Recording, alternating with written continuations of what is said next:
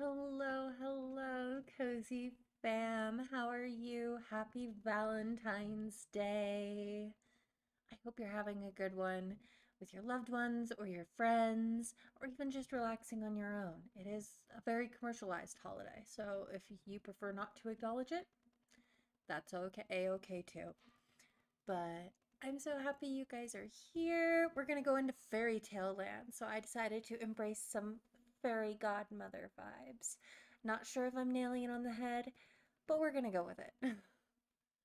going off into fairy tale land with Cinderella phenomenon. But tell me how you are. Also, we hit 100 followers last night. That is crazy. Very, very crazy. I couldn't even believe it when I finished stream and I looked and I noticed that I hit 100. So thank you all for your support. It's thanks to you guys that we got there, and I'm enjoying many, many more streams to make friends, hang out with you guys, new and old friends, as we play some cozy games. So, but yeah, let me know how your day is going. If it wasn't good, I hope we can make it a little better. And yeah, but we're gonna go. Bluma, thank you and congrats on being first today. You are on it. You are first more than anybody else, I think. Um, so congratulations. But yeah, we're gonna go off into Fairy Tale Land. This is a fun game. I have played it before, but it's been almost 5 years, so it'll be like playing a new game. Because I remember certain things, but not everything by far. Now, when we boot up this game, it has a really, really fun intro. Otherwise you'd hear game music already because I decided I wanted you guys to see the game intro. And this is a free game. You can download it off Steam. Completely free. Welcome in, Micah. How are you? But yeah, this is a completely free game. Anybody can have it. Doesn't cost you a penny. And it'll be fun. But yeah. Yeah, thank you, Micah. And yeah, let me also shoot me some ideas on how we should celebrate hitting 100. Do you guys want a shell challenge? Or our streamer group in particular has had a lot of shell challenges lately, so I wasn't sure if you guys really wanted another shell challenge, or if you'd like a special stream. But I'm up for pretty much anything. I could do an art stream, a cooking stream. Some of these will be easier for me logistically than others, but I can get it figured out. Shell challenge, something else. I'm open to suggestions. So if you guys have ideas on how we should celebrate hitting 100, let me know. Because I'd love to hear them. But with that in mind, you're gonna see kind of a blank screen at first because I'm gonna transfer over and I'm gonna boot up the game after the fact. And this is because, again, the boot up of this game has a really, really cool intro that I kind of want you guys to see. All right, so one moment. I'm going to hit the start button on Steam. I'm going to transition. Let's see. It's going to grab here. Come on. Are you not capturing? Why aren't you capturing? No. Why isn't it capturing?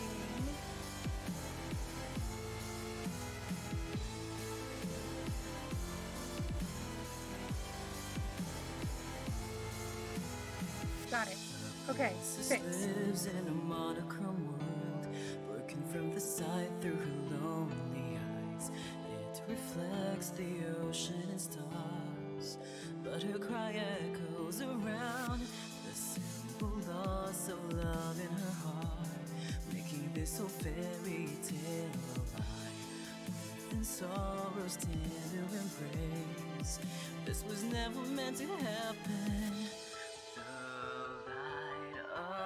The only reason you have to stay.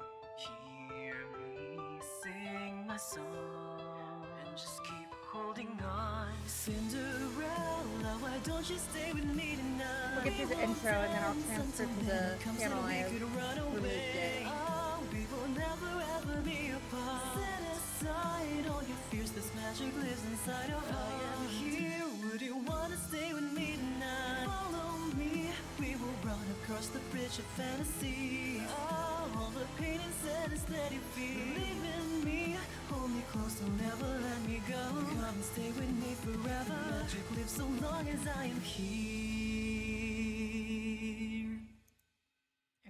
Get the kid count off here.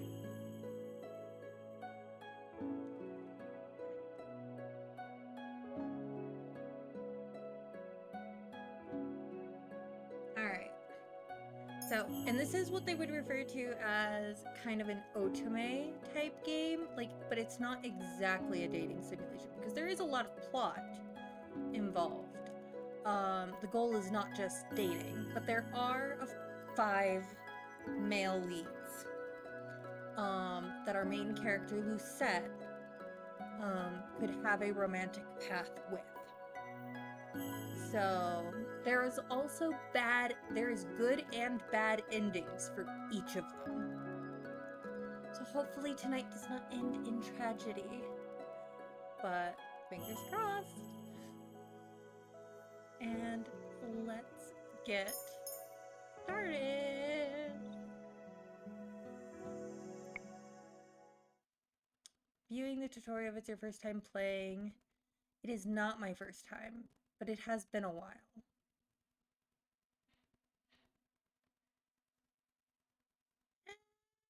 Probably should do the tutorial. Tutorial quick run through, shortcuts, functions, if Cinderella phenomenon.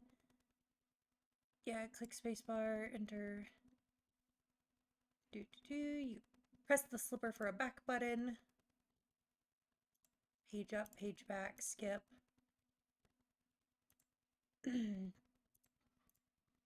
Okay, a lot of it is pretty straightforward. Here we go. Once upon a time, in a kingdom far, far away, there were 2 crystals. One was the crystallum lucis, protected by the ruler of the fairies. The other was the crystallum tenebrarum, which was watched over by the high leader of the witches.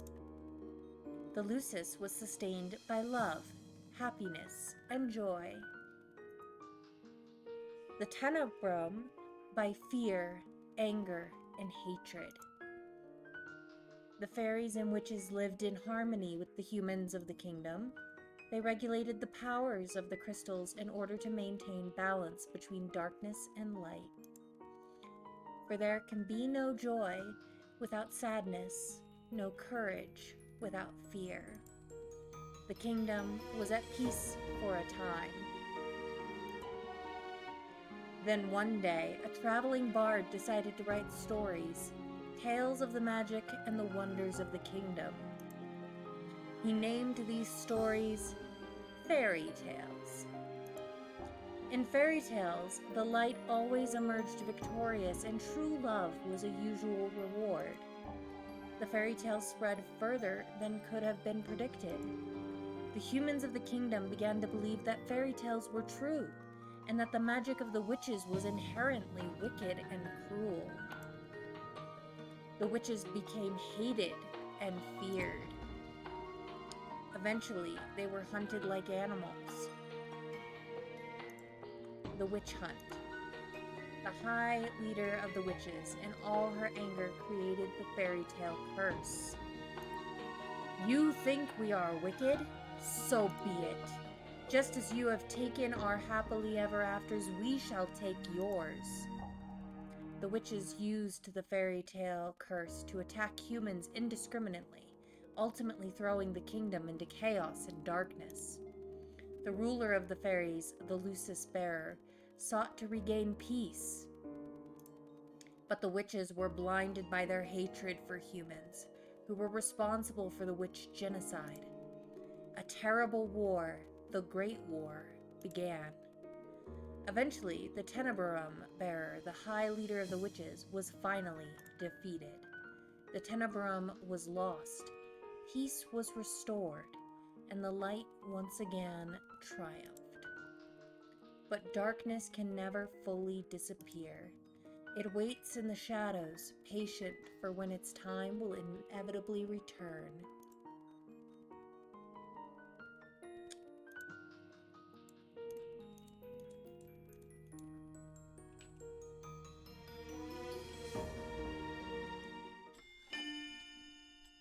Prologue. Ice Princess. My name is Lucette Riella Breton, daughter of King Gennaro Breton III. I am the crown princess of the kingdom Angiel. At least, was who I used to be.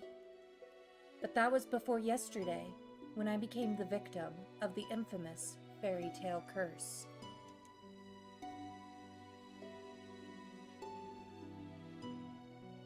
Everyone has forgotten my birthright.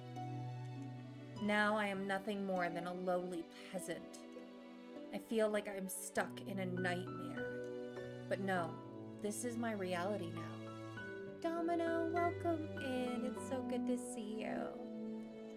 I still have no idea what I must do to break the curse. I close my eyes and remember that day. It had started out like any other day. Have you heard? Another person was cursed. I'm on my way to the dining hall for breakfast when I stop and listen to the sound of hushed voices. There are two maids standing next to each other with brooms in hand. These two are slacking off again. That was terrible. What fairy tale curse was it? They say it was Pinocchio. Pinocchio? The fairy tale with the lying boy whose nose grows longer? That's awful. You know, more and more people have been getting cursed lately. You think those wicked witches are up to something again? I thought the fairy tale curses would stop after you know who was defeated. You two were hired to work, not talk. We're sorry, Your Highness. As can only be expected from the likes of them. Another fairy tale curse. The fairy tale curse started spreading even before the Great War began. I do not have much interest in its effects even now. After all, most humans probably deserve to get cursed. The victims are weak. Angiel would be better off without the dead weight. If it were up to Mother, the cursed would have been banished from Angiel the instant they fell prey to it. But Mother is not here anymore. And she will not come back. Ever. Princess, the King and Queen are waiting in the dining hall. I am on my way. The King, Ophelia, and Rod are all present in the dining hall. Someone is conspicuously missing, but I ignore their absence. Good morning, Lucette. Good morning, Your Majesty. Good morning, Lucette. Lucette. Ophelia. Ophelia Wittensov. Every day I wonder why my father, the king, married a lowly baker. She could have never be a true queen. She pales in comparison to Mother. I take my seat next to the king and then look up at the person sitting opposite me.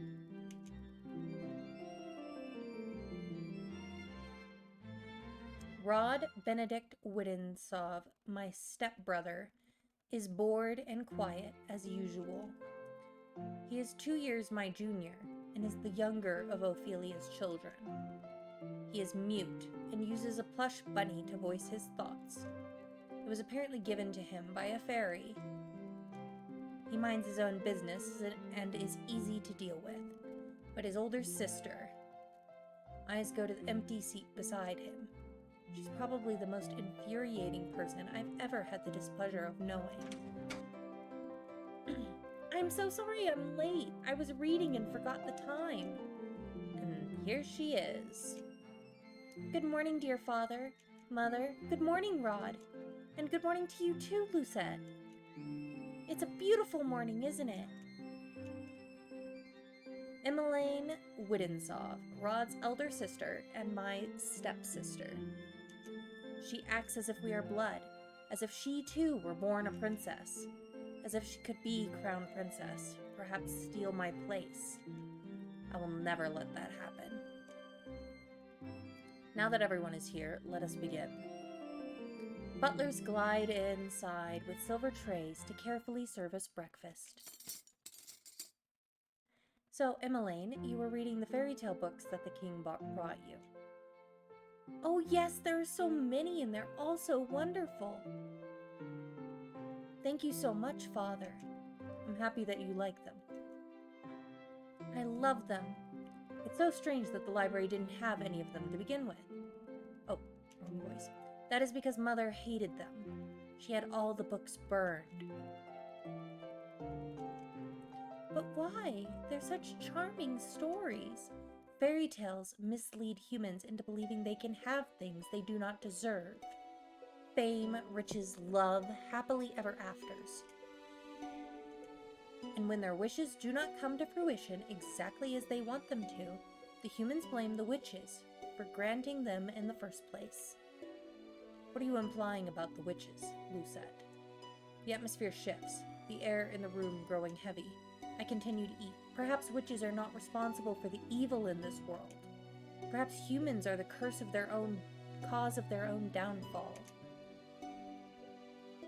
Have you any idea what you're talking about, child? Witches have caused nothing but pain and suffering to this kingdom. Even now, they still spread the fairy tale curse to our innocent subjects. Truth is, I know very little about the time the witches had free reign over Angiel. I was very young then, and Mother forbade me to leave the palace, sometimes even my room. I know nothing of the people's supposed pain and suffering. Mother kept me away from everyone, and so I cannot bring myself to care. How do you know the cursed are innocent? Our people have been toiling day and night to rebuild Angiel after the Great War. Our people are the kingdom's foundation, and I'm endlessly grateful for their determination and resolve. Every day I wonder what your mother taught you about. Leave Mother out of this. Dear, please. Lucette, darling, your father didn't mean to. I am not one of your children, Ophelia. I do not need your sympathy.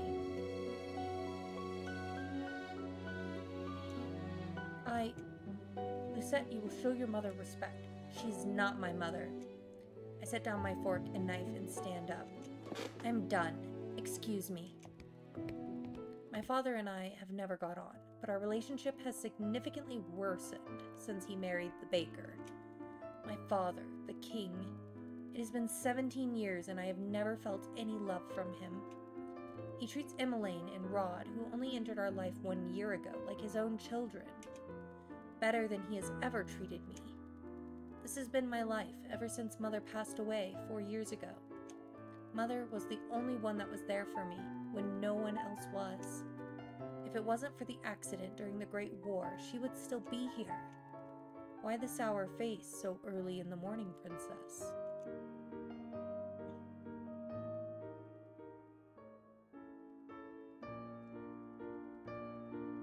Let me guess. It's the king, the queen, or Princess Emmeline.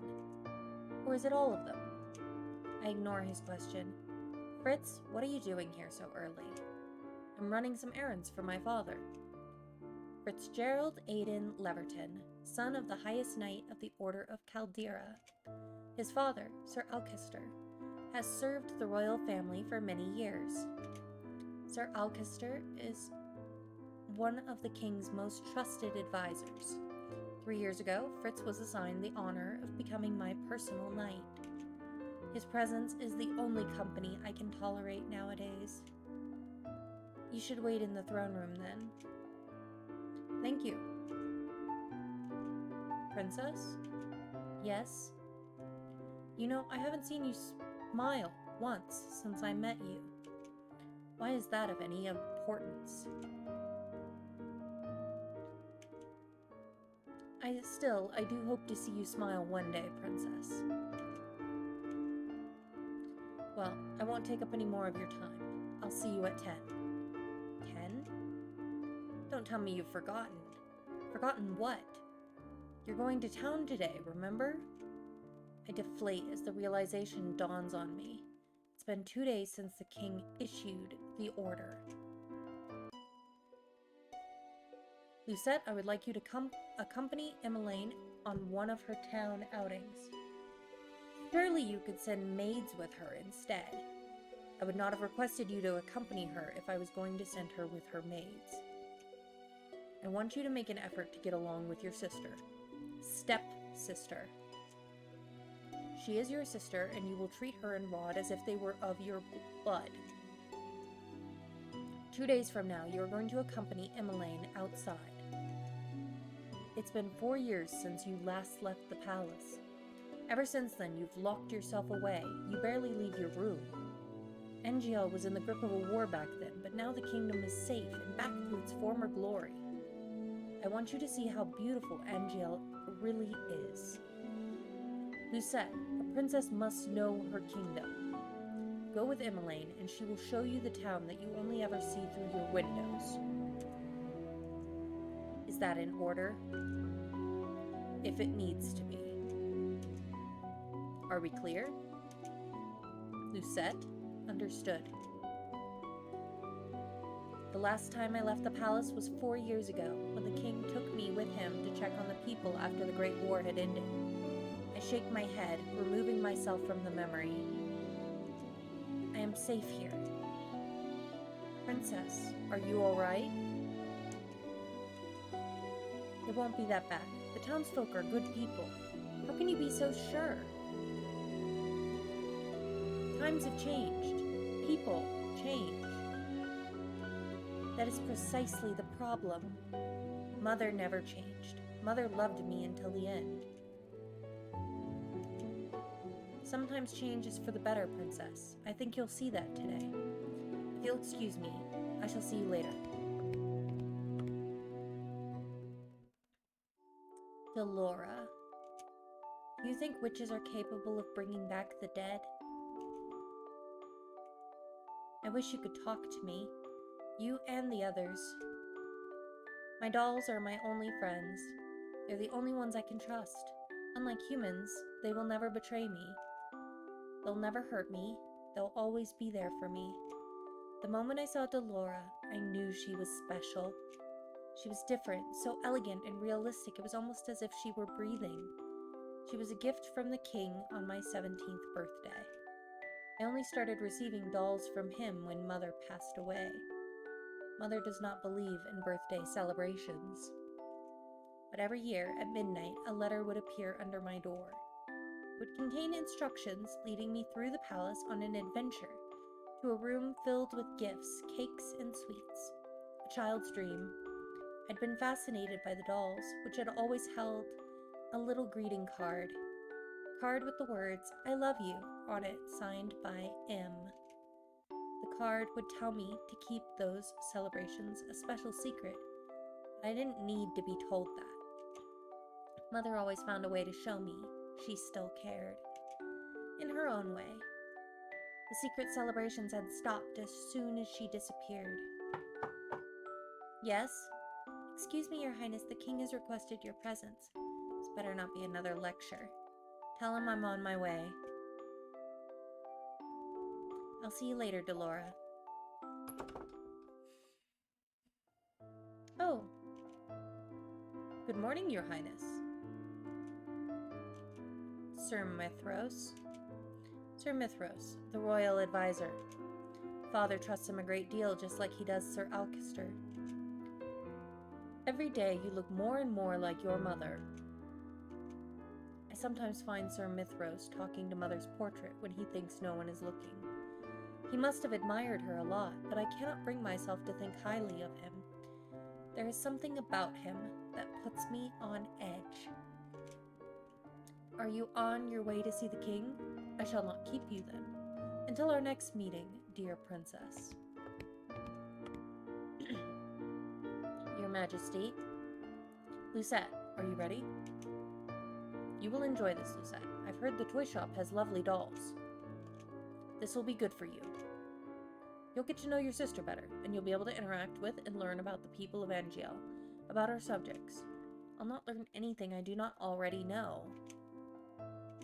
Why do you always believe that the people around you are incapable of good? Because I have seen how quickly people will betray and manipulate each other to get what they want. Mother warned me about human nature. You do not see clearly, Lucette. If you would only open your eyes, you would be able to see how good people really are. I believe I'm already quite capable of seeing the true nature nature of people. After all, I have seen that there is no good in you. Ooh. Gonna need some ice for that burn. Lucette, where were you when I needed you 4 years ago? Where have you been ever since? Back then I'd been overflowing with grief and pain. I'd just lost Mother, my entire world. I'd hoped that maybe he would have shown me love and compassion, even just a hug to let me know that someone was there. It had been a childish hope. I had been left alone. I did not see him for months, had barely even heard his voice. You cannot rely on anyone but yourself. You cannot trust anyone but yourself. This is what you have taught me, Your Majesty. I know that I've hurt you. I know there's nothing I can do to atone for what I did. But please, Ophelia and her children are not part of that. They do not deserve to be hated. In the end, they still matter to him more than I ever did. Lucette, enough. I have already said I will go. Everyone is waiting outside. I shudder at the thought of leaving the palace after so many years. Lucette, it will be okay. How can you be so sure? Thank you for agreeing to accompany Emmeline. I would not disobey an order from the king. Excuse me.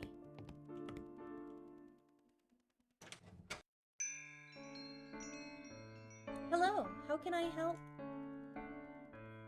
Biorica! Princess Emmeline, how good to see you.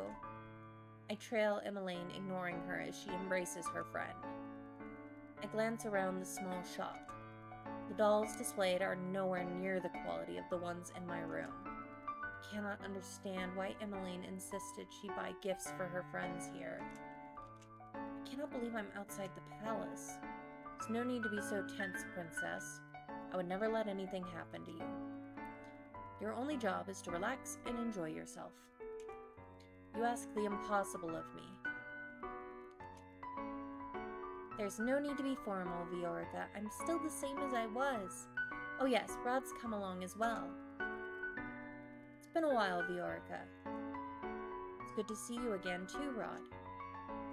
And I must introduce you to Her Highness, the Crown Princess Lucette. The look on Viorica's face as she takes a step back from me is all too familiar. Fear. My apologies for being so rude, Your Highness. Good morning.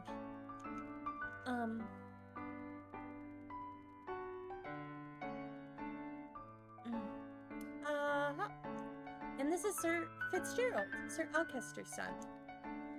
It's a pleasure to meet you, my lady. Oh, you're Sir Fitzgerald. You really are as handsome as Emmeline described in her letters. I'm sorry? Please don't mind her, Sir Fitzgerald. I'm sorry, Emmeline. Right. So, what brings you all the way here? Oh, I'm here to get some toys. Gifts for some new friends. Toys from here? Are you sure? Of course I am. I cross my arms. I prefer we finish this errand as quickly as possible. Yes, of course. I'm sorry, Your Highness. Princess. I can barely breathe in here. I just want to go back to the palace.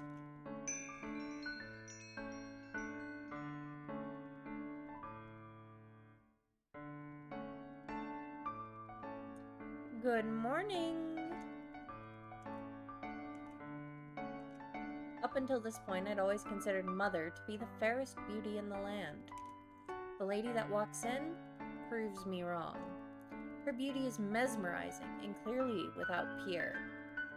Everyone in the shop is openly staring. Oh, you're early today, ma'am. I have some important errands to run later today. Are the items ready now? Oh, of course, let me go and fetch them for you. I'll just be one moment, Emmeline. Why is she smiling at me? you are, ma'am. Thank you. That lady was beautiful, right? Any girl standing next to her becomes hopelessly ugly by comparison. Who is she? She's new around town. Some say that she's a fairy. A fairy? Aw, thank you, Domino. Fairies had saved Angeal from the witches 4 years ago. Everyone considered them our saviors. And yet, the fairies are still unable to stop the fairy tale curse from spreading. Here you go. Thank you so much. No, thank you, Viorica. I hope to drop by again soon. Good. I look forward to seeing you again. I hope to see you again soon as well, Rod.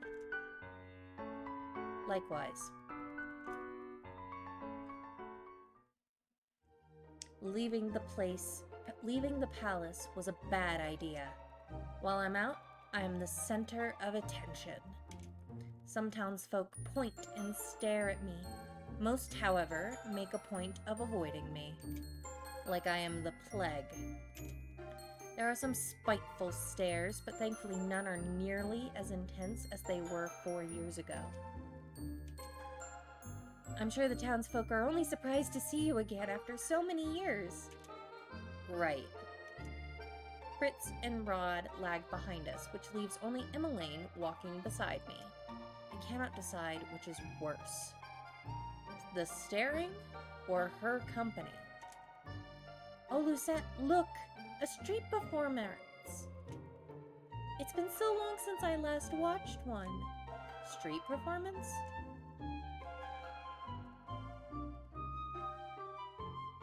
Good day, everyone!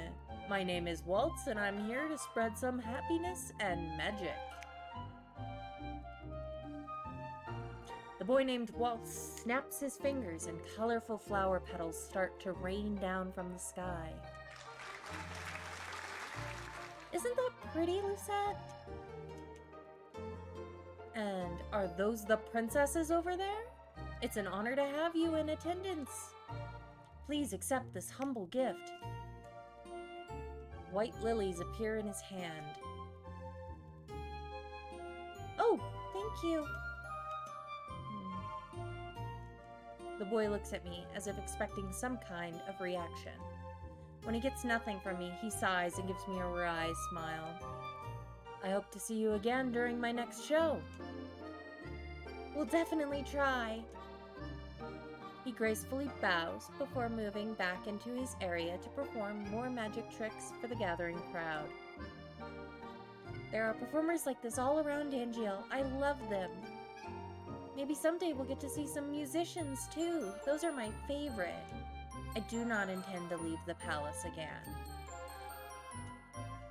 But you don't like it out here? Rod and I grew up here. I love Angeal, and this is my favorite part of the kingdom. I wanted to share this with you, Lucette. I know you didn't really want to come, but you still tagged along. That means a lot to me, so thank you. I did not do this for you. I am only here because the king ordered me to go with you. I just want us to be closer, Lucette. I'd like to try and be your friend. I do not want or need your friendship. No matter how you act around me, we are not and will never be sisters. I'd take care to remember that if I were you. But Rod suddenly grabs my hand, pulling me away from Emmeline. Stop. He's staring daggers at me. I think this is the first time I've ever seen him angry. Rod, don't. Let me go. Both of you ought to stay away from me. I feel the heavy atmosphere as I turn to look at the people staring at us. Their expressions mirror the looks of disdain I saw years ago. Anger, disgust, hatred.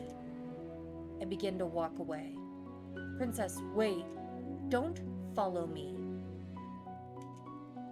Princess. I adjust my cloak, making sure my face is hidden from view. I never should have left the palace. As I walk around, I watch the people bumbling down the streets. So carefree, they work so hard for so little reward. They could work their entire lives and never have a fraction of what I have. And yet, they are happy. And I heard Annis lost her job at the palace. It's true. Crown Princess Lucette made sure the poor girl was fired. I stop in my tracks at the mention of my name. Not again. Annis? Was that the name of that one maid that tore Dolores' dress? If so, my decision to fire her was justified. The palace maid cannot be clumsy. Why should I tolerate poor performance? What did I do that was so wrong? I know that Annis, hard-working, big-hearted, very good with medicine. Shame she lost her job so quickly. You know how hard the crown princess is to please. My friend at the palace says she doesn't even smile, only goes around with that cold look on her face. That's probably why they call her the Ice Princess. Ice Princess? So all those times I heard the servants saying that, I'd always suspected they were talking about me. She's the complete opposite of our Princess Emmeline. That child's an angel. We all know she should be the crown princess. Annoyance begins to simmer inside me. I cannot stand hearing anymore, so I walk away. Ever since Emmeline entered my life, I am always being compared to her. And now I have become second best. I am Lucette Riella Breton, daughter of King Gennaro Breton III and the crown princess of the kingdom of Angiel. I am of royal blood. She is nothing. There you are. Princess, you must come back with me. It's getting too late for you to remain outside. Princess? Are you all right? Are you hurt? I brush him off and turn away. No need to fuss. Let us return to the palace.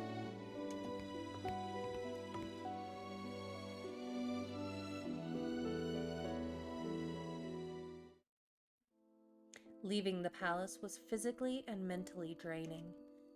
My bed is welcoming to my unusually heavy body.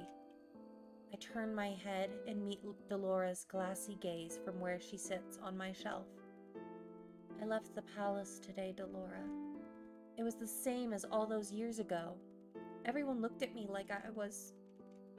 What have I ever done to deserve those looks? How can I be so hated? Ice Princess. I wish Mother was here.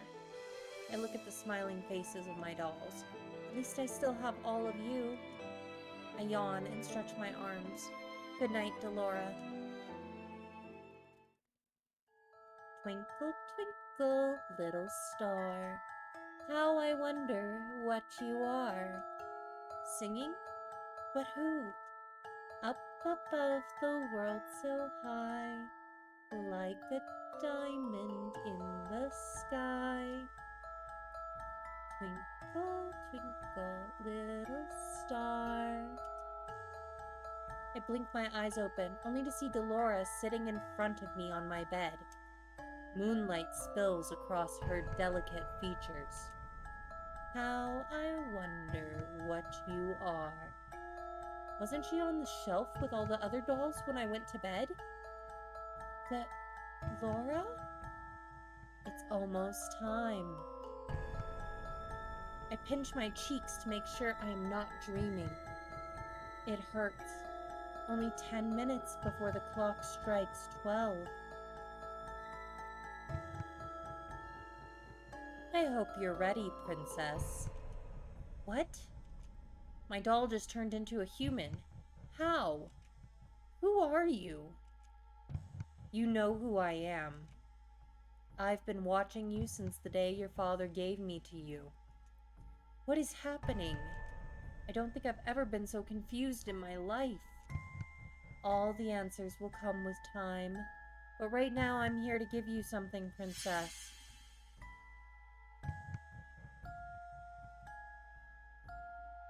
Is this Cinderella's very own glass slipper? It is beautiful, too beautiful. Then a realization begins to dawn upon me. You're a witch! Smart girl. I knew you'd figure that out eventually. Now it's time to say goodbye to your precious crown. What?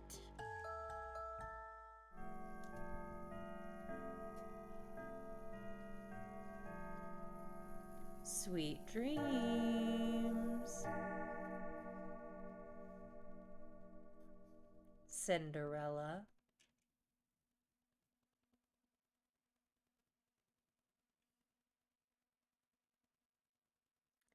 Hey, wake up, girl. Huh? Where am I? Ow, my head. You have some nerve sleeping in front of my shop. Leave before a customer sees you. I was in my room. How am I here? Did you not hear what I said, you filthy child? Filthy? You would speak to your crown princess in such a manner. If you're the crown princess, then I'm the queen.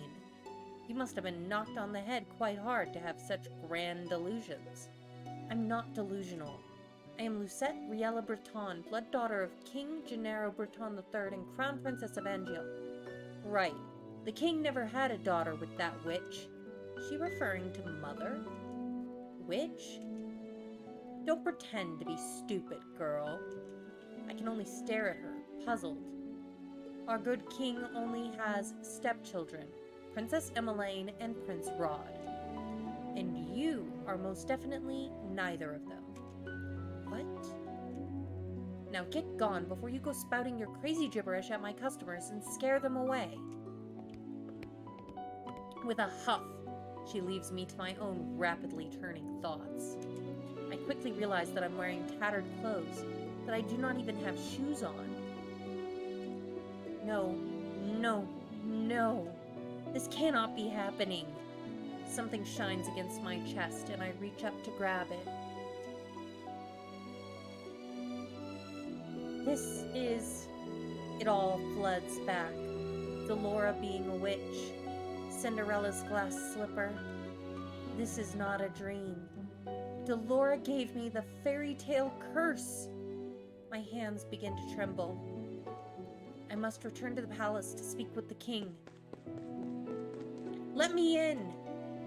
Sorry, girl, but the palace is off limits to uninvited guests. You do not understand. I am Crown Princess Lucette Riel Breton. I must speak with my father. As loath as I am to call him that, I have to. No one will believe me if I'm addressing him by title. You best leave now, nice and quiet, before we have to force you. If you would only... Make way for the king! The gates swing open and 3 horses trot out. Soldiers ride 2 of the horses while the last horse has a different familiar rider. Father! I immediately move to block the path of his horse. The soldiers move to hold me back. Your Majesty! What is this? Your Majesty, this girl is claiming to be your daughter. Daughter? Both of my stepchildren are in the palace right now. Even father is part of this? Father, you must help me. A witch has cursed me. For once in your life, just help me. You must believe me. Tell me, where is your family, child? Why are you all alone? He looks at me with pity in his eyes. He is looking at me more kindly as a peasant than he ever did when I was the crown princess. And his daughter. I recoil. You must be hungry. Take this. This should feed you and your family for a day or 2. The kingdom offers work opportunities to those who need them. Please let your parents know. I do not want your pity, Father. Please escort this girl back to her home. Make sure she gets there safely. At once, Your Majesty. I watch as my father and his 2 guards ride away on their horses, leaving me to stand in the dust. He left me alone. Again. Where is your home, girl? There's nowhere left for me to go. Father has forgotten me. Leave me. Now look here, our orders were to leave me alone. Suit yourself, can't say we didn't try. Don't cause any more scenes, little girl. I watch with bleary eyes as the soldiers return to the palace. How can this be happening? I stare at the small pouch in my hands. I do not know what hurts more, the fact that I've just been unceremoniously paraded away from my home like I'm nothing more than a piece of garbage, or the fact that my own father does not recognize me. Oh, look at that girl's hideous dress. How difficult it is to be poor. I clutch the pouch closer to my chest as I run to an empty alley. I huddle in the corner, trying to become as small as possible. I squeeze my eyes shut, hoping that when I next open them, everything will be back to normal. A dream? No matter what happens, you must not leave the palace. Why? The world is cruel. People will only ever hurt you. But they're always so nice to me. That is only because you are the crown princess. They will only ever think of what they can take from you. I'm trying to protect you, my love. That is why you must never leave the palace. Never leave, mother. I am the only one who will ever love you so much. Can we get a grade A for toxic relationship and gaslighting? Do you understand? I understand.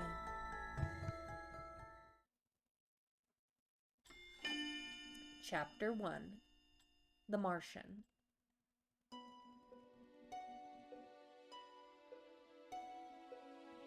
When I open my eyes, I am still on the street. I must have fallen asleep. But the nightmare continues. I am cold in my rags. I hold myself for warmth, willing some of the cold away, but fail. My feet are numb and in pain, caked in a dirt that I have gathered from walking barefoot around town. Well, there's a frightful sight. Beggar probably thought she could try her luck with the nobility that live around here. Oh, just look how ragged she looks. What are you looking at? Two women that lack the basic manners of a noble upbringing. Silence, girl. Do you know who you're talking to? No, and I don't care. What nerve? Let's just go. There's no reason to stoop to a commoner's level. I will remember you, and once I break this curse, I will make you regret your words. I become acutely aware of the fact that I have not eaten anything for almost a day. I've been sitting here, thinking on the new mess that is my life. But moping around will not break my curse. Crying will not help either. I should find the witch first. But how? I have no idea where she is. Delora. I swear I'll make you regret doing this to me. When I find you, I'll find food first. Is this all the king thinks I am worth? Leave, girl. A dirty peasant like you has no place in this restaurant. But why? I can pay. Find another place. You're scaring away my customers. Am I not a customer? Shoot, there's nothing for you here. He just swatted me away like a fly. The nerve. Sensing that this will get me nowhere, I ball my hands into fists and walk away. I get the same treatment at the next 3 restaurants I try. I'm treated as something less than dirt, like my money has no real value. I am the crown princess. They have no right to turn me away like this. I've been eating stale bread, anything to keep the hunger at bay. The bread barely helps. Out of the corner of my eye, I notice a small bakery. There are croissants on display that make my mouth water. Slowly, I begin to make my way over there. Ow, ow. My feet ache with every step. They look and feel even worse than before. If only I had enough coins for a pair of shoes. But food is more important. If the rags that I am wearing and the pouch of money are all that I have, I need to prioritize. And I will die before I beg. 2 croissants? You'll need to pay, girl. There are no free handouts here. I take a coin from my pouch and hand it to her. This should be more than enough. The shop owner stares at the coin before reluctantly taking it. She hands me 2 croissants and a paper bag. I'll not ask where you got those coins. Are you implying that I stole them? How else would a beggar like you get that amount of coin? Now be off with you, child. I won't have you scaring away any other customers. Without another word, I turn and start to walk away from the woman. So this is the goodness of the people of Angio. I take a bite out of one of the croissants, cringing a little at the dryness. Hey, girl! What now? We saw you at that shop. Want to share how you got your coins there? Excuse me? Look at her, brushing us off like she's royalty or something. Let me go. You ain't no better than us. Now be a good girl and hand over that pouch. The man on my left grabs at my pouch and attempts to yank it away from me. I will not let these brutes take anything from me. I elbow the man in the stomach, then aim a kick at the other man's shin. I have an opening, and I take it. What? I pull myself free and begin to run as fast as I can. Hey! Where do I go? I'm not familiar with these streets at all. Highly likely I'm just gonna hit a dead end. Where should I go? It's our first choice. Do we go right? Do we go left? Oh! I have no memories of what choices lead where from when I last played 5 years ago, so this is completely blank.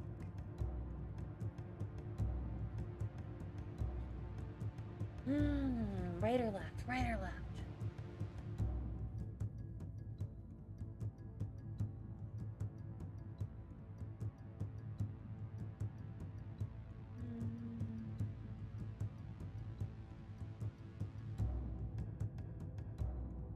Let's see.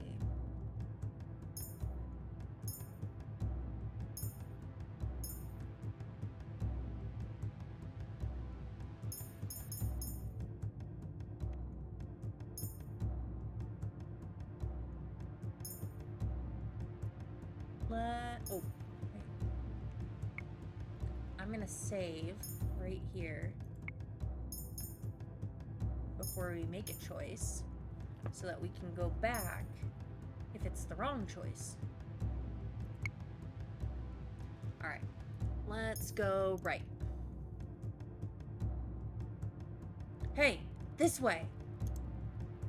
You're... No time to talk, princess. How do you know who I am? There's another one. Stop running, you two. Come on.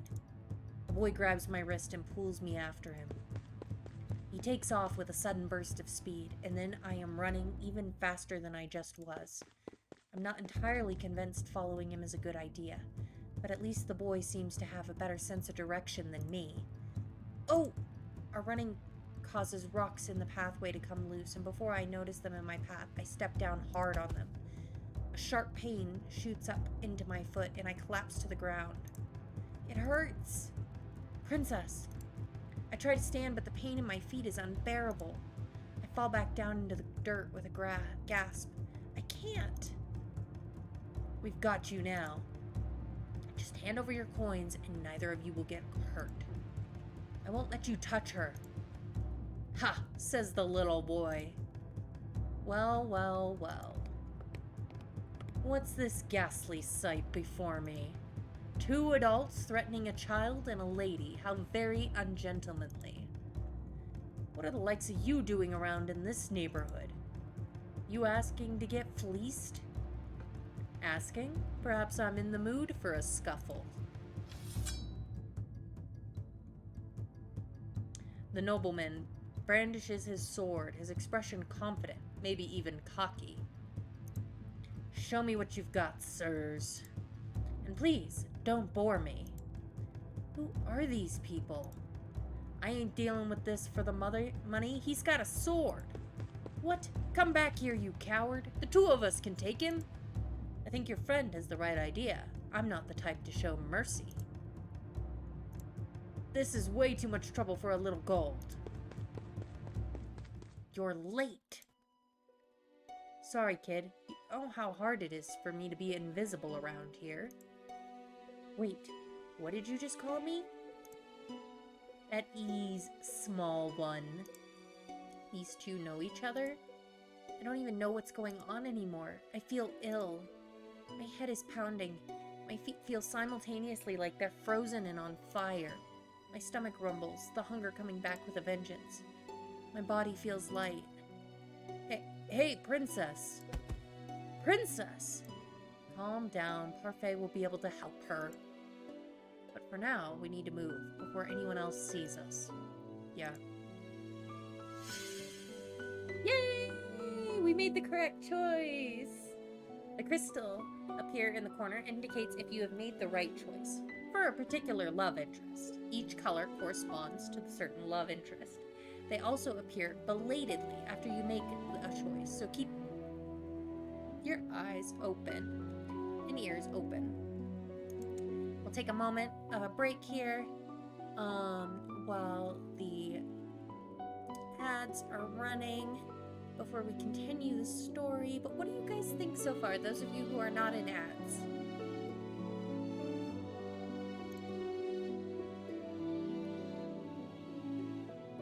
I'm glad you're feeling cozy, Micah. Have you gotten your cocoa?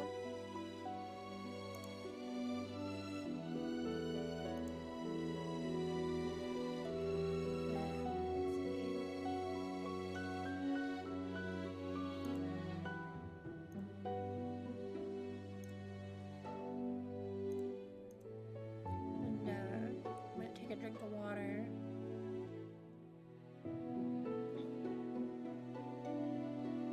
I know, our main character, Lucette, is not very lovable at the moment, but she has character growth, I promise.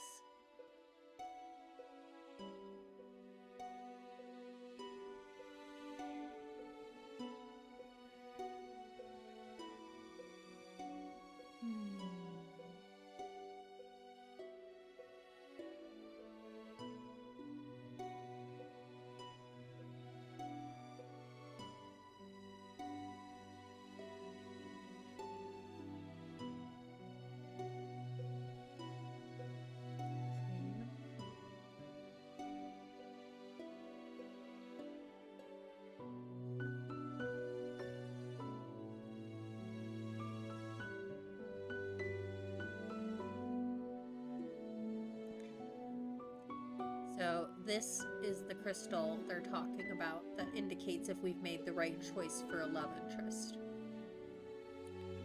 This color is waltz.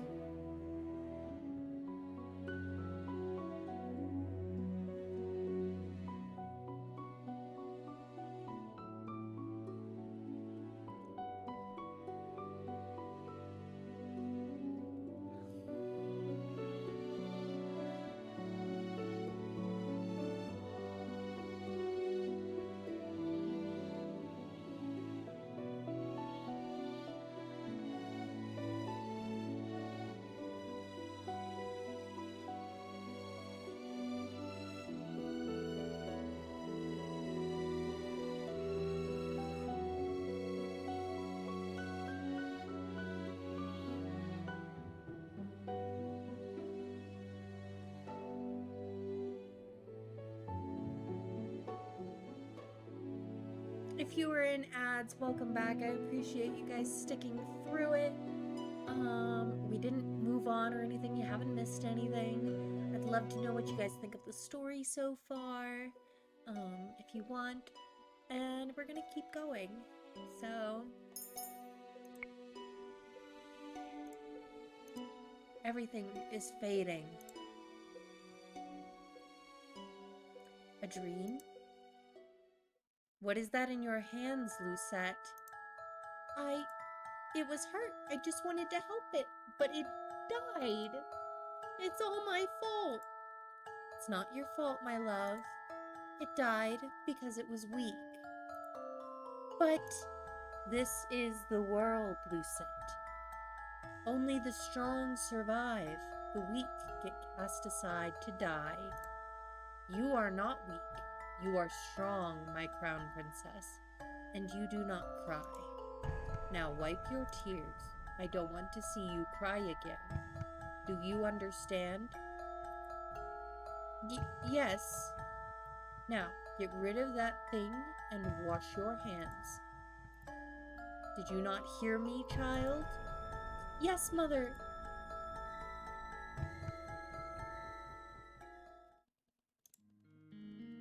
Oh, you're awake. Where am I? This isn't my room. My hand flies to my chest, but a little glass slipper hangs from my neck. Still here. Are you okay, miss? This girl is the maid that tore Dolores' dress. The one I fired for her clumsiness. Miss? To think that I would meet her again. Here, like this. Leave me alone. Right, of course. Here's some salve I made for you. It'll help with the pain. Now what? Haven't thought at all, have you, Ice Princess? You! Suddenly, there she is. Dolores stands before me with a snide smile, looking happy with herself. She is the cause of everything I have been through. All the pain, heartache, hunger. Thank you for the lurk, Bluma. It is her fault. I try to stand, thinking to give the witch a piece of my mind, but as soon as my feet touch the floor, pain shoots up my legs. I end up falling back to the bed. Ow!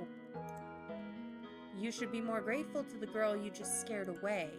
She's been taking care of you for the past 2 days. 2 days? I've been passed out for 2 days?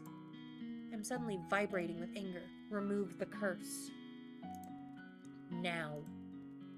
Ha! Do you think you can just command me to remove the curse in your best princess voice? What do you want? Gold? What I want is worth more than all the gold you could summon in Angeal, princess. Besides, haven't you read your fairy tales? The caster cannot take a curse back.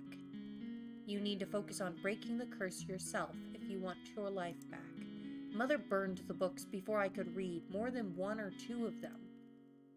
I do not think either involved curses, just genies and trading away your voice for legs. Ah, it's good that you're awake, princess. Parfait, should you really be up and about? Don't fuss, I'm feeling much better. Are you a witch as well? Oh no, my name is Parfait and I am a fairy. A witch and a fairy in one room. Being friendly with one another? Impossible. Oh, look at her face. You weren't expecting that at all, were you, princess? What is going on? I'm sure you have many questions, princess. How do you know I am the princess? Don't be silly. She's a fairy. Of course she knows. I promise we'll do our best to answer your questions. I don't even know where to start. What would you like to know?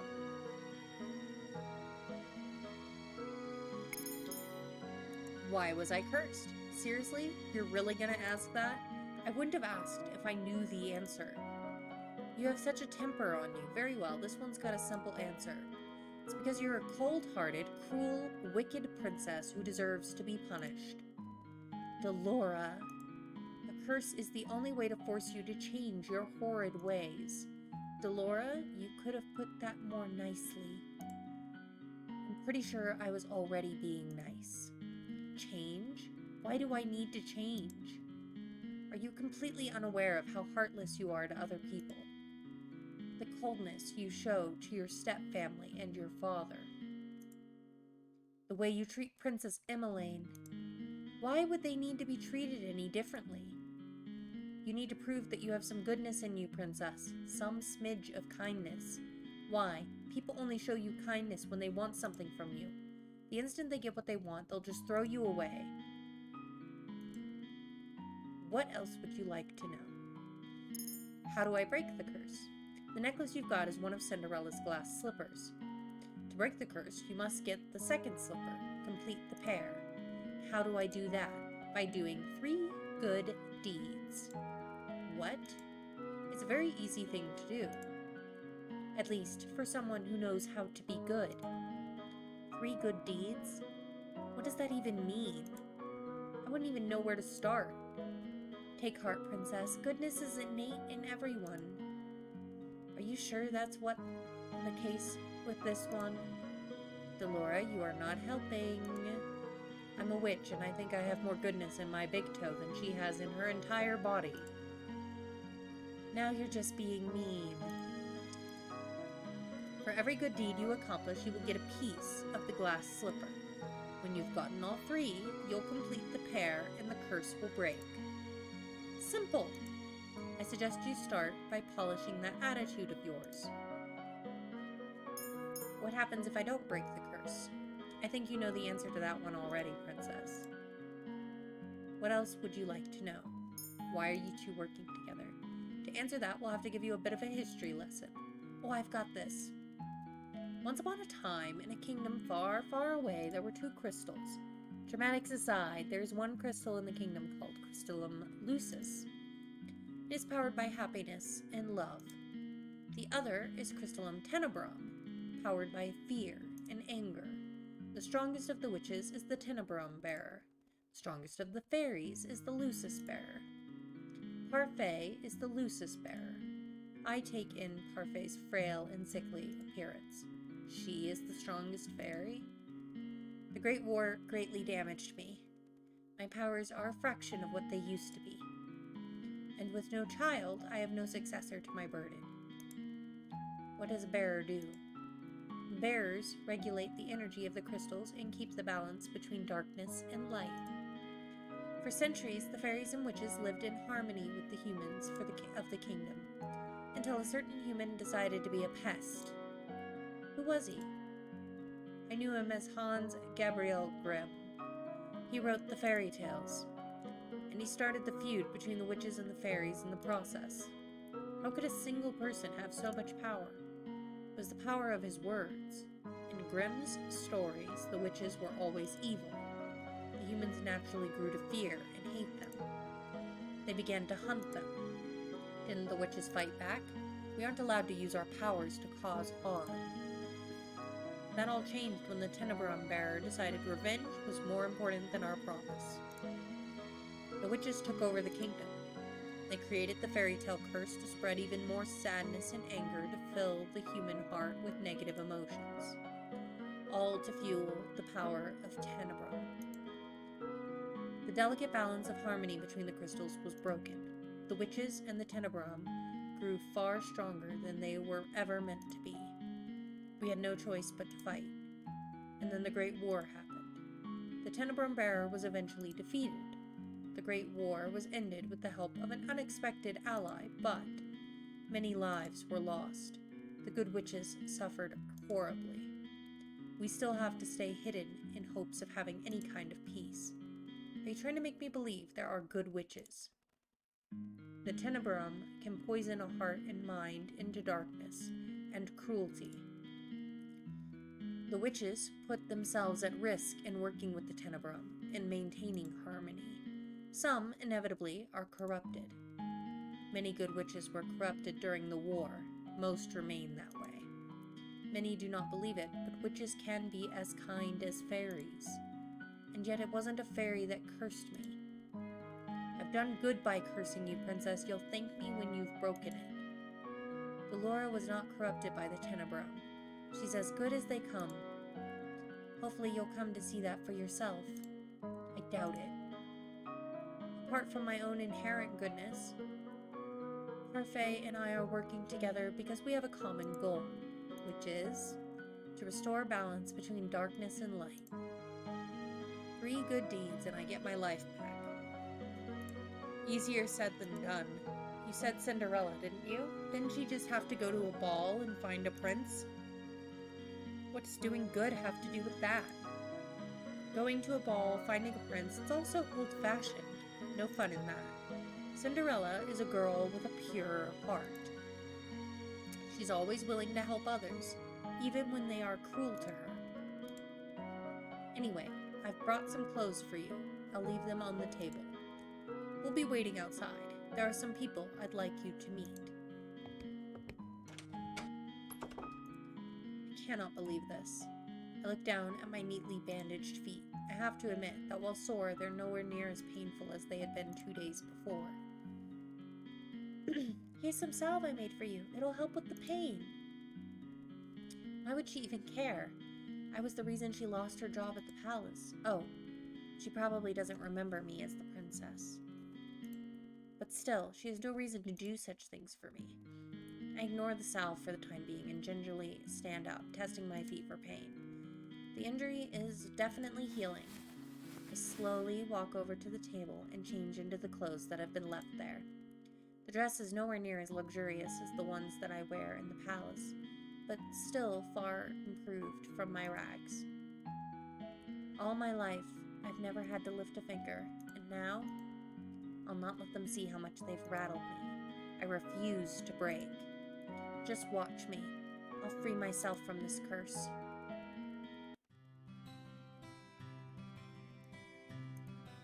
What is this place? Several people in the room chatting amiably with each other. I noticed the girl who had left me the salve by the counter serving drinks. But as soon as the people in the room notice me, the room falls into immediate silence. Well, look at what we have here, the Ice Princess herself. Huh? They know who I am? I didn't think it was true. Cursed for her cold-heartedness. As to be expected. You remember who I am, and yet you still treat me like this? Well, you aren't really a princess anymore, are you? You're one of us now, girl. Everyone, please, you shouldn't be treating a newcomer like this. Princess, let me apologize. They mean no offense. I cannot believe that. Not when the people Parfait are referring to simply smirk and shrug as I meet their gazes. What is this place? Welcome to the Marchen Tavern, a home for those with the fairy tale curse. You make it sound like some kind of holiday house. Don't ruin my moment, Delora. Marchen Tavern? The Marchen was built 3 years ago when the number of cursed in Angiel continued to rise. The goal is to gather those affected so they might help each other break their curse. Of course, I am also here to provide help as necessary. Only the cursed and those allied with our cause can stay here. The evil and the wicked can never find this place. Most of the people here are cursed. How come these people remember who I am? The cursed are not affected by the conditions of someone else's curse. Your condition is simple.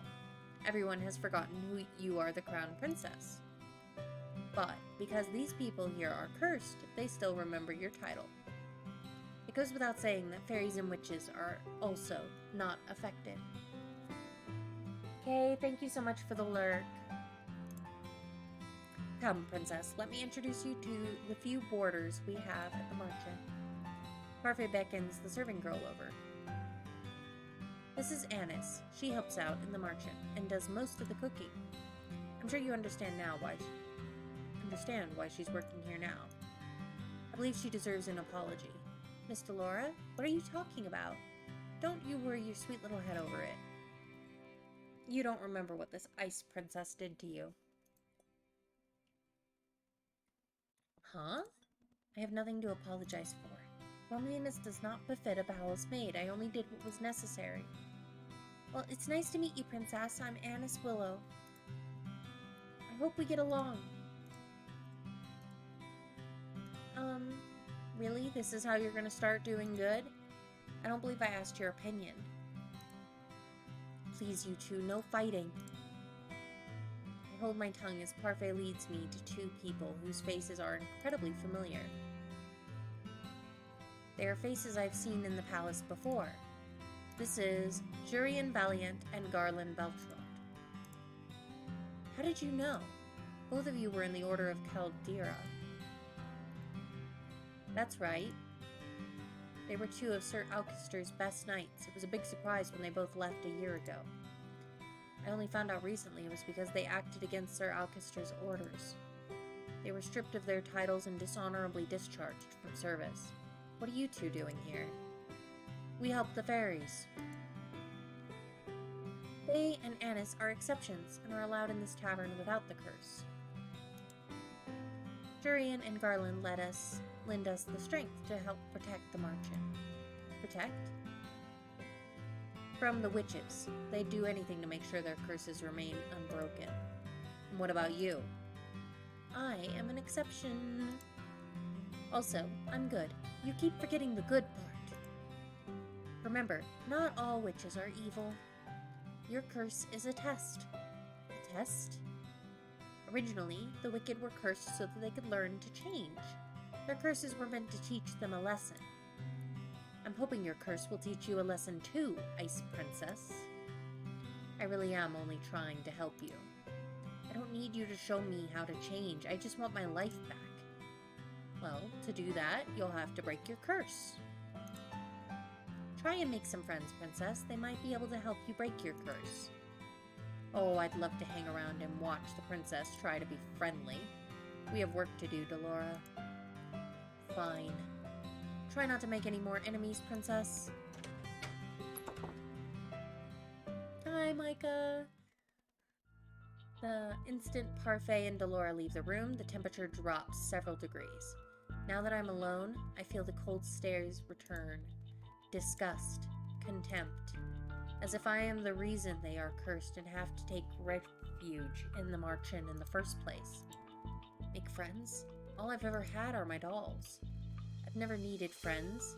I'll break this curse on my own. I was told it was rude to stare. One man suddenly stands up, anger apparent on his face. His hands clench and unclench into fists as he glares at me pointedly. Jurian and Garland place themselves in front of me, shielding me from the man. You know the rules. What happened in the past stays in the past, and no one is allowed to harm anyone else in the marchand. If you cannot comply, you're no longer welcome here. No matter, the Ice Princess will get what's coming to her. He throws one last glare my way before sitting down again. Break the rules and you get what's coming to you. That goes for everyone here. The no-face characters side-eye sus. Yeah, a little bit. I mean, it is a free game. So I just try and imagine that their faces are just shadowed, and that's why we don't get any detail. Jurian's tone is cold and firm. There is no doubt she means what she says. So these are the great knights of the Order of Caldera. The marchand begins to settle down. Everyone eventually goes back to their conversation and meals. I walk towards an empty table, realizing that I'm being deliberately ignored. I become immersed in my thoughts as I sit down. One thought, however, comes to me immediately. They hate me. They hate me somehow when I've only ever left the palace twice in my life. How did this happen? The only people who treated me with any respect were Annis, Jurian, and Garland. Is it because they cannot remember who I am? Maybe being in the marchand is not such a good idea. I doubt anyone here wants to help me break my curse. They'd probably rather see me suffer under its weight. 3 good deeds? How am I supposed to complete 3 when I do not know if I can even accomplish 1? May I join you? I look up and stare in shock at the beautiful lady from the toy shop. Her beauty still manages to take my breath away. What is she doing here? You were in the toy shop. Ah, yes, I was there picking up some items for a friend. I'm humbled you still remember me. Allow me to introduce myself. I am Miss Karma. Your name is Karma? A suitable name for someone as beautiful as me, no? Karma, your narcissism is gonna scare the princess away. Oh, you are the magician boy. Boy? Oh, how appropriate. Boy. Call me that one more time, I'll ruin that pretty face of yours. You would hit a lady? How savage. Anyway, I'm Walt Cresswell. I have the Neverland curse. What about you, princess? What's your fairy tale curse? Does everyone share what their curse is? We talk about it freely in the margin. The whole point is helping each other break our curses, after all. Hard to do that if we keep our fairy tales quiet. He pauses, then narrows his eyes slightly. Well, some people keep their fairy tales a secret. He eyes Karma briefly, cocking an eyebrow. The smile never leaves Karma's face. Has anyone managed to break their curse? I've been told that a few have. A few? That's not very reassuring. Well, at least the curses can be broken. I cannot particularly say that reassures me either. What ails you, darling? Is it your curse? You can talk to us about it. Tell us what it is. Cinderella. Oh goodness, Cinderella. That explains the nature of your curse. Only it's been reversed, hasn't it? Ray, welcome in. Good to see you. I hope you're doing well.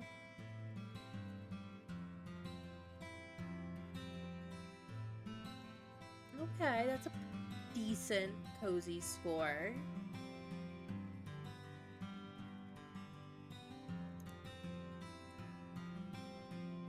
Riches to rags. That's one way of putting it. Karma, you're not helping. You're really better off ignoring him, Princess. He mostly speaks nonsense. He? Princess? Parfait's voice takes me by surprise. I hadn't even noticed her entering the room again. May I speak with you? I'd like you to meet someone, though I'm sure you already know him quite well. Rod? So you really are cursed. I was the one that gave Sebi to Rod so that he still had some way to voice his opinions. Sebi? Short for Sebastian. Cute, isn't it? It's nice to meet you, Princess. Sebi's voice changes when it greets me. The tone it uses is lower whenever it speaks for Rod. Perhaps that's what Rod's voice actually sounds like. Wait, if he remembers me, does that mean the mermaid's curse? What? That is my curse. Rod's been mute all this time because he's cursed? Does everyone else know? Obviously, they're my family. Even the king? He knows as well. So I'm the only one you never told? I didn't think you'd particularly care either way. He is not wrong. Yet I cannot believe I did not know. I was left out once again. What are you doing here? I have been trying to help Rod with his curse. That is why he comes to the march-in from time to time. But I don't even want. Anyway, I only came here today to confirm that you were truly cursed. I wanted to see it with my own eyes.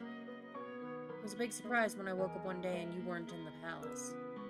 An even bigger surprise when I found out no one remembered you. It's been days since I was cursed. I wonder, how are things in the palace? Livelier. Happier. Happier? I've never seen my family happier than they are now. I'd say it's a good thing you aren't a princess anymore. I always thought Rod didn't really care about me regardless, but this is the truth.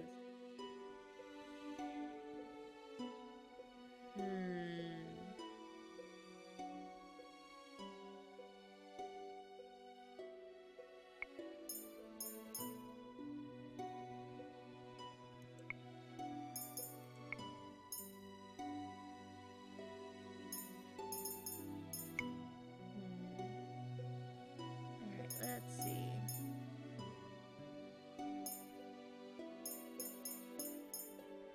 So this is how you truly feel?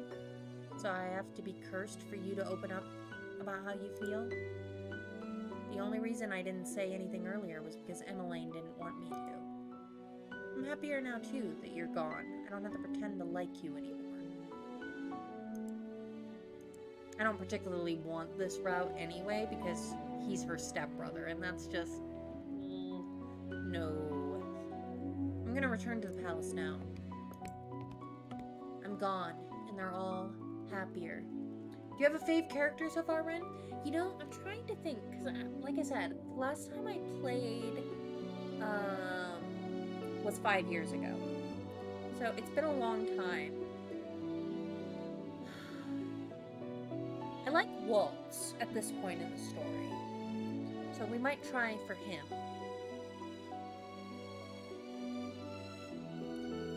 Like I said, though, there is a bad ending and a good ending for every route. We're currently still in the common route, rather than something specific.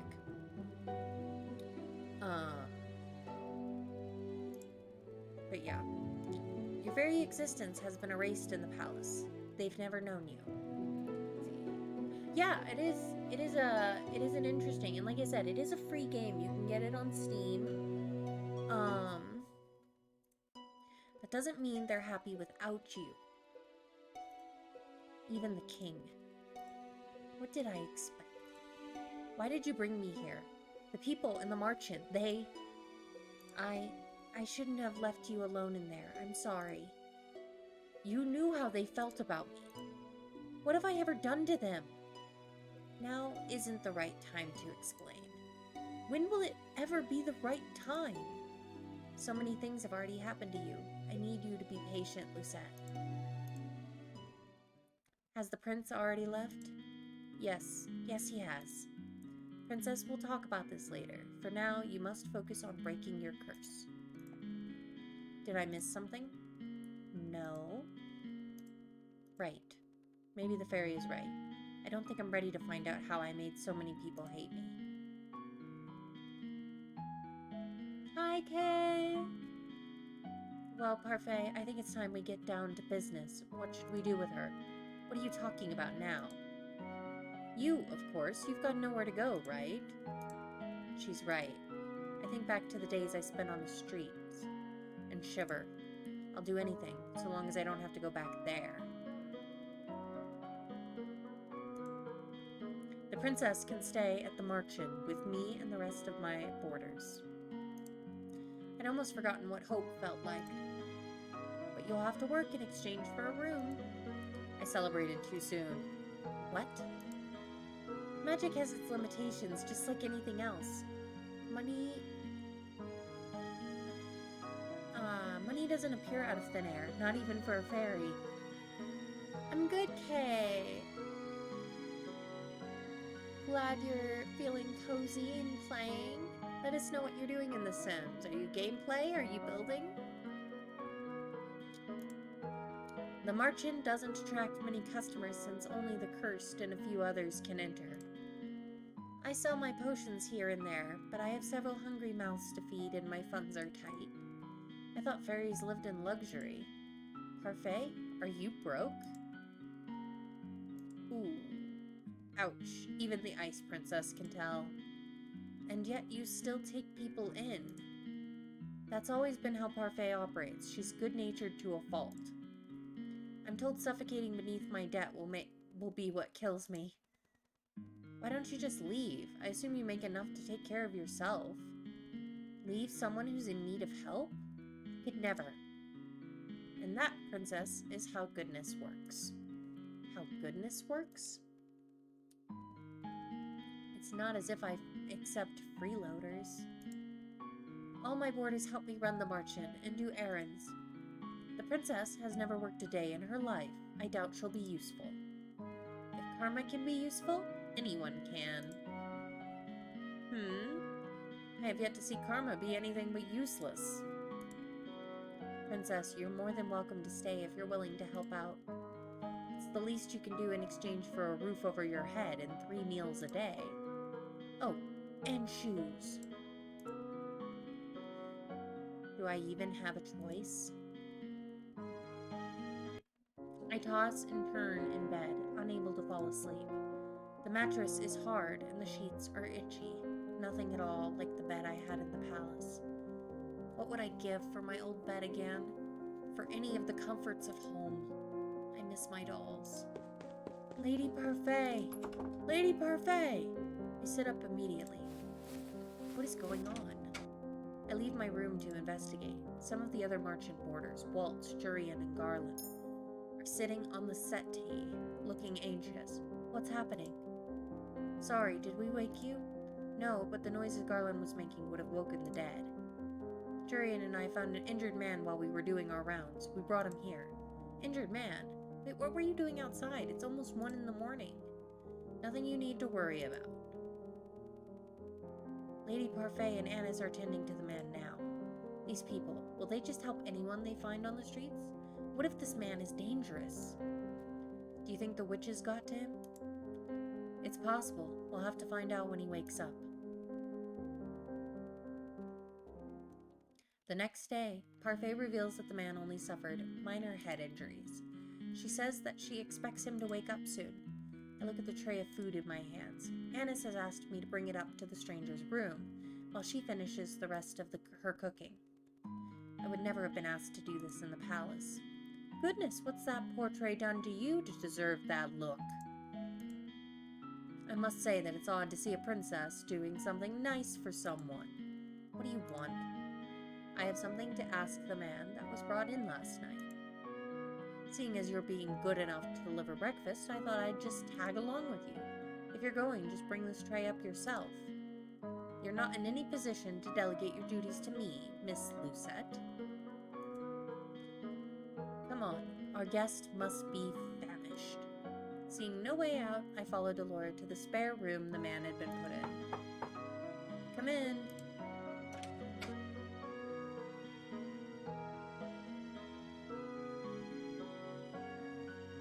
I thought the man would have been old, but to my surprise, he looks young, probably in his early 20s. He seems lost in reverie as he stares at a small notebook. Good morning. Good to see you're awake and breathing. The man looks up at her when she speaks. The instant he sees us, his eyes widen. Why is he staring at us like that? Am I dead? What? I'm in heaven, or maybe you two are angels who have fallen out of it.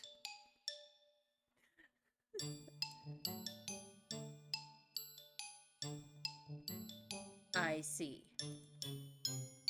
What can a humble gentleman like myself do for you lovely ladies? You could join me on this bed. It's very comfortable and there's plenty of room for both of you. I'll follow your lead on this one, Princess. Princess? Ah, of course, such a beautiful lady could only be a princess.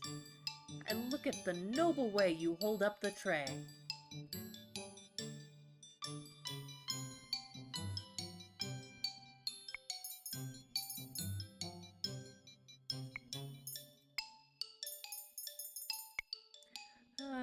What do you guys think? Do we throw it at him or do we stay silent?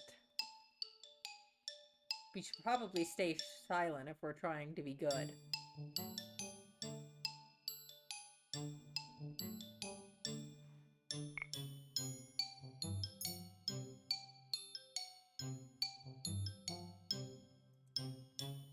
Your wish is my command and my fate, my sweet princess.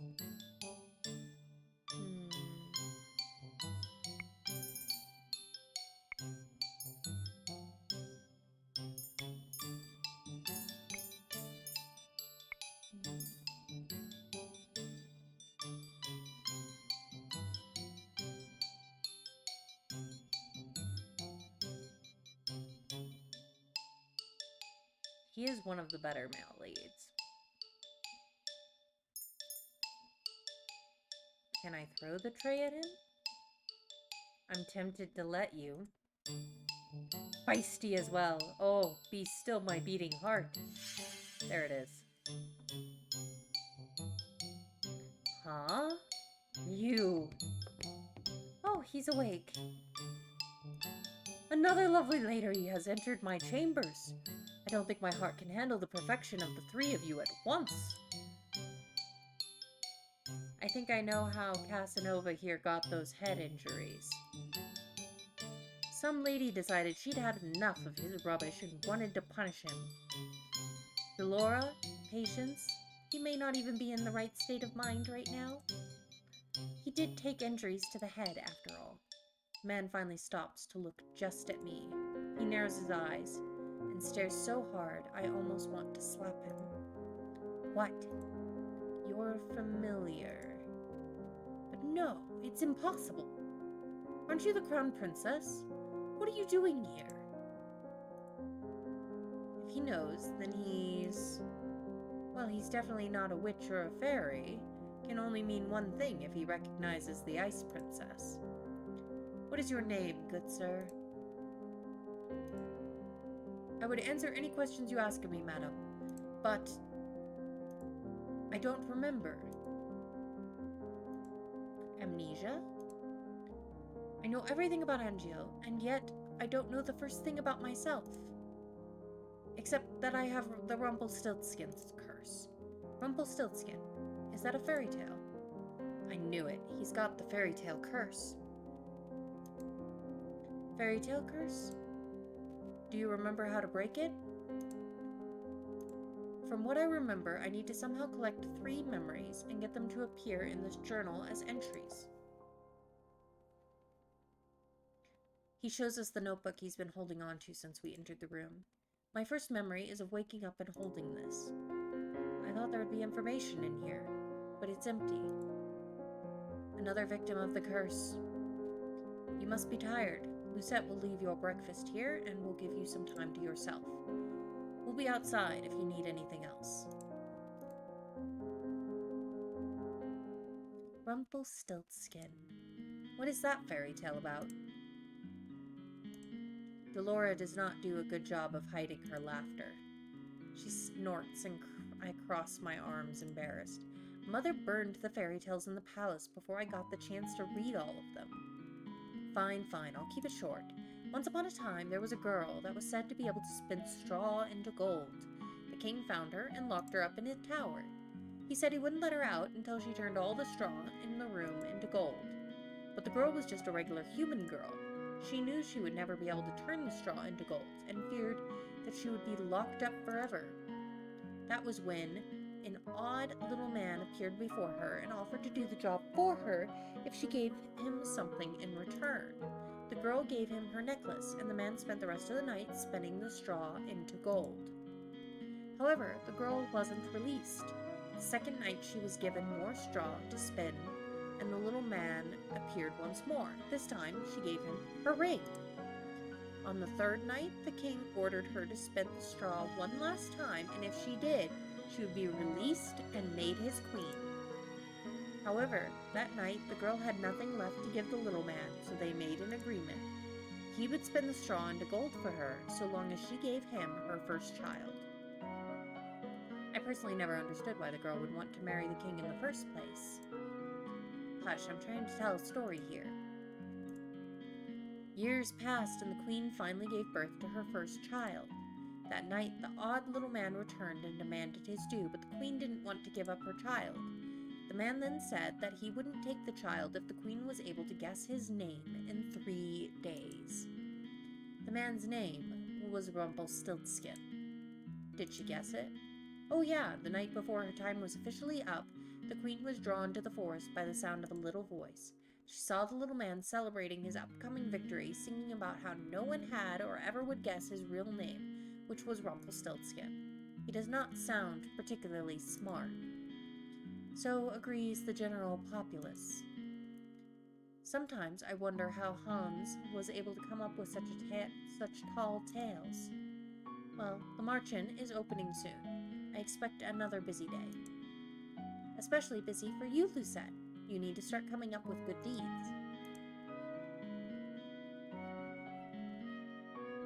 The amnesiac Casanova was allowed to stay at the Marchen with the other boarders. Because he still seemed capable, Parfait set him to work as one of the Marchen's servers. Annis's protests that he remain in bed fell on deaf ears. Parfait couldn't very well throw him out, not while knowing that he had nowhere to go. I would be incapable of showing him such kindness given all the nonsense he spouts at us.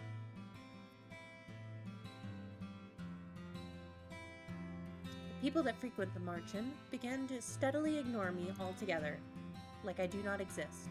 It's better than the stares and the hateful looks. Rumple, you aren't here to flirt. But this lovely lady is unattended.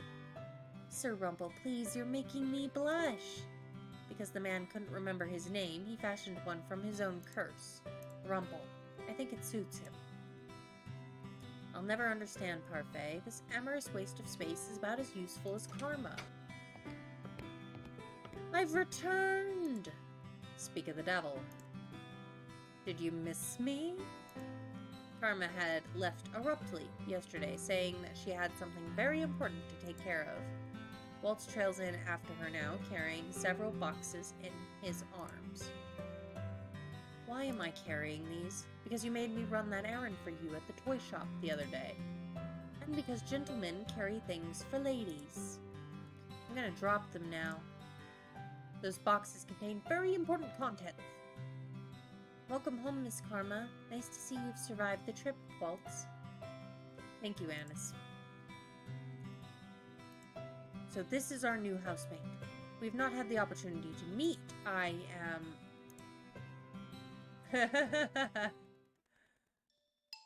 We are all surprised when Rumple suddenly reaches out to grab Karma's hand. My life before this moment has been a depressing monochrome. Now that you have entered my bleak existence, I see everything in beautiful blazing color. Nothing shines more brightly, more vividly than you. I am Rumple, my sweet. Let us talk of marriage. I stare at Karma, waiting for her to flirt back. At the very least, I expect her to wave Rumple away for being a fool, but she remains eerily silent. Answer, my angel, I beg of you. Karma's pissed. Keep. Say the word and it is done. Your filthy hands off me.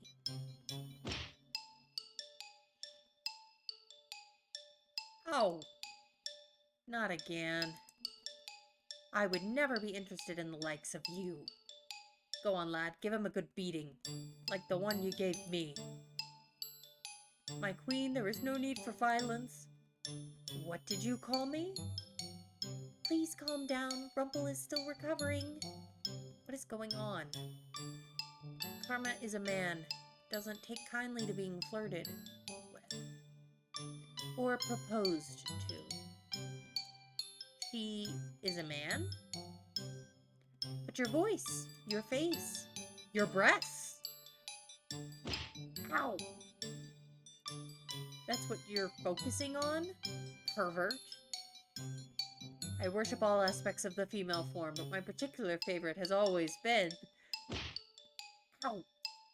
Do yourself a favor and shut up. I never would have known, but why would he do this? Don't look at me like that. I have my reasons. Is it because of your curse? Yes. I am undone. My heart is in pieces. You knew him for 10 minutes. For those that can hear the music of their heart like I, it takes only a look to fall madly, irretrievably in love. I must leave. My heart will need time to heal. The march-in attracts all sorts, doesn't it? That one is entirely Parfait's fault. Alright, nothing to see here, back to work. I'm still in shock from what I learned earlier. Karma, a man. It's not fair that he's so beautiful as a woman. If the female population of Angiel knew the truth, Karma would be hunted down for making the rest of us pale in comparison. Annis, being good, I suppose, prepared a special lunch to welcome the newest. We've all been invited to the private dining room. Excuse me, is Lady Parfait here? Prince Rod, perfect timing. Please join us for lunch. I only came to talk to you, Lady Parfait. But I'm hungry, and I've no wish to make you wait while I eat. Come, join us. Please, Your Highness, I've made too much as usual. You must help us finish. Very well. A cursed princess and a cursed prince. What an eccentric collection of friends you have, Lady Parfait. I wouldn't say they were eccentric necessarily. You're the most eccentric one here, Rumple. Really now? I sit silently in my chair. I'm uncomfortable around so many people.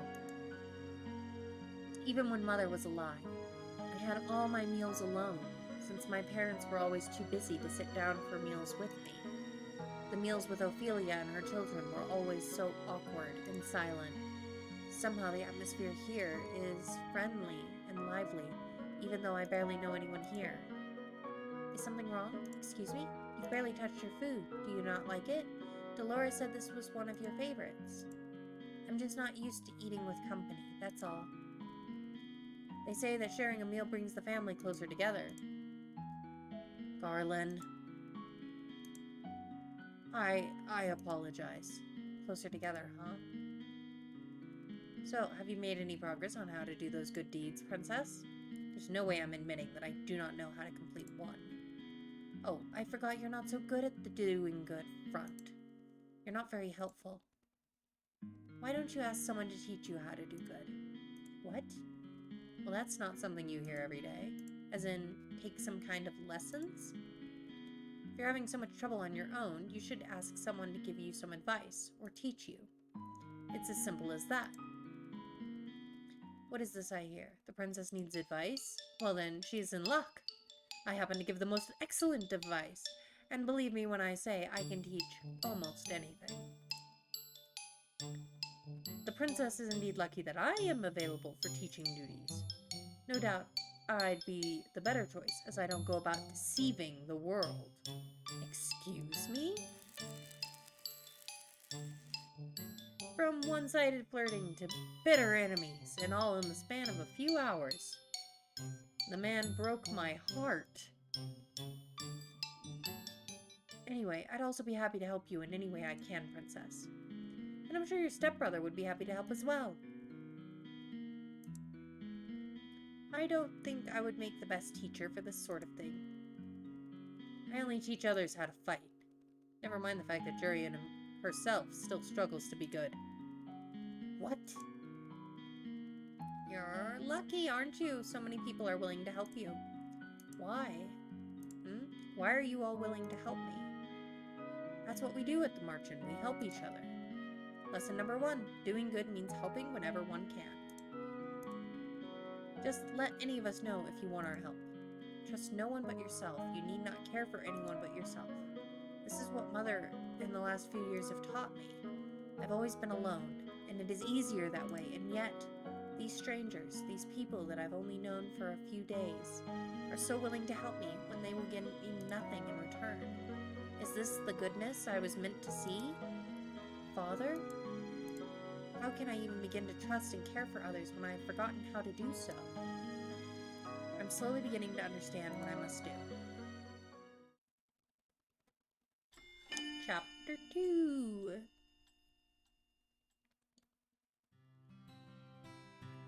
I don't see why this is necessary.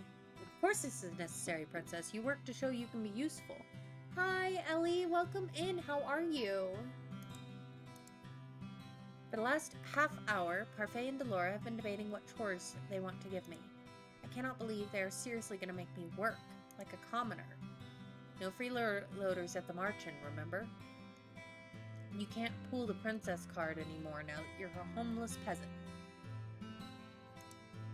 Being demoted to a homeless peasant is not my fault. What'd you have for dinner, Ellie? If you really think about it, it was kind of me to demote you.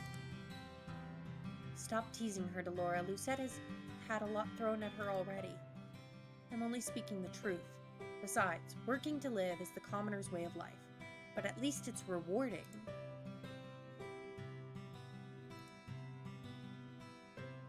Tacos, very nice. But if you do nothing, you get nothing. No food, no clothes, no bed. You are no longer a princess, Lucette. Life here at the Marchen is comfortable and you need to work for comfort. Remember that. What you do is your choice, Princess. Do I even have a choice? Not really, no. Let's see. How about cooking duties? No way, she'd burn a salad. Well, of course you do, Ellie. You're the one that made the flower crown. But I appreciate it. I'm embracing a little bit of like a fairy godmother vibe for our fairy tale night. She could be a receptionist, and then we'd lose all of our customers. That's That's probably true. I'm right here, you know. Sorry. Do you have any useful skills at all? As a princess, I had servants who did everything for me. They cleaned my room, helped me dress. How am I expected to possess skills for things I've never done? Aha! I have found the perfect job for our Cinderella. Ta-da! Lucette will be in charge of sweeping the marchen floors. What? Perfect. Even she should be able to do that. Could you, princess? I refuse. But look, I even put a cute little ribbon on the broom just for you. It's your very own special broom. A princess does not clean. Hard-headed as ever. Don't worry. I have a fix for this. Suddenly, the broom flies into my hands. I'm pulled helplessly along as the thing begins to sweep the floors. I try to pull my hands away, but they may as well be glued to the broom. They do not budge. What have you done? You should be thanking me. I'm helping you with your duties. Dolora, isn't this a little too much? Oh, nonsense. The princess is learning useful new skills. Mr. Broom will teach her everything she needs to know. If the floor is dirty, Mr. Broom will come to life and start sweeping, and it will not stop until the floors are spotless. What? Come on, Parfait. We've got time for a cup of tea. But she'll be fine. A little sweeping never killed anyone. You are dreadful. Enjoy your time with Mr. Broom. Gummy bears, hello, welcome in. Wait, they really just leave? Hey, slow down. The broom begins to sweep faster. Despite my protest, I am still forced, like a puppet, to sweep the floors with grudging tenacity. Sparkles! I can barely catch my breath after that. Princess, Parfait sent me to check.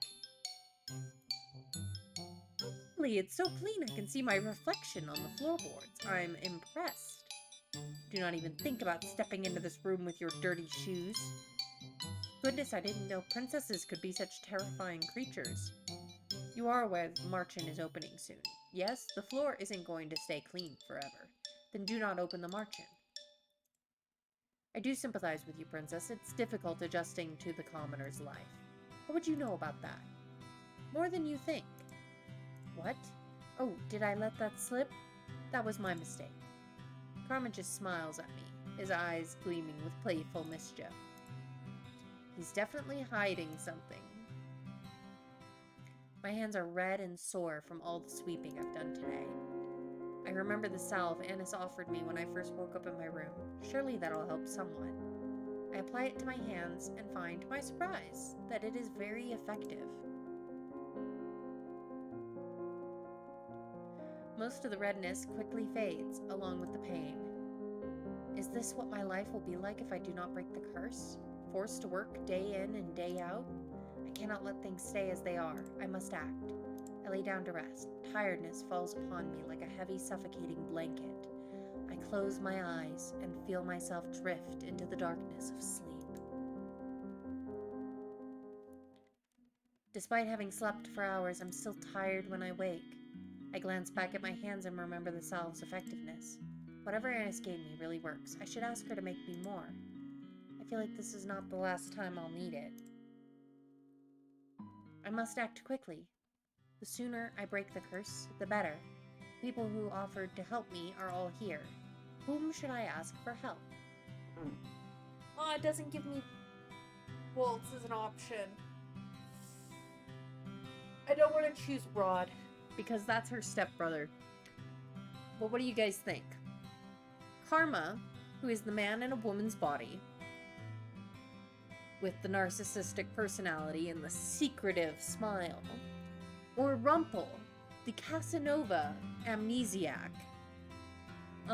who flirts with every woman in his sight and seems to enjoy even her negative attention. Who do we ask for help in learning how to be good?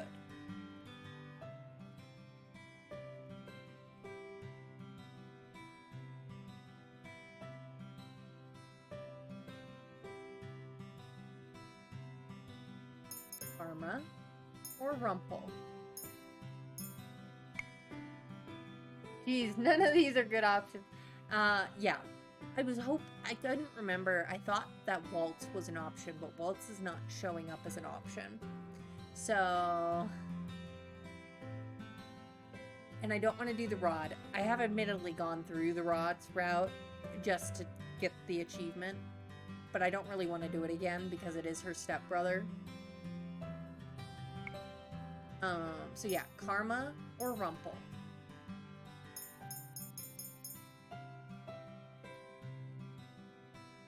Who is locked? Oh, locked, yeah. Okay, that makes sense. Rumple would be better than a narcissist. That's true. We could do the Rumple route, then. Alright, let's focus then. This will probably have us focus on Rumple's route, then. So let's choose Rumple. Oh, and we are on ads, so we will take a quick break while people are in ads. Just take a moment, stretch with me, drink some water. I'm actually out of water, so I'm gonna go fill that up real quick. So I will switch to the be right back screen. We'll take a quick 2.5 minute break. And we will be right back when everybody's back with ads. So see you in a minute.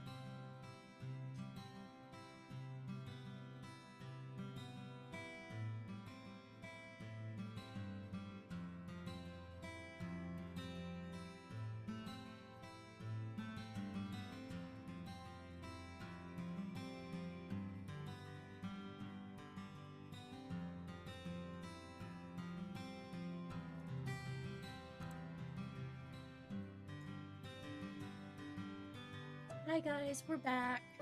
I got a fresh cup of water.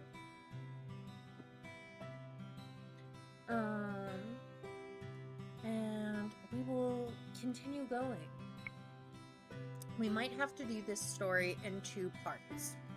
From what I remember playing 5 years ago, these routes, each one, if you're not like zooming forward just to each question answer to do that, typically took me 5-6 hours to complete.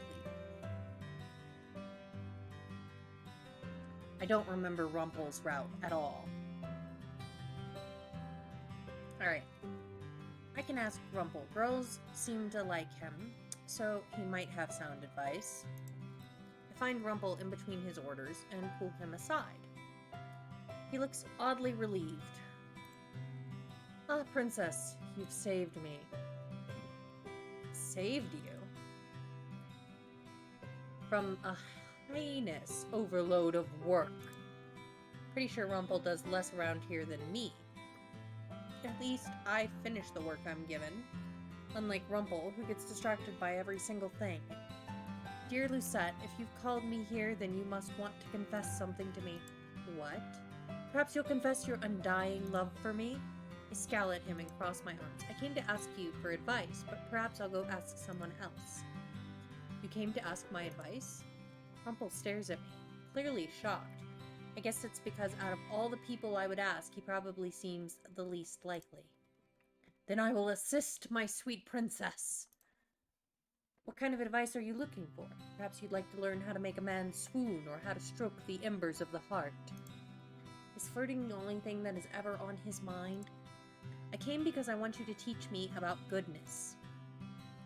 Goodness? But my sweet, all the advice I just suggested would teach you that. Being romantic will not teach me how to do good. Rumple dramatically places his hand over his heart. But being romantic is good. Don't you see the smiles on the lovely ladies' faces when I speak with them? I cannot imagine why they smile like that. Rumple's persistence is annoying. Be romantic and loving. That is the epitome of goodness. Show someone affection and they will return it twofold.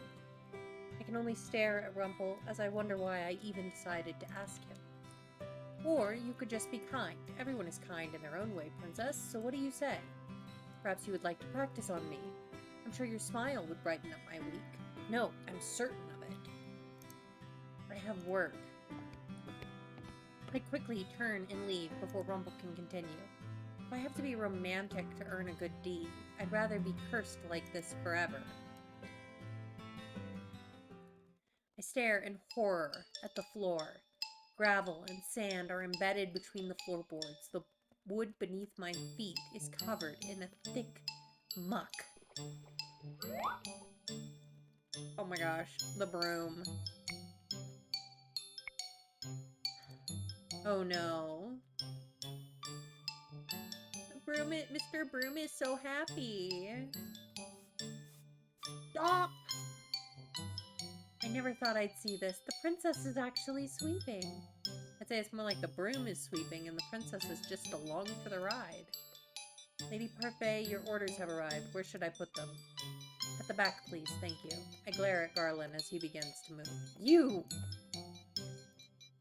You are dirtying the floor. Sorry! Garland dashes across the floor with long steps in an attempt to leave as few footprints as possible. This was Dolores doing, wasn't it?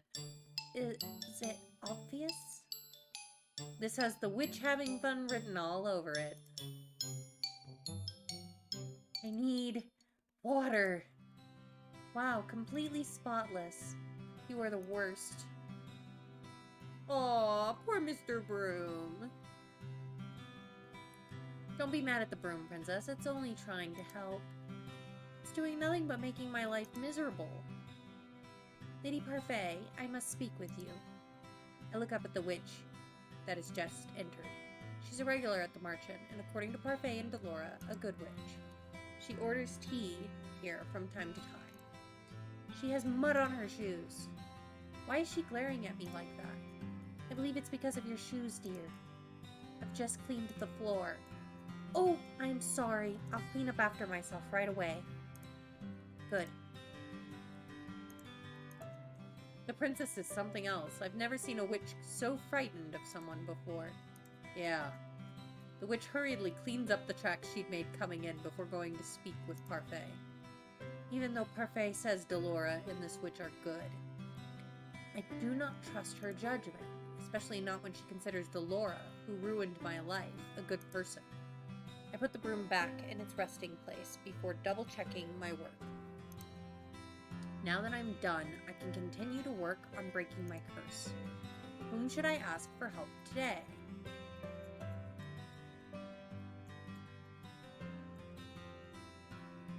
What do you guys think? Do we continue with Rumple?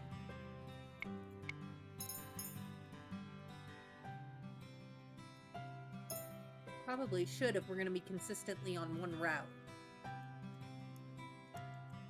Find Rumple taking a break at one of the tables. Surprisingly, he's by himself and not surrounded by the usual blushing ladies.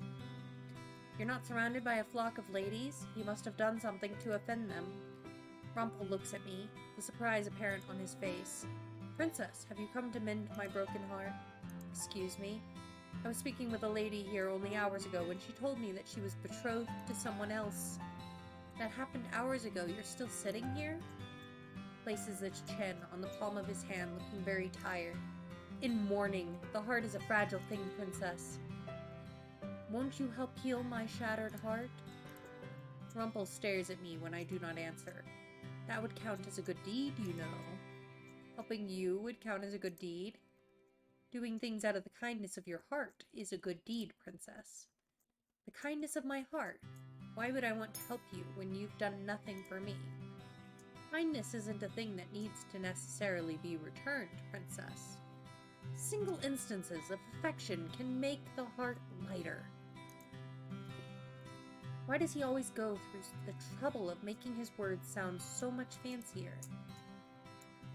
I will not help you mend your broken heart, because that would be an act of stupidity, not kindness. Rumple's shoulders slump as he frowns.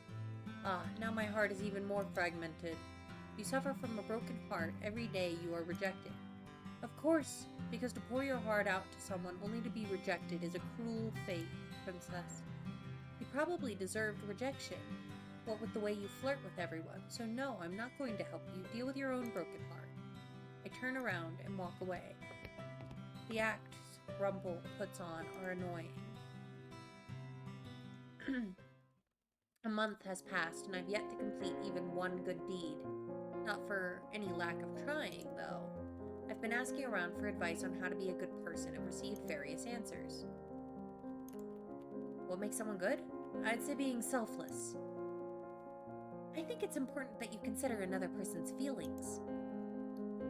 Patience.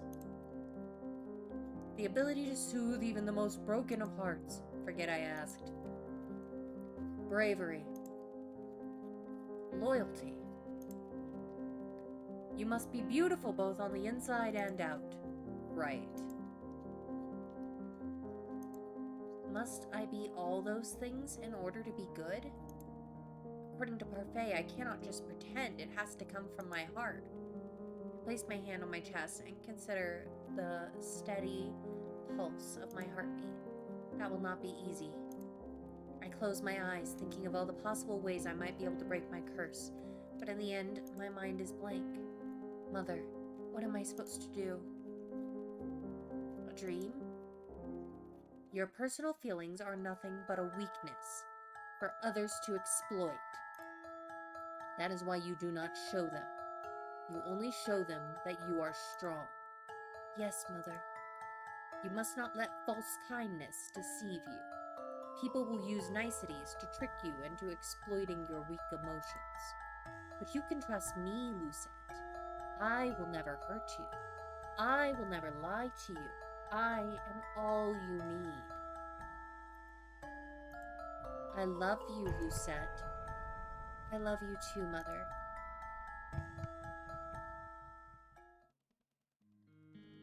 How are those lessons of yours going? I hope you're not giving anyone a difficult time.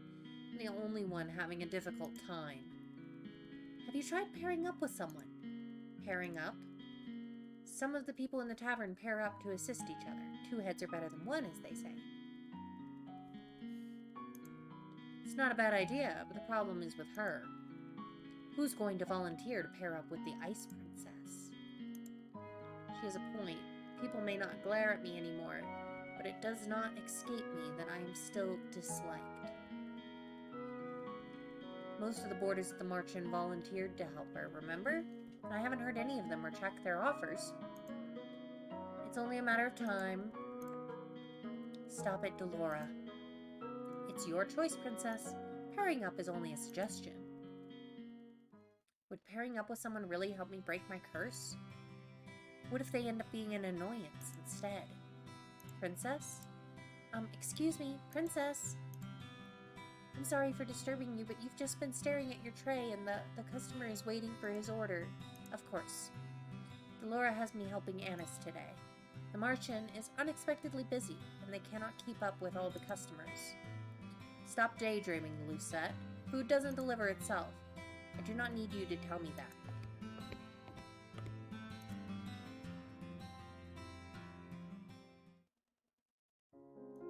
I stretch out on my bed.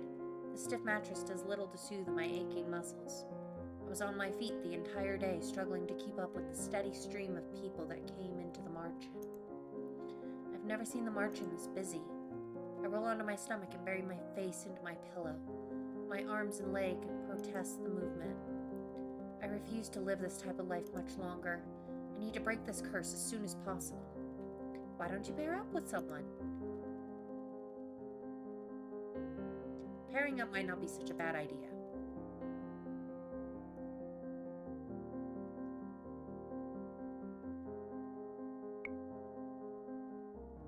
Yeah, you were right, Ellie. Both Fritz and Waltz's routes are locked. Let's see. We are pretty much set to follow Rumple, so we'll do his route. We'll focus on his route. Chapter 3, The Flatterer. I do not know why the first person that popped into my mind was Rumple. Just because he puts on a smile on ladies' faces with his flirting does not mean he can help me do a good deed. And yet, here I am. I find Rumple on break, surrounded by a few giggling ladies. His hands make dramatic, sweeping gestures as he showers them with compliments. And you, my sweet, are like sunshine peeking through the clouds on a dark day. You litter the ground with so much golden light and make every flower reach out towards your warmth. On second thought, maybe I should reconsider. Princess! Rumple notices me, however, and immediately waves me over.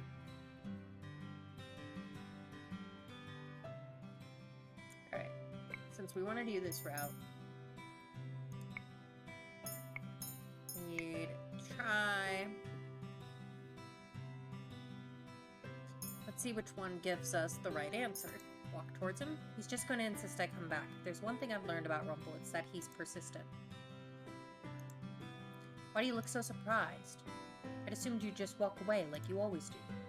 But I can take this as a good sign, yes? You actually did want to see me. Silent treatment only makes this all the more mysterious, Princess, and the mysterious is always exciting. We did not get the little thing, so I think that wasn't the right choice. Let's try the other one. Turn and walk away. I just remembered that I have something to do. I turn and start walking away, but I'm immediately stopped when I feel Rumple's hand on my shoulder. I slap his hand away. Fierce, as always, you remind me of a rose with thorns, Princess. He leans closer and winks at me. But the thorns are what makes Rose so alluring. Are you always so persistent, or do you actually want me to slap you again? Your slapping me is but a small blockade in the road. I will never give up on you, Princess. Does he enjoy it when you purposely try and ignore him? The most brilliantly sparkling gems are buried deep within the ground and take much effort to unearth. What? Princess, you are like one of those gems. Yay, there we go. Okay, we got it. No, I am not like a gem. Rumple, why would you deal with someone like her? What? Lucette is like a budding flower. I want to do my best to help her bloom in whatever way that I can. You've come to me for advice, right? How did he know? The look of shock on your face is adorable and so absolutely satisfying. It seems I hit the nail right on the head. Rumple, she's obviously too stubborn to admit that she needs your help. These women are infuriating.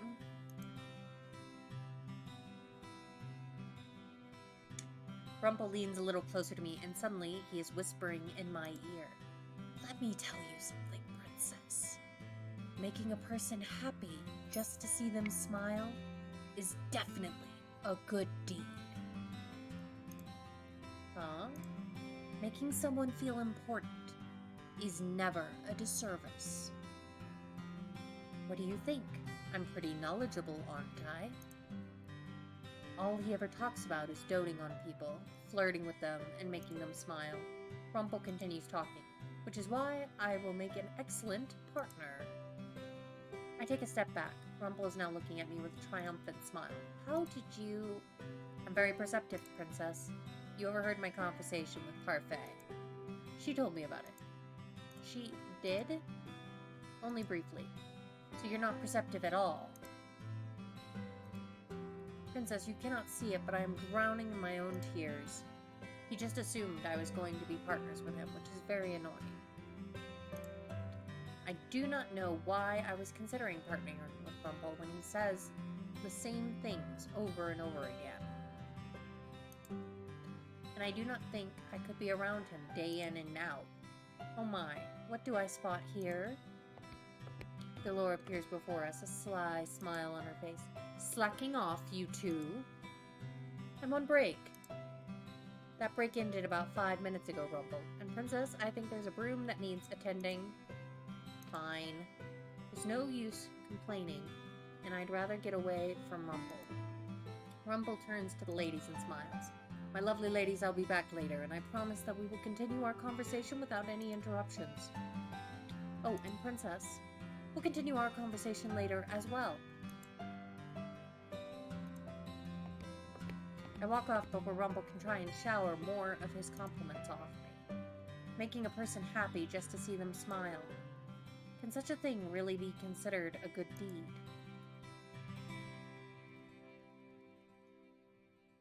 The days at the tavern go by quickly over the next week. Princess? Princess? You've been staring off into space. I was just thinking. I just finished using Mr. Broom, and now I'm helping Annis sort some of the shelves in the back. Rumple has taken up the serving for today. The women always enjoy him, but the men are always glaring at him. They're jealous of Rumple, I think. Who? The other men. Annis looks over at the men that are glaring at Rumple as he drifts between tables. I'm worried about Rumple too. What are you talking about? You were looking at Rumple with a funny expression on your face. No, I wasn't. My words are clipped, and my voice is cold. Annis looks at me sadly, but I do not care. What I do is none of her business. I think the girls are jealous of you, too. What? I glance around the tavern and notice the girls are glowering at me. I'm not unaccustomed to these glares, since people have always looked at me this way. During the times I left the palace, people gave me the same looks. This feels different, somehow. Why would they be jealous? Because you're Rumple's partner. I'm not his partner. You're not? He's been telling everyone that you are. I never agreed to being partners with him. I felt your longing gaze upon my back, and I have arrived, my princess. Rumple suddenly appears before the two of us, smiling brightly.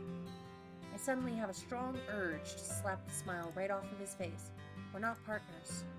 But princess, you asked for my advice that I gave you because I care. No one else cares as much about you as I. And so I proclaimed us both partners because we are a match made in heaven. You're so overwhelmed with gratitude that you're at a loss for words. If I could throw something at you, I would. A punch packed with as much strength as your love. I can only groan in response. Oh my. Hello everyone, it seems like you're having fun. How is this fun? Rumple is never fun. All he does is spout nonsense. He doesn't mean any harm, princess. He's just filled to the brim with so many compliments he needs to get them off his chest.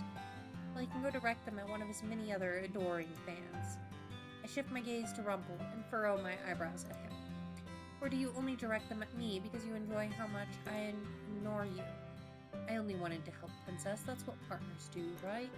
But we're not partners.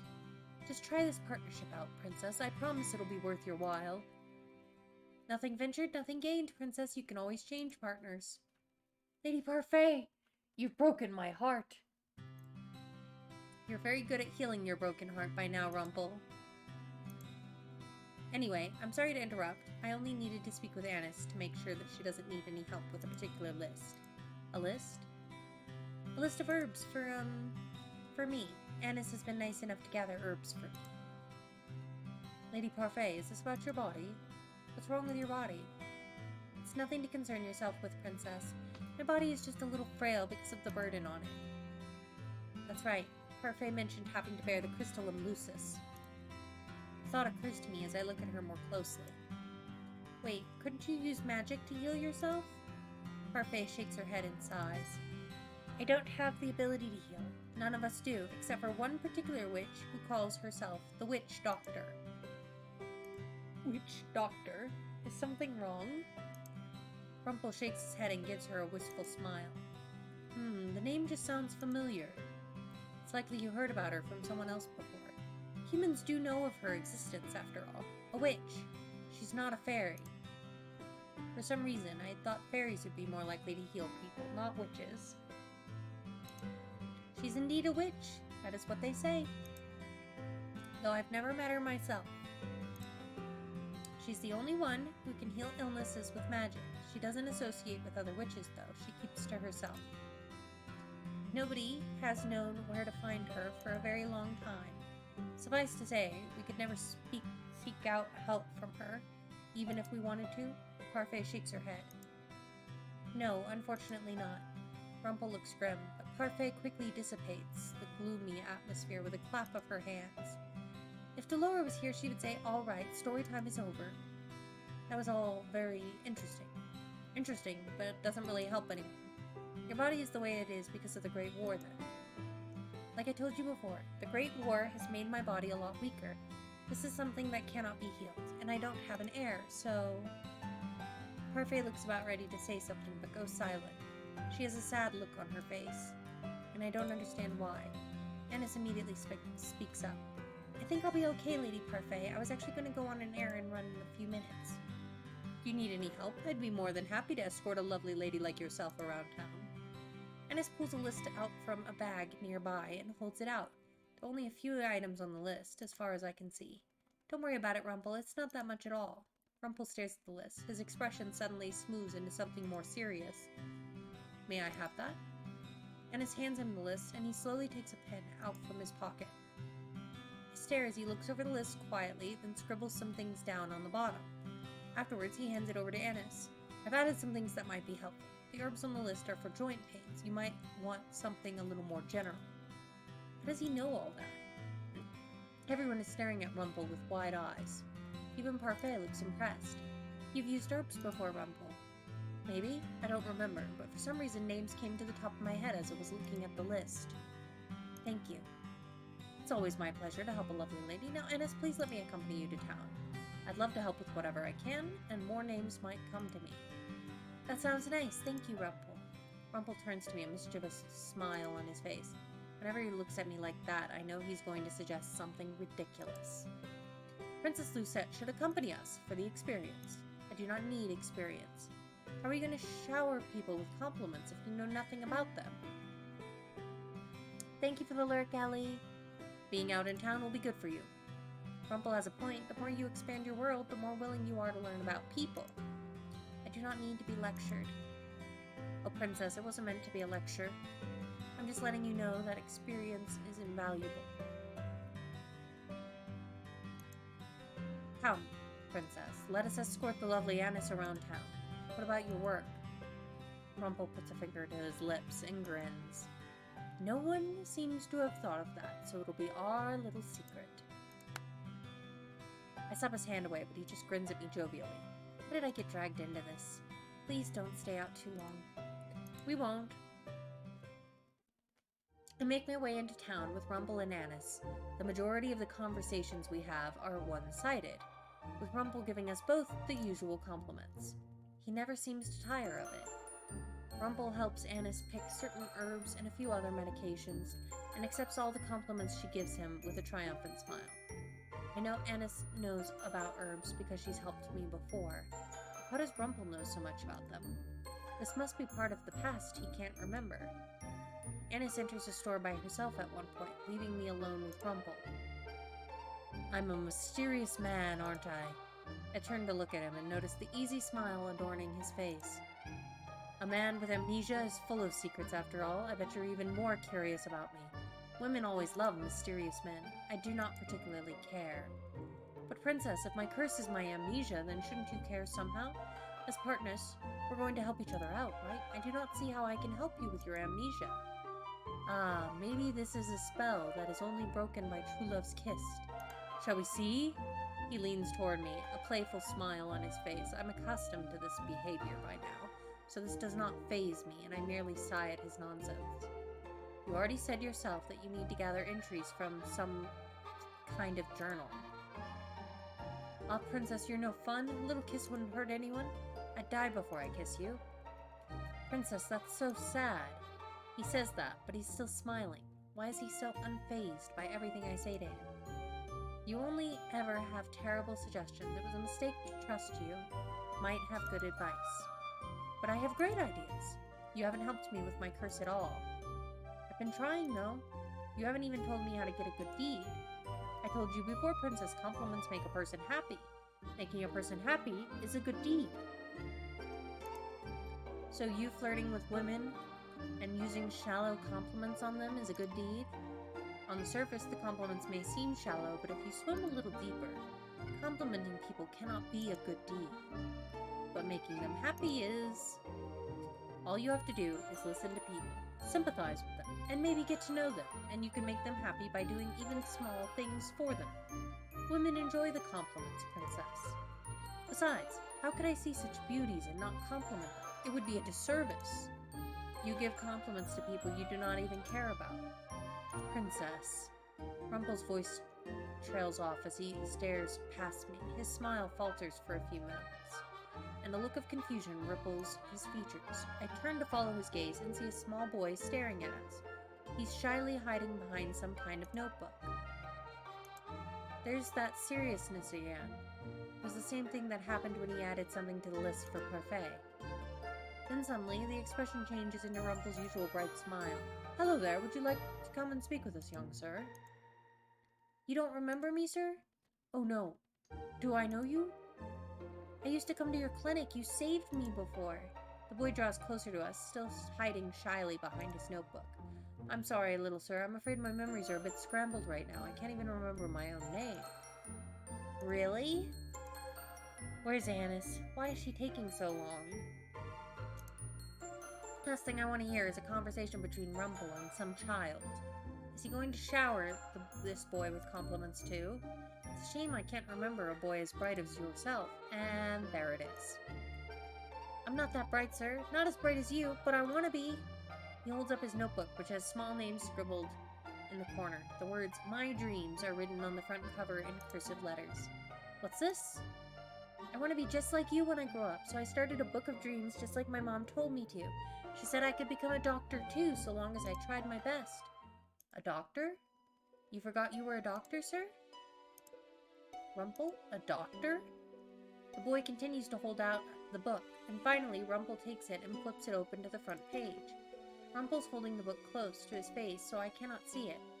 I rise to the tips of my toes and attempt to look over his shoulder. First, Rumple does not notice me as he stares at the page. Then belatedly, he realizes I'm there, and lowers the book so that I can read too. I lean so close to him our shoulders brush. My eyes scan over the page quickly. The handwriting is crude, barely readable actually, but I still make out the gist of it. Rumple slowly reads the words out loud. When I'm older, I want to be exactly like the kind doctor that saved me when I had no one else to go to. The boy's face flushes as Rumple reads his word aloud before his curious gaze lands on me. I don't remember you. I look at the boy, irritated. Are you the doctor's wife? Rumple suddenly looks up, eyes wide. He looks down at the boy and then at me, his face suddenly solemn. I'm surprised by the words that leave his mouth next. Yes, she is. He takes my hand in his and looks down at me, an almost sad look on his face. What's wrong with him?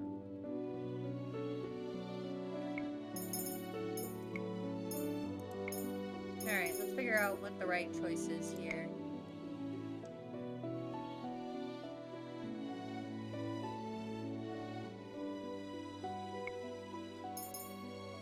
Pull my hand away. He has such a strange look on his face. Slowly, I try to pull my hand away, but Rumple holds tightly to it. Sadness in his eyes becomes intense anxiety, and I see something like fear dancing in his eyes. You really think it was my fault? What? Sir? Rumple squeezes my hand a little too tightly. He looks at me desperately. I'm sorry. I'm so sorry. Let me go. I finally manage to pry my hand free. Rumple looks at me for a few moments, almost bewildered, and then his eyes suddenly widen. He looks back at the journal, then at me. Oh, I think I blanked out. I'm sorry, Princess. Tears full again. He's still smiling at me, even though I was so curt with him. Rumple's so confusing. The boy looks bewildered. Don't worry about that, little sir. This one's here a feisty thing. I deserved whatever she just did. So she's not your wife, sir?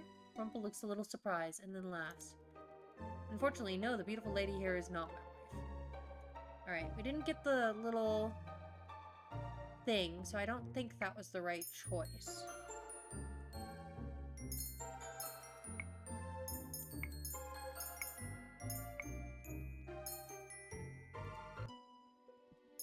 So I guess we're slapping him. Let go of me. Rumble's eyes crease with worry as he holds tightly to my hand. The sadness in his eyes becomes anxiety. Alright, have a good night, Kay. Sleep well. The sadness in his eyes becomes anxiety, and I see something like fear dancing in his eyes. You really think it was my fault? The look in his eyes is so vacant, almost like he's looking through me. It's as if he is in some kind of trance. The way he looks at me makes my skin crawl. His grip on my hand tightens, making me shudder. Rather than slap his hand away, I reach out with my free hand and slap his face. I stare, perplexed, at the sudden bafflement on Rumple's face. Did the slap to the face knock him out of that strange trance?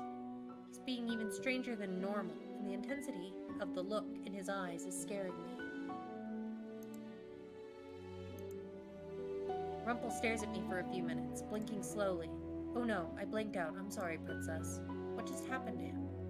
The way he was speaking was so strange, almost like he was in some kind of trance. But I know how people are. They lie and they put on faces. I'm sorry for spacing out. If I invaded your space, then I'm sorry. You're apologizing. Rumple puts a hand to his cheek where I slapped him. I think I deserved that. Thanks for getting me out of whatever that was. All at once, the sheepish smile breaks into something cheerful again. He's still smiling at me, even though I was so curt with him. Rumple is so confusing. The boy looks bewildered. Don't worry about that, little sir. This one here is a feisty thing. I deserved whatever she just did. So she's not your wife, sir? Rumple looks a little surprised. Then he laughs. Unfortunately, no. The beautiful lady here is not my wife. So Rumple absently rubs at the back of his neck as he looks up at the sky. I'm not entirely sure of what just happened, but it seems like I recovered something important today, or the beginnings of something important. Something important. Is he talking about a memory? He hands the book back to the boy, then leans down and sets a hand on the boy's head. Bell chimes behind us as Annis comes out of the store, carrying a bag filled with what I assume are herbs and medicines. The boy once again cowers behind his book. Oh, who's this? This is a wonderful little sir that helped me regain a very important memory. An important memory? Rumple stands, looking triumphant. I, my good lady, am a doctor. Oh, really? Truly. Rumple turns back to the boy, who asks a few more questions. He even asks the boy his name, but much to my surprise, the boy shakes his head. I'm sure you told me your name, but I don't remember it. It's like my curse. No one remembers me being a princess, and no one remembers Rumple's true name. Rumple thanks the boy again many times over and even buys him a few pieces of candy. The boy's eyes are practically glowing with excitement, and he does not stop smiling. After we see him off and start to head back to the tavern, I begin to contemplate. I'm curious about something. Oh? You said you needed to fill your journal with memories in order to get them back, but the journal you just read wasn't yours. It appears not. It seems that the three entries that trigger my memories are just need to be written by people that I know. Reading them triggers a memory, and then the full entry probably appears in my journal. I have to check it when I get back. I see. But even without looking into the entry, a memory came back to your mind? Rumple gives a short, distracted nod. It's not complete, so I'm hoping that something really has appeared in my journal.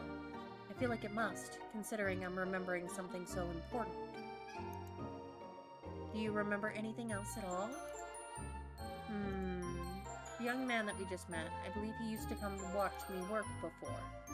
I knew him. He used to look up to me. He was a sweet child. The memory is foggy, but yes, I believe something did happen to him. He became ill. The details of how I saved him must be in the journal. Even though this does not pertain to my curse, I'm curious what his journal might say. I can't remember fully, but the memory feels sad somehow. He turns to me, eyebrows knit together. It's strange to see him with such a serious expression on his face. I really am sorry about earlier, Princess. I think I was on the verge of a memory, but then it got tangled up in my head. I'm surprised at a sudden change in topic. I shake my head slowly. He's quiet for a few moments, before suddenly his smile comes back and he laughs jovially, telling us that there is no point in worrying. At the town's outskirts, I turn, feeling eyes on my back, but no one is there.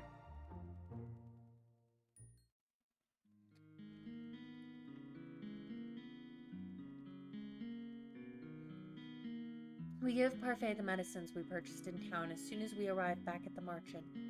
Then, Rumple proudly announces that he is a doctor to anyone who will listen to him. Everyone seems happy for him, save for the Marchen patrons that find Rumple annoying, who are mostly men. Afterwards, Rumple asks Annis if he might be able to take over the medications for Parfait, if only because Annis is busier than him. Rumple hasn't been in the Marchen long, and yet he's already found something to help break his curse.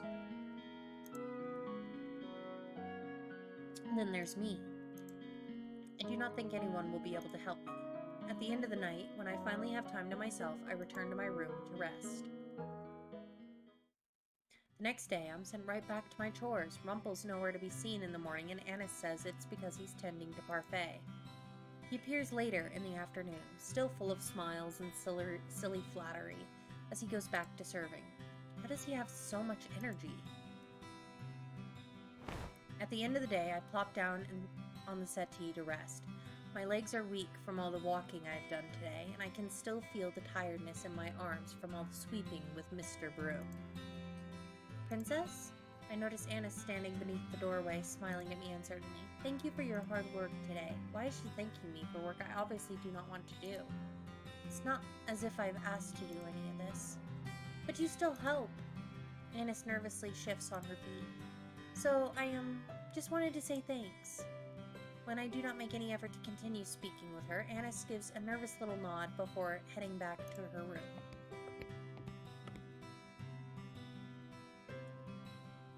Not long after her departure, I hear an exuberant and familiar voice. I should count my lucky stars, for they are giving me a rare opportunity to meet with my lovely princess this late at night. I should have gone to my room. Rumple stops before me, winking. The moonlight on your face makes your beautiful eyes sparkle like the most precious gold, Princess. I'm not in the mood for your flattery.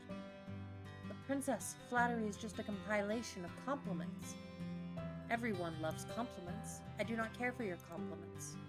Or Lady Annis's thank either. He heard that. You should learn to let people spoil you. I stare at him. That's the last thing I had ever expected anyone to say. My whole life I've been called spoiled and rotten, the Ice Princess. Even Delora and Parfait want me to do these good deeds because they think I am incapable of goodness. I clench my fists and continue to stare at him, not understanding the swell of emotion inside of me. Why is he being so nice to me? Your first lesson is learning how to let people spoil you. He draws back his hand, reaches into his pocket, and presents me with a small yellow bag. What is this? For you, my sweet princess. Alright. So far, historically, the negative response has been the correct one. So I'm not sure if this will work, but we're going to try to not accept the gift. We'll see what happens. If it's not the right one, we'll go back and accept the gift. I cannot accept your gift. But Princess, my advice, you have no reason to spoil me. Princess, this is what I've been trying to explain to you all day. You don't need a reason to spoil someone. It doesn't always have to be about paying someone back. Rumple smiles a little sheepishly, then he places the bag in my hand and curls my fingers around it. You deserve nice things, Princess. You barely know me, and yet you still say that. Barely know you. We may not have known each other personally, but that doesn't mean I don't know enough about you. Yay, that was the right choice. I'm giving you this gift because I truly want you to have it. Besides, this is both a thank you and an apology gift. A thank you for accepting me as your partner, an apology for my behavior yesterday. I don't remember what I did, but both you and the boy seemed frightened. Aww. I look down at the little bag, open it up, and inside is a little white chocolate piece fashioned in the shape of a flower. A lily. It's not much, but you absolutely must accept it, Princess. Otherwise my guilt would drown me in dark shadows of sorrow for the rest of time. Lilies are my favorite flower. They say you give a white lily to someone you enjoy spending time with. Oh, and in floral language they also stand for purity and majesty. He winks at me. Perfect for you, Princess. Why? Why what? Why would you give this to me? No matter what you say about doing nice things for people, I don't see how that applies to me. And why would you thank me for being your partner? I did not even want to be your partner at first, but you do now. I'm unable to withhold my surprise. Rumple raises an eyebrow then. Sighs. Princess, you don't trust compliments, do you? Mother always told me that people were two-sided. They'd say anything to make you believe that you were their friend. No. Never fear, my sweet princess. I'll make sure I compliment you until you learn to accept them.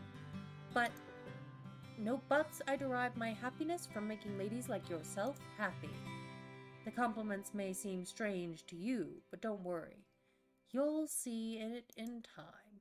See what? The connections between people. You assume I'm just a flirt, but I get to know an awful lot about people. It's the reason I can guess so much about you. What could Rumple possibly know about me? So, what do you think? Are you more attracted to me now because of my mysterious aura or my doctorly sophistication? He leans closer to me, his eyes sparkling. I could be your own personal doctor. I will slap you if you touch me again. Rumple pulls back and raises both of his hands in surrender, but the smile does not leave his face. You really are hopeless, aren't you? Do you think so? I thought that the events from today might have proven otherwise.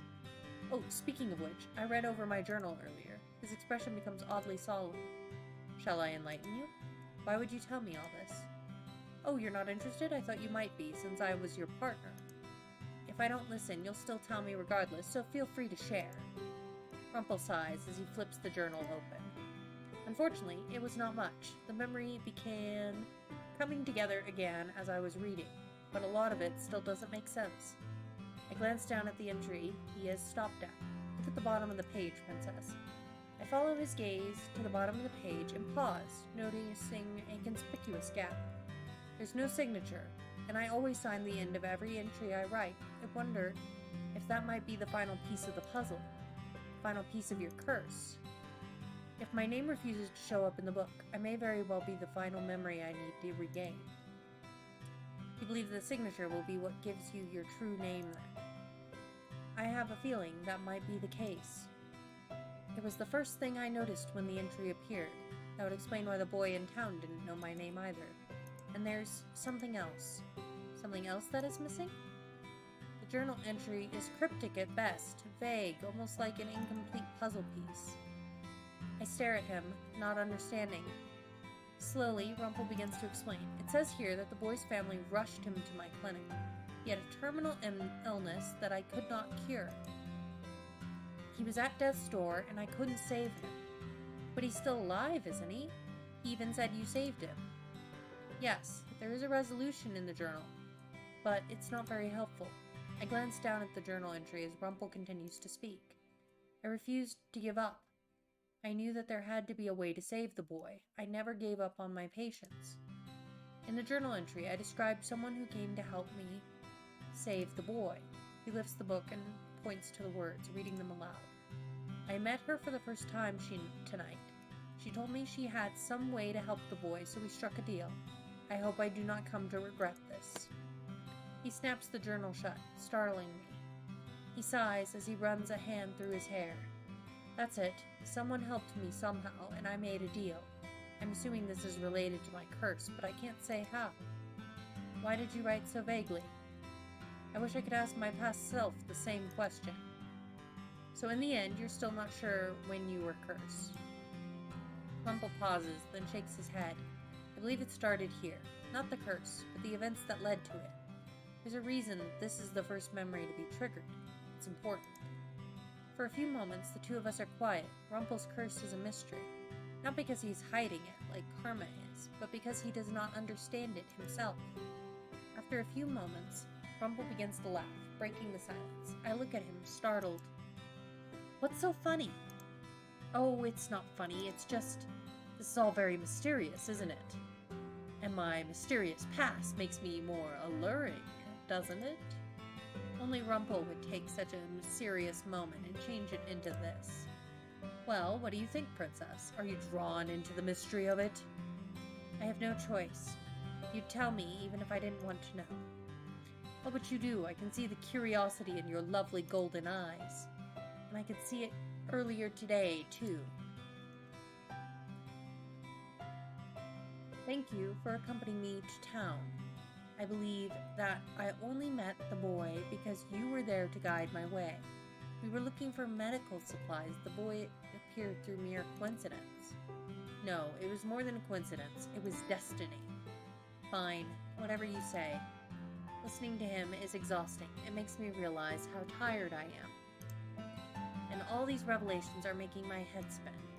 I'm going to bed now. I'm too tired for this. It has indeed been a very busy day. We'll continue this enlightening discussion some other time. Perhaps. I turn to walk away with a little chocolate in my hands. As I walk back towards the darkness of the hallway, Rumple's soft voice echoes behind me. Sweet dreams, my princess.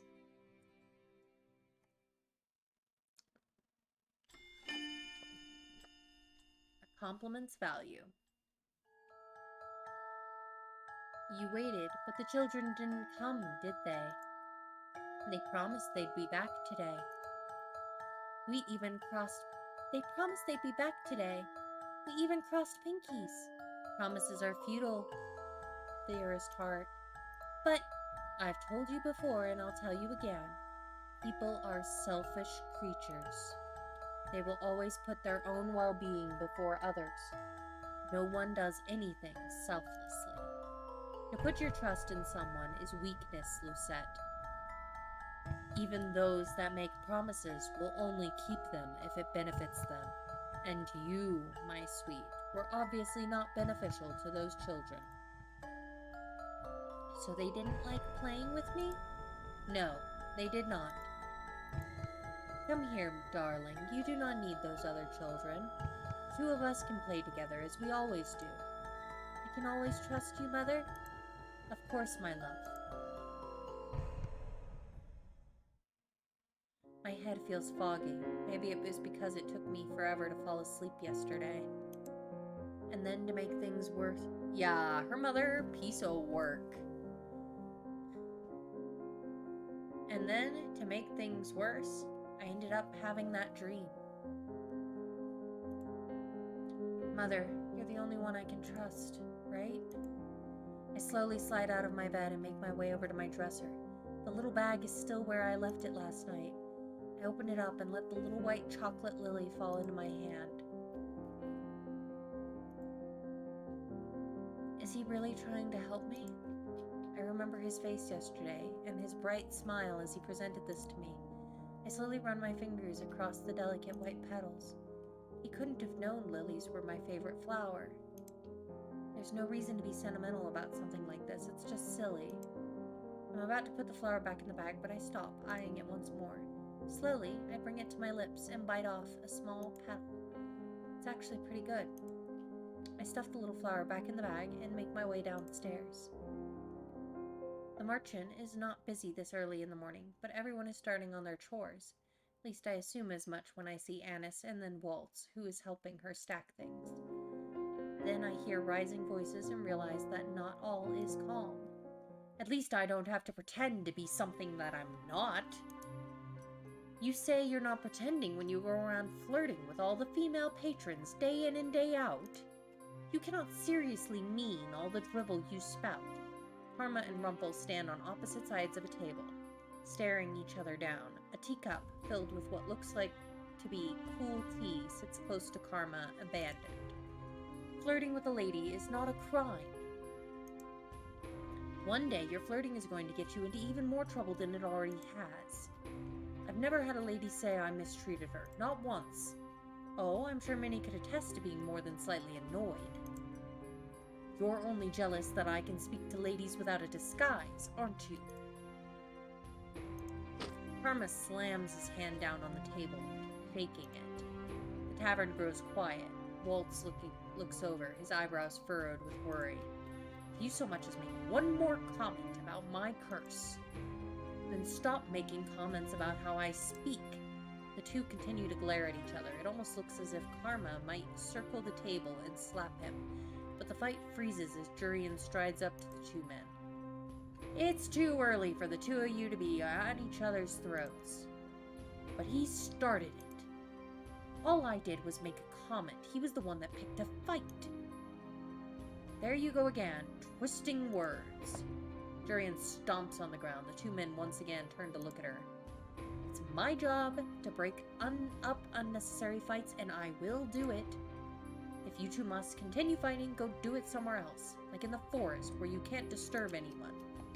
Both men turn away from each other, obviously agitated. Rumple's expression is cloudy as he makes his way over to the bar to begin helping set the tables. Jurian notices me watching. She waves at me with a terse smile on her face. Sorry you had to wake up to that, Princess. I shrug as I make my way over to Mr. Broom. It's like waking up to two children arguing. Agreed wholeheartedly.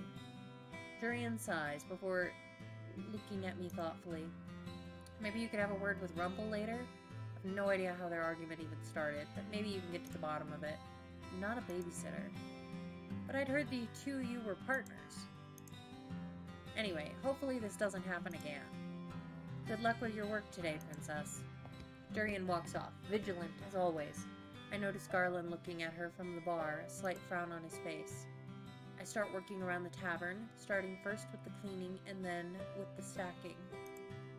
Delora makes snide remarks about my slowness as I work, and I try my best to ignore her, while occasionally throwing her insults back at her. It's as if she has nothing better to do. The door to the tavern opens, and Parfait steps inside with a bright smile. She looks more energetic than usual. I wonder if this is because of Rumple's medicine suggestions. Later, I manage to catch Rumple when the two of us are both on break. He looks pleased to see me until I mention Karma. Why were the two of you fighting earlier? What a sad day it is that the princess talks about another man to my face. Just answer me. I was getting ready for the events of today, as always, speaking to the lovely women who filter in and out of this place, when the beast appeared behind me. Even his insults are dramatic. Your flirting is distracting me, he proclaimed. Well, your flirting is annoying. But all I'm doing is complimenting women. I'm not impeding anyone's work. I thought that the only reason he was calling me out on such a thing was because he was actually jealous. You should have seen his scowl. And here we go. So I politely told him to mind his business, but he was relentless, and when he continued to assault my demeanor, well, I had to say something back, but I wasn't the one to start the fight. I swear they both really do sound like children. No doubt Karma would be blaming Rumple. Princess, you don't really think I'm so confrontational, do you? I think Karma's far more confrontational than Rumple, but it does not help that Rumple always snaps back at him. The two of you are both at fault. But Princess, in the end you are still having a childish argument. I think that Rumple might try to protest again, and I'm surprised when he shrugs his shoulders and sighs. Yes, it was childish, because that man is a child. I roll my eyes. Ah, your irritated scowl chills my heart, Princess. I feel a tinge of excitement. I'm leaving now. There's really no point in having this conversation. It's a problem between Karma and Rumple. They aren't children. They can figure this out on their own. Princess of my heart, why must you depart so early? And we're on ad break. So let's take a moment.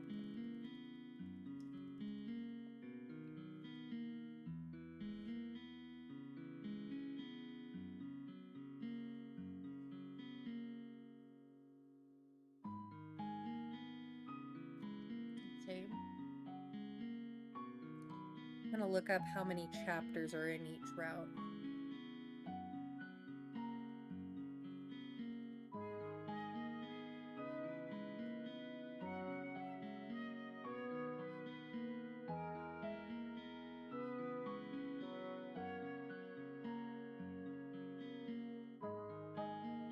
Let's see. Let's see.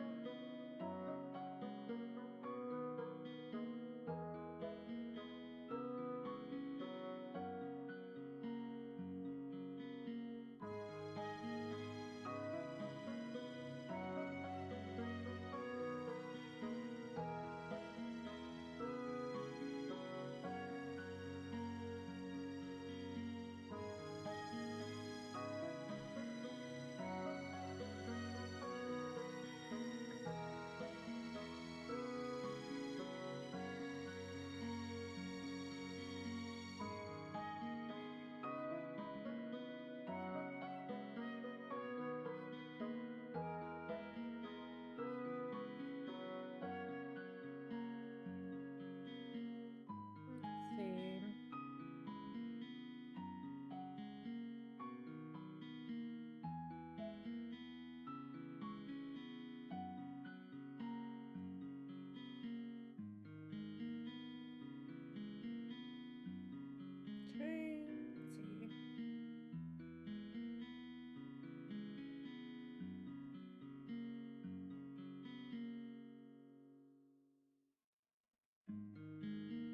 He's trying to figure out how many chapters are in his route.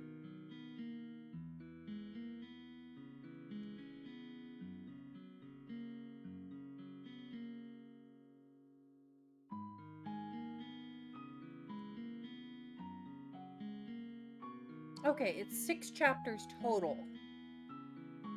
At the rate we're going, we might finish Rumple's route tonight, if we can keep it up. So, because we're already on chapter 4 now, so if we keep a steady pace, we can probably get to the good ending for Rumple before we end the night.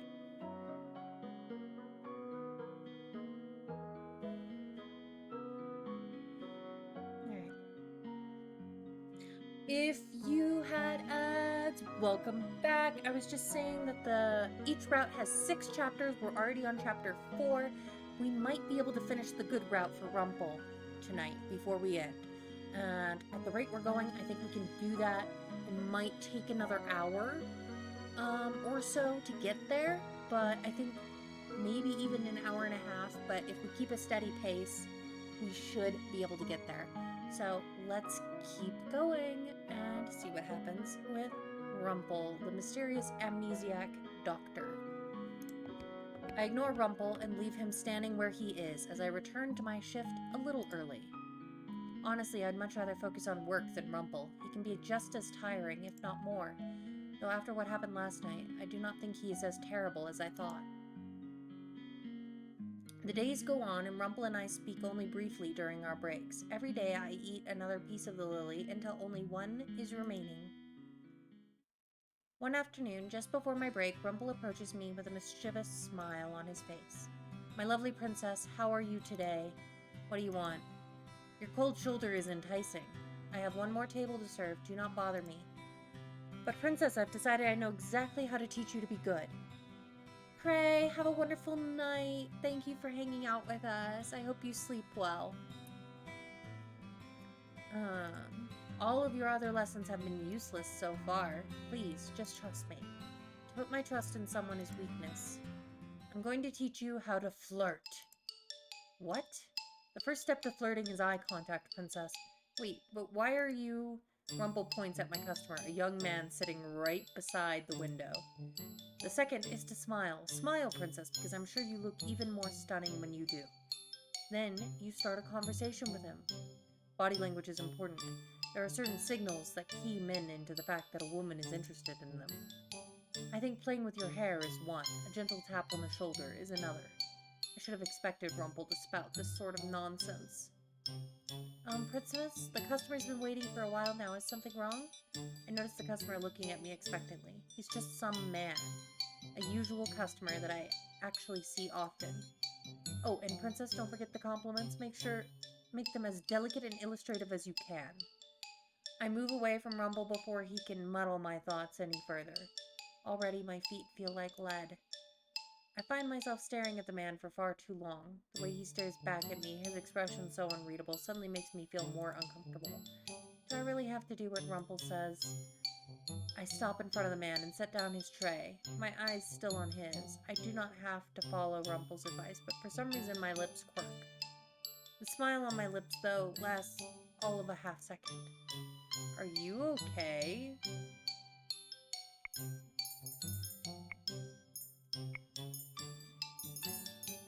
Alright.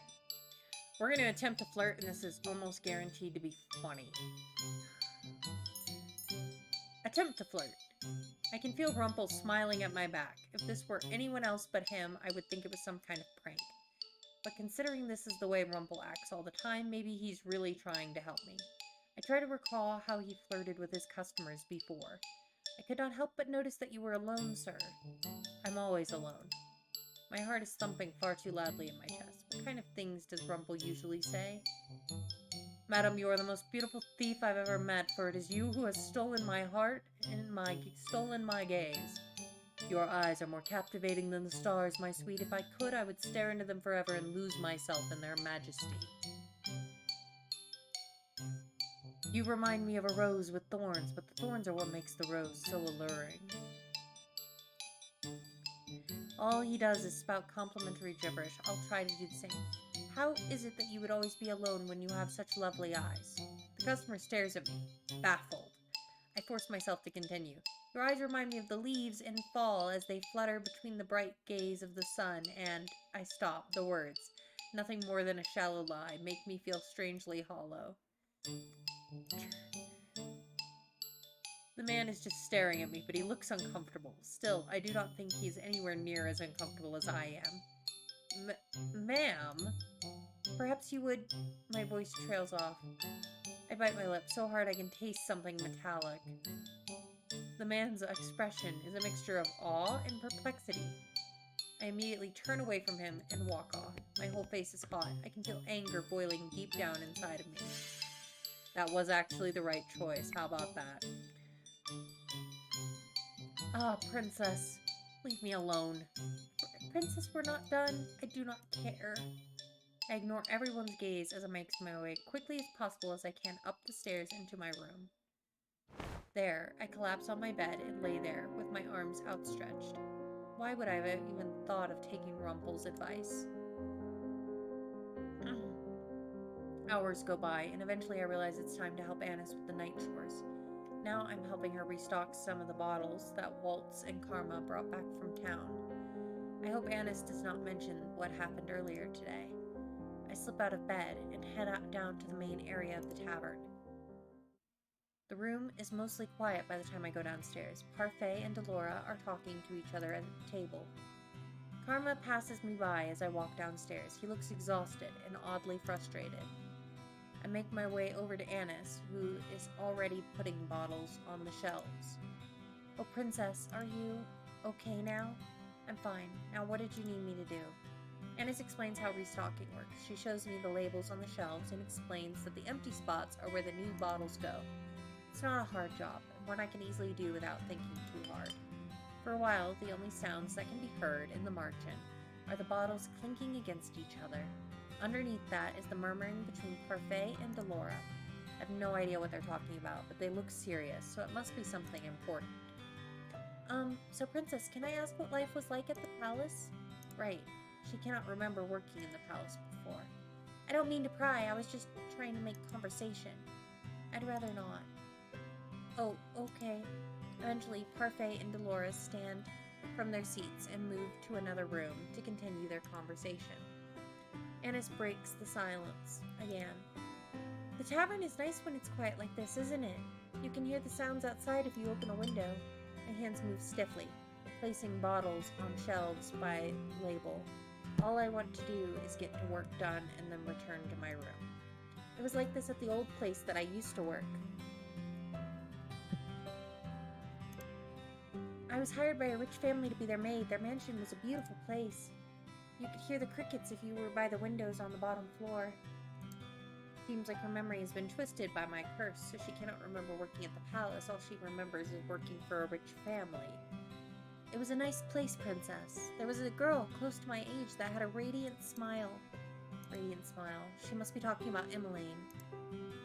The head of the mansion was a really kind man, and she grows suddenly quiet, a look of confusion coming to her face.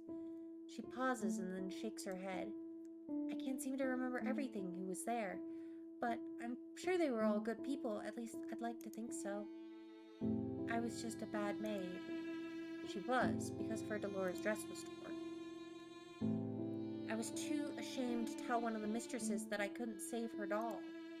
Save her doll? Annis looks down, her smile wistful. I was fired on my first day because I couldn't save one of the mistress's dolls. I was the one cleaning her shelves that day, and when I went in, I saw a crow had come in through the open window and was pecking at one of the dolls. I shooed it away, but I was too late. The doll had a little rip in its dress, and I was fired for not doing my job properly. So it wasn't Annis who ripped Dolores' dress, but a bird? Is this why Delora insisted Annis deserves an apology? What happened after you were fired?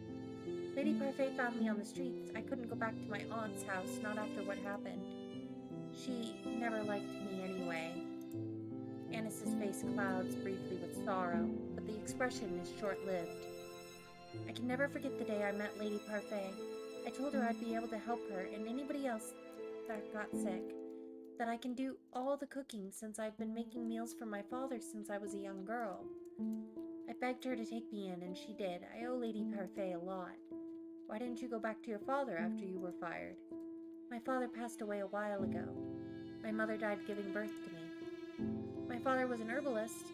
He taught me a lot while he was still with me. So before Rumple came in, I helped Lady Parfait with her herbal remedies. So you have no one. That's what I thought, but now I have everyone here. The Marchand is my family now. Family. Princess, we're all happy to have you here, too. You really help out around the Marchand. I can tell Rumple's happy to have you as a partner. The memory of what happened today slowly seeps back into my mind. I cannot help the irritation bubbling up inside me. I know he's a little overwhelming, but I'm pretty sure Rumple's really trying to help you. Just like he's helping Lady Parfait. It's not the same thing at all. The two of us continue working until Annis makes another wistful comment. The place I worked before this. It felt like there was warmth in that gigantic home, but it was stifled. The place wasn't warm at all. I speak the words without meaning to. Annis looks at me curiously. King suddenly started speaking to me when Mother died, but it was never enough. Before that, he was cold and distant, and even now he favors his new wife and children over me. There were people, but they all wore fake smiles, and my father was the worst of all. I may as well have never existed to him. Princess, I'm sorry. For what? You're talking about the palace, right? The king always seemed so nice. He puts his kingdom before his children. Annis fidgets nervously. I'm sorry. Apologies are not going to change the past. Sometimes apologizing seems like all we can do when we can't change something that's already happened. I think about Annis, who tried to save my doll, and the way I fired her that day. Rumple told me once that all I had to do was listen to people to sympathize with them. Could that also be true for finding out the truth? All I can do is make up for what I did to her. Is apologize. Real quick, let's do it. Save. Apologize. I am sorry. Annis looks at me, clearly shocked. She stares for a few moments before I scowl at her. Staring is rude. Oh, I was just... Why are you apologizing to me, Princess? It's for something I did that you wouldn't remember. That I wouldn't remember? You should tell me. I promise I won't hold it against you. It's not important. Annis's eyes are suddenly downcast, and no matter the attempt, her smile isn't as bright as it once was. I quickly finish stacking the bottles on the shelves. I'm done.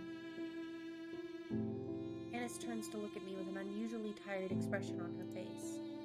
Thank you for listening to me, Princess, and for telling me a little bit about yourself, too. I feel like I might have said too much. I do not respond to Annis, but instead I choose to head out the front door. Annis asks where I'm going, but I just ignore her. I think about heading to town, but then reconsider. I decide to head to the forest instead. I make my way to the forest clearing. In the dark, everything feels a lot more comfortable. Here I do not have to pretend to listen to anyone. I do not have to talk about myself. I settle down on a rock and stare up at the sky. I apologized, but Annis did not even understand my apology. And even now, I still cannot bring myself to trust those at the March-In. I sigh and find myself speaking aloud. Maybe I am the Ice Princess. Ah, but have you seen the beautiful sculptures that can be made from Ice, Princess? I turn to see Rumple walking towards me, a broad grin on his face. Ice always sparkles in the sun. It glistens and stands so proudly where it's been sculpted. I stare at Rumple blankly. He sighs and shakes his head. I'm sorry, that one was particularly bad, wasn't it? He sits down beside me, and his grin falters a little bit. I have no white lilies to give you this time, my sweet princess, but I will offer anything else you would need for me to apologize for my advice earlier today. I can offer anything, my words, my body. I cut Rumple off as I'm not in the mood for his usual behavior. You're always like this. All you ever do is flirt. Any meaningful thing you try to say is lost in the flattery you constantly give to people. It is shallow. You're right. What? I stare at him, Rumple still smiling, but it's not the same confident grin he wore earlier. Somewhere deep in my memories I remember someone telling me off just like this. Many people enjoy flattery, Princess, and a lot of them are receptive to flirting, but nothing can be measured up to a genuine compliment. But I stand by what I said before, in that making a person happy is a good deed. Look, I'll show you. Rumple shifts so that he's looking right at me, and I notice that his smile is gone. Lucette, of all the women I've met, you are the most straightforward and honest. Many do not have the courage or the confidence to exhibit those qualities. And that is why I admire you, and why I will always take your words to heart, because I know you will always speak the truth. I look into Rumple's eyes, which still have a gentle shimmer despite the darkness. For a few moments, his words float around in my head. No one has ever called my bluntness honesty before, and no one has ever complimented me for it. Rumple told me before that I deserve to be spoiled. Maybe it's because he sees the things I do in a more positive light. My, you're struck speechless by that, aren't you? You look cute with your cheeks so rosy, my sweet princess. I glare at him, and Rumple just laughs in response. I put a hand to my cheek, suddenly self-conscious. Rumple smiles at me, but it's not the usual playful smile. I know, isn't this such a cute scene? Right now, he almost looks serious. Did he mean what he just said? All right. Save again. That way, if we get the wrong answer, we can go back. Like I said, historically, the right answer has been the more negative ones. The ones we would consider more negative. So I'm going to try telling him off first. Why did you have to be so dramatic when you gave me that compliment? I was dramatic? I cross my arms and Rumple grins at me. I can't help it, Princess. I am dramatic by nature. A compliment is, in some ways, a performance. So you did not mean what you said? No, I did. I swear I did. I was trying to show you how to making a person happy could be a good deed. Complimenting a person on appearances is easier than complimenting them on their demeanor. You have to know a person for that. There we go, we got it. I meant what I said, Princess, and I swear that it wasn't just me trying to weave spectacular words together. Earlier, I bet you made Annis happy too. You were spying on our conversation? I would never. I just happened to be making my way down the stairs very slowly. You don't even know what I was apologizing for. No, but you thought you had to after you listened to her, didn't you? I listened far more than you do. Princess, you've shattered my heart so many times there are permanent cracks. But do not worry, the cracks in my heart allow even more of you to make your way into it. Rumple awkwardly laughs when I remain silent. Anyway, there are different kinds of listening, Princess. Listening to sympathize is one kind. Trying to put yourself in someone's shoes, trying to understand them, that is one of those ways. Then there is the kind of listening that is shallow. One pretends to listen without ever letting the words into their heart. Words are fickle things. Mother always told me that people lie and that they would say whatever benefited them. It is foolish to trust words. What if Annis had been lying to me? Why would I put so much blind faith in people? Because more often than not, people are good, Princess. I let out an exasperated sigh. Sometimes I cannot tell if I'm angry or confused by Rumple. Ah, what a beautiful sound. It was as if the sweet wind itself was gently tickling my ear. I slide away from him and scowl. Your scowl is adorable too. You have such delicate lips. Right. I'm still convinced that his earlier compliment was just a lie. How can he say something genuine and then slide right back into this pitiful flattery? For a moment, silence falls, and I find to my surprise that it is not awkward being alone with Rumple. Will you accept my apology for earlier? I promise I'll never try to get you to flirt with anyone ever again. Besides, if you flirted with another man and then grew fond of him, I would be devastated. That would never happen. You didn't let me finish. I was going to say that I would be devastated because that would mean that your heart belongs to someone else, and my heart belongs to no one. I will steal it like a thief in the night. That will also never happen. If not that, then I'll settle with making you smile, at least once, because I'm sure you would shine as brightly as the sun if you smiled. You are unreasonably persistent. Love is a persistent endeavor, Princess. A man in love stops at nothing to win over the woman he so adores. Then you must be in love with many women. I stand up. I would appreciate you just complimenting me when you mean it. But Princess, I mean every one of my compliments. I have no energy to chastise him right now. But at least I no longer have that anger inside from earlier. It's been a long day. I'm going to bed. Would you like company? I didn't mean good night, Rumple. Good night, Princess Lucette. I make my way back to the tavern, feeling surprisingly light. Still, even if Rumple's words might make me happier than I care to admit, he's not doing a very good job of helping me with my curse. I might have to do this on my own after all. Chapter 5! That much closer.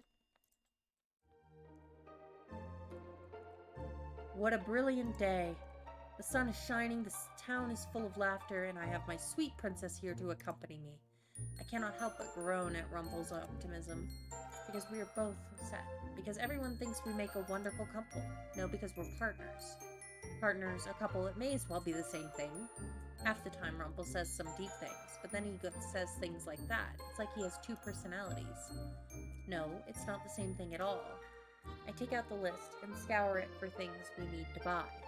More than half of it is already crossed out. I glance at the bags Rumple is carrying. He refuses to let me carry any of them, insisting that it would be impolite to force the load on me. That leaves me with list duty. This is a lot more laid back than what I have to do at the marchand. Okay, now we have the general medicine restock for Anis. My area of expertise. Never fear, my sweet princess, I will find everything we need. We already have a list. But Rumple just hums enthusiastically as we continue our way, and I'm not entirely sure if he heard me or not. We arrive at the little medicine shop in the central plaza. A man exits through the front door, coughing so loudly people turn their head to stare at him. I wait for the man to pass so that I can open the door to the store. Then I notice that Rumple hasn't budged beside me at all.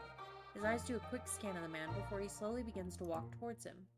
Sir, you are sick. Eh? What's it to you?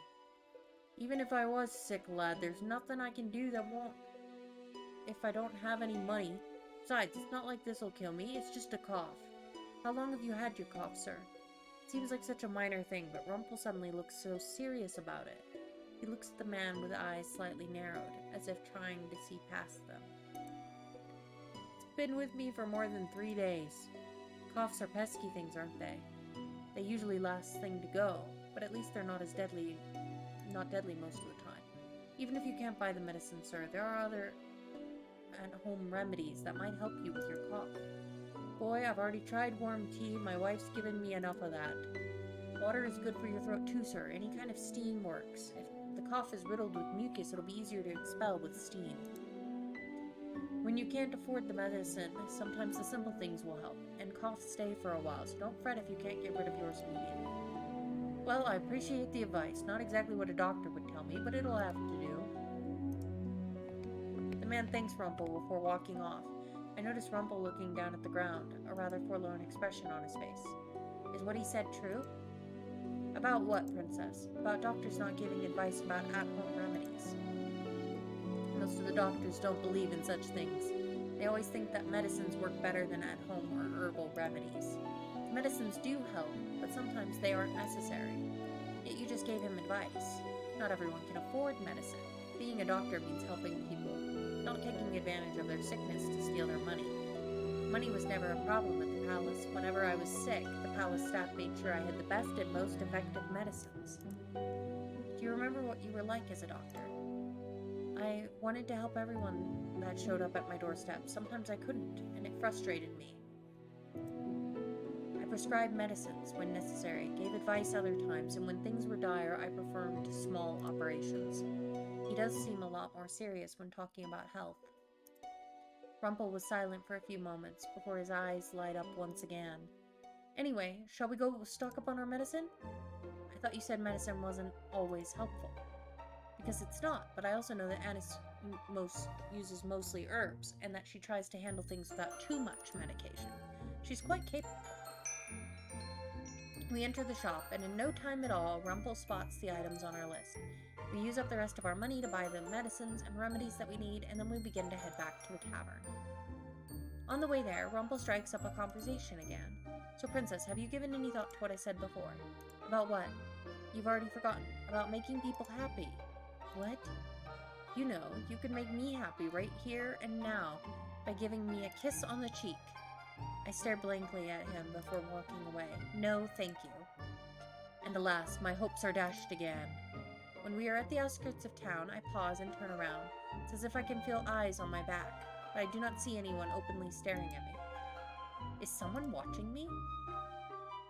Suddenly, I feel warmth in my hand, then fingers interlaced through mine. Rumple pulls me a little closer, his expression oddly gentle. Don't worry, my sweet princess, you're safe with me. Suddenly, his face is a lot closer to mine, and I can see his features more closely. It's like the night in the forest, except his face is not marred by the same shadows.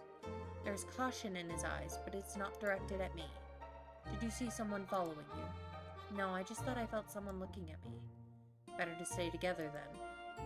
We begin walking again. Two of us begin to head back to the margin. Rumple has all the bags in one hand now. He hums a little bit as we walk. It's remarkably peaceful, so much so that I do not even mind him holding my hand. It suddenly feels a lot safer.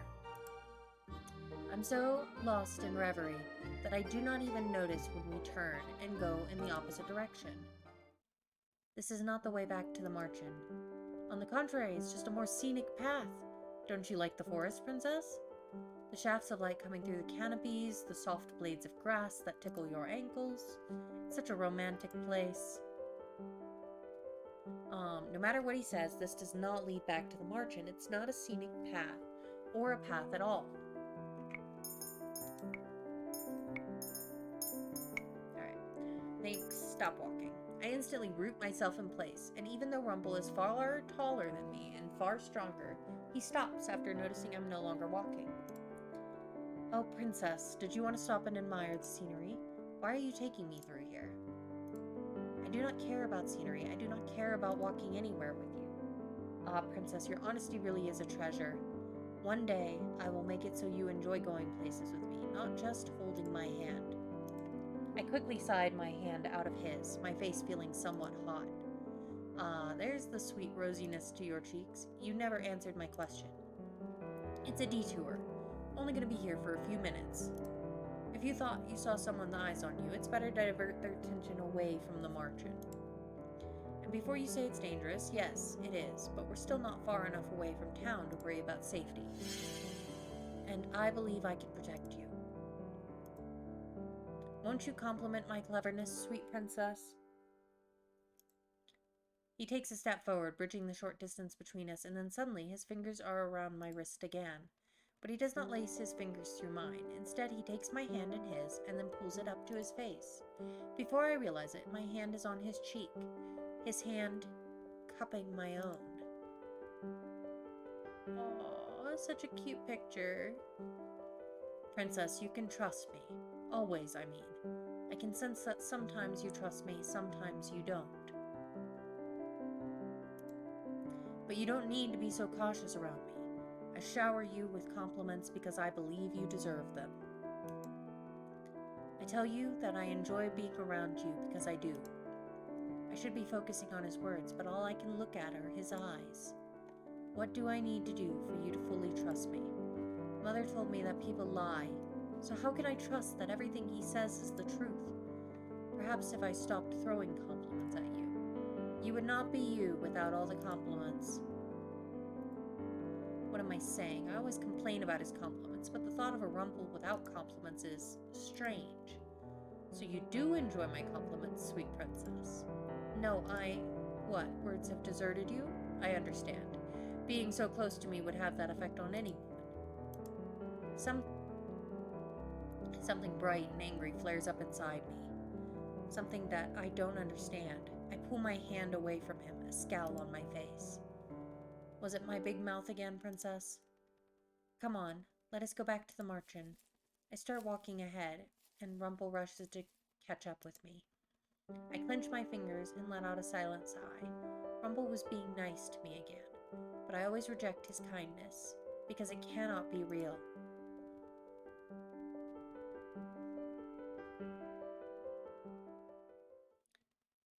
Days go by. I consider Rumple's advice, but I refuse to flirt with anyone again. But I have no idea how to make anyone happy. Rumple told me that I cannot make anyone happy without knowing anything about them and listening to them like I did with Annis. What reason do I have to listen to people? This is so frustrating. Days later, Rumple and I sit at a table waiting for our work orders. Rumple is on the verge of a conversation when we suddenly hear Parfait speaking in the doorway. Rumple picks up on the words before I do and rushes over to the front door. He looks almost nervous. Who is at the front door? I excuse myself briefly, telling Annis that I'll be back, and make my way to the front door, and there I see 3 people in conversation. There is Rumple and Parfait and a very pale man. Pale Man looks like death itself, like he might just keel over. I can help him. Rumple. He needs help. He can stay in my room instead. I can even restock the medicines on my own if I need be. So please, let me help him. There's a desperation in Rumple's eyes that I've never seen before. He looks at Parfait pleadingly, all the while holding the man by the shoulder to steady him. What is happening? Oh, Princess, this man heard about Rumple through one of the men at the tavern.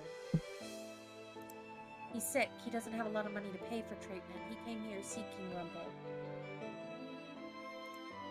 He must have been able to find this place because he was cursed. Does he even have the money to pay? Rumple turns to me with a frown on his face. I've never seen him look at me so sternly. Princess, you remember what I told you before. He was insistent that a doctor's #1 priority was to help their patient, regardless of their monetary situation. Take him to your room then, Rumple. I'll have Annis assist you, if she's willing. No, Annis doesn't need to worry herself. I think she'd want to help you. The two cut their discussion short when the man starts coughing, a terrible hacking cough that paralyzes him. Rumple steadies him and then begins to slowly move him toward his room. Don't worry, Princess, he'll be fine. What? I can see the worry on your face. Rumple will be fine. Why would I worry about Rumple? Because it's not like you to worry about someone you don't know at all. He looks so alarmed. I've never seen Rumple look like that before. It's not like him. Rumple knows what he's doing. I'll have someone else assist you with serving today, so no worries. Parfait comes through on her promise. When I go back to the bar, both Annis and Rumple are gone. Karma, or Miss Karma, is there instead, looking disgruntled. Waltz would be better at this. Why do I have to help? Because Waltz is busy doing his puppet shows, and Rumple is helping a sick man. Oh, well, I guess there's nothing to do about this then, other than enjoy it. He flips his hair and smiles brilliantly. I will attract all the customers today. Perhaps we should have a competition, Princess. Compete with yourself. I'm really not in the mood for karma right now. Then I shall definitely compete with myself, because challenging yourself is important. Karma picks up waiting tables fairly easily. I notice that he speaks very fondly to the girls, but they are not as receptive as they are with Rumple. Many times they ask Karma where Rumple is, and he seems agitated. When he tells them that Rumple is busy, they seem just as irritated. Once my break starts, I meet Karma at the bar. He looks depressed. I guess if you and Rumple competed to woo girls, he would win. Darling, if I were to shed my disguise right here and now, I'd be the clear victor. Since without this disguise, women would flock to me. It's rather uncomfortable to have every woman in Angel fall in love with you. You look like you're judging me, Princess, because I am. If only you understood my plight. Karma and Rumple may speak similarly, but they're still so different. Karma is the type to complain. Rumple never complains. He's overworking himself for someone else, just like he went out of his way to apologize to me many times. My heart sinks a little bit as I think of him and Annis helping out the sick man. Rumple did not even want Annis going up there, so he probably wouldn't want me up there either. I could try and go visit him, or I could go back to my room.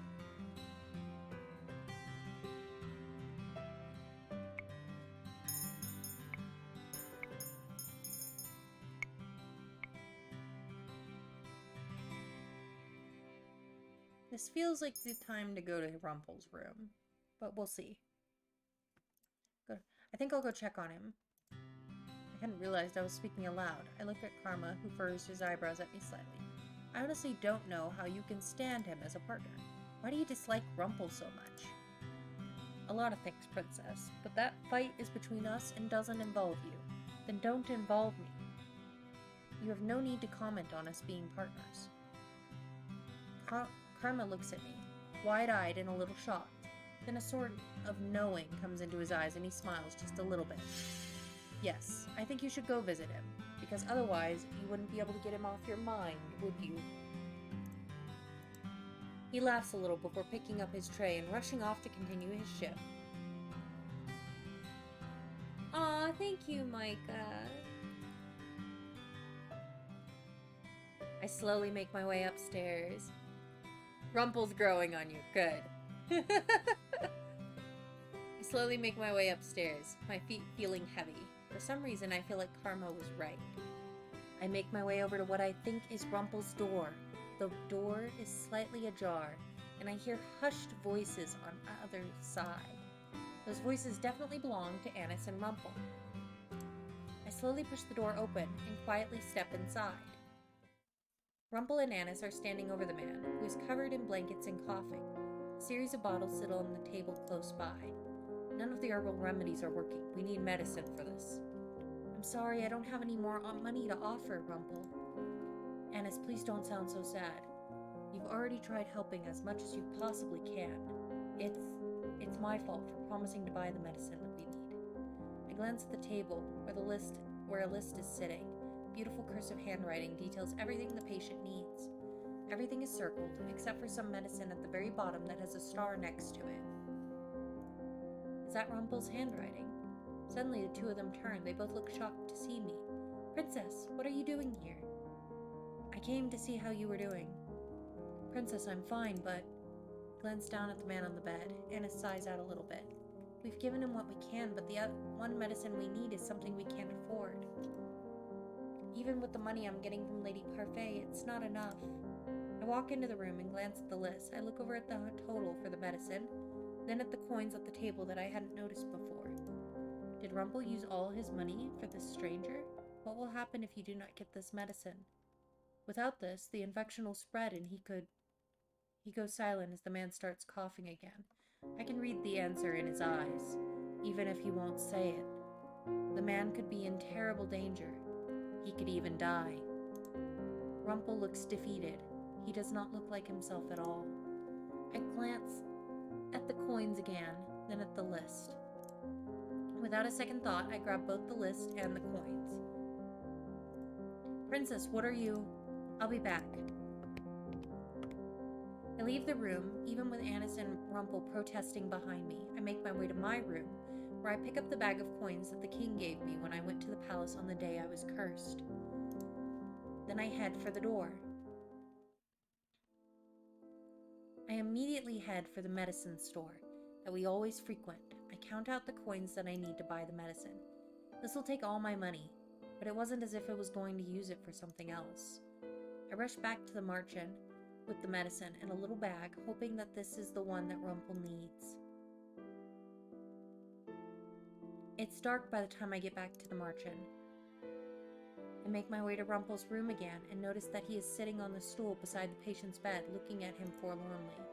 When I enter the room, his eyes go wide. He seems even more surprised when I hand him the bag. Princess, is this? He opens the bag and lets the little vial roll onto his hand.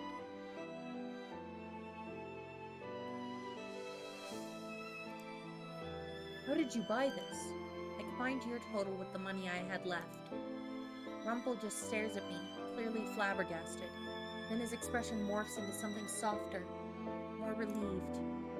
He steps forward and suddenly his arms are around me. He grips me tightly and then I hear his voice in my ear. Thank you so much, Princess Lucette. My heartbeat picks up slightly. It is so loud, I think Rumple might hear it. But when he pulls away, he does not say anything. I'll have to thank you for this later, Princess, but for now, you should leave. I don't want you to get sick. I'm too dazed to disagree. I nod my head, quietly, before moving stiffly towards the door. I glance back at Rumple one last time, noticing that he is checking the man's temperature. The moment I leave the room, a flash of light emanates from my chest. I absently touch the glass slipper at my neck and then pause as I stare down at it. I feel a soft gasp leave my lips when I notice the fragment of a second slipper. I got my first good deed. I bought the medicine for Rumple, but I only added in a few more coins to buy it. So what I did today was considered a good deed? I'm confused, but at the same time I'm pleased that I actually managed to get a good deed. Now, I only need 2 more. The next day, I go down to the tavern area to begin my work, but I'm there a little early. Waltz is working on his puppets at a table, eyebrow furrowed in concentration. When I walk in, he looks up at me and smiles. Then he raises his eyebrows. Princess, congratulations. You got your first good deed. I did. I knew you could do it. I nod in response. His praise makes me feel oddly proud. I continue my usual work, keeping an eye out for Rumple as I work my shift, but he never appears. A few days go by, and it's only after the man leaves, looking a lot healthier and stable than he was before, that I finally see Rumple. He and the man speak at the front door to the tavern. No, really, sir, I couldn't take anything from you. Nonsense, you saved my life. I need to pay you back somehow. The man is holding money out to Rumple, but Rumple just shakes his head. I notice there's faint dark circles under his eyes and that he looks tired. I didn't help you for the money. But I insist. That money could be spent on better things, like your family. You may not take my money, but I promise I'll pay you back. Your health is all the reward I need, I promise. I can't thank you enough. After the man leaves, I approach Rumple. He turns to me and leans against the door. His smile still tired, but bright. Ah, princess. Come to heal my weary body, perhaps? I would so love another hug. Oh, she blushing. She blushing. My face becomes hot at the memory of Rumple's hug from the other day. Ah, the natural rouge of your cheeks is so sweet, princess. It makes me feel infinitely better. And your necklace seems different. I reach up to touch the pendant. Every time I get a good deed, a piece gets added to my necklace. Oh right, you helped with the medicine the other day. Of course that was a good deed, princess. It was very selfless of you. Thank you again for that. The man tried to thank you too, but you refused his money. Why? Why did you spend your money on him? Because life is invaluable, princess. No amount of money could ever be more important than a person's life. Even if it is someone you do not know? Yes, because everyone has a life, princess. They have loved ones, families, sweethearts. And if I can help them, I will. And I will gladly spend any amount of money to do so. Okay, fine. Why didn't you accept any money from that man? Because no amount of money. You needed that money. How are you going to buy more medicines without any money? Rumple's eyes widen. He was clearly not expecting me to ask that question. But he said before he didn't have much money, and it was true. I can't take money from him when he doesn't have much of it to begin with. He was thanking you with money. You should have accepted it. Parfait pays you, does she not? Rumple's shoulders sag when he sighs. Yes, even though I won't accept the money from her face to face, she has to sneak it into my wallet. If she does that, why not just accept it from her? I'm trying to make a statement, princess. And Parfait does not seem to care because she sneaks the money into your wallet regardless. Ah, you have a point there. You're stubborn. We both are. Now I have a question. Why did you use your money on the man? You knew nothing about it. Did you do it for him? For yourself? Or for me, perhaps? Rumple grins at me mischievously. Even with tired eyes, I can see the bright cheer in them. Hit the nail right on the head again. You're becoming easier to read, my sweet princess. Well, no matter why you did it, thank you. The medicine was necessary to help that man. I still think you should have accepted money from him. You helped him, and did a service no one else would. You should have accepted his gratitude. Princess, I told you. I crossed my arms and frowned at him. You're so stubborn. Rumple's smile falters, and he looks at me sadly, almost guiltily. For some reason, the sight of him in such a state makes my heart sink. Wipe off that frown. You look better with a smile. Rumple stares at me, shocked. Why is he staring at me like that? You like my smile? What? I did not say You like my smile? And you complimented it too, princess. You have no idea how much this means to me. Rumple throws his hands in the air. I resist the urge to roll my eyes at the exaggerated reaction.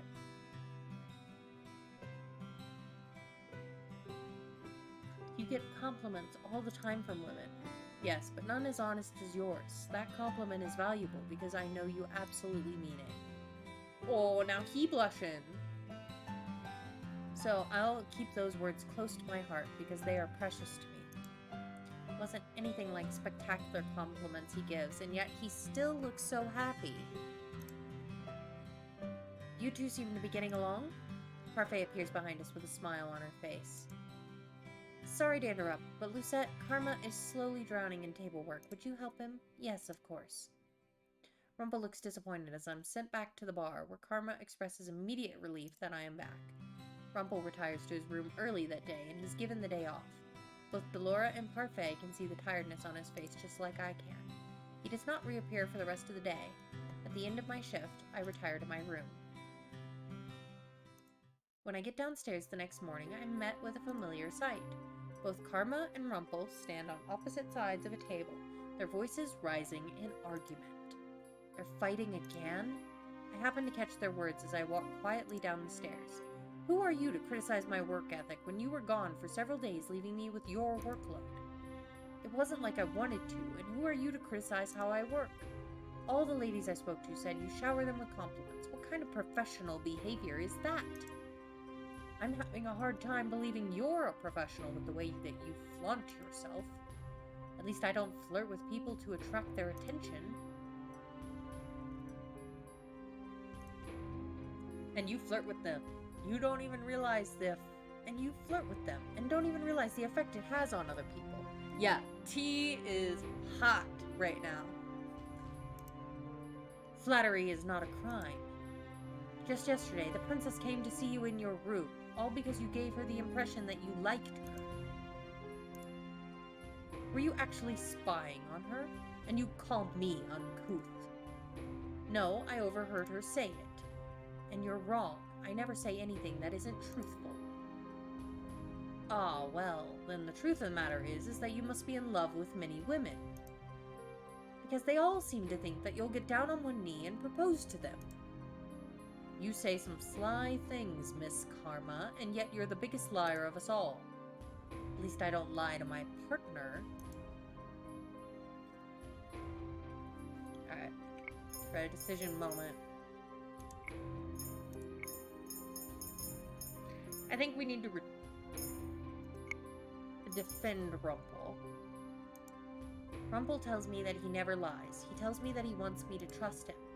Though I still find it hard to believe, I do want to trust him. I walk down the rest of the stairs and stop at Rumple's side. Both men look equally surprised to see me there. Rumple has never lied to me yet. Karma looks up and stares at me for a few moments, looking startled by my sudden appearance. Then he sighs. Princess, a man that flatters everyone doesn't flatter anyone. At least he's not so conceited he flatters himself constantly. Ooh, such sharp tongue you have, princess, and you are very quick to jump to assumptions. You two are at it again? Jurian stops at the table and frowns at them. Both men glance away from her cold gaze. Karma murmurs something before excusing himself. Rumple looks down at the table, his eyebrows knit together with frustration. What is wrong with you two? Why can't you just be civil with each other? Jurian, you're never here to see how these fights start. Karma is every bit a beast, attacking me for no good reason at all. But when you're keen-eyed, you should be able to discern that, right? Flattery won't work on me, Rumple. And second, I doubt these fights start without any bit of prompting from you. I swear I don't start anything. Karma is just always irritable. He's like a woman during that one time of the month. Really, Rumple? Jurian walks away stiffly, leaving me with Rumple. I look at him, a little irritated by his earlier comment. He gives me a sheepish smile. Thank you, princess. For what? Yay! Rumple, please, right? For defending me. I swear I meant what I said. I would never lie to you. I mean every one of the compliments, every one of my thank yous. You must know that, since you came to defend me. Rumple, sometimes you continue talking when nothing needs to be said. But I'm just expressing the depths of my gratitude. It's not necessary. Such a small thing, too. Princess, can you give me some help with the inventory? I'm coming. As I turn away, Rumple waves. I'll see you later, princess. Who knows? You might get your second good deed. I resist the urge to roll my eyes. It feels like it will be a while yet before I can achieve my next good deed. Oh my gosh, guys. Last chapter.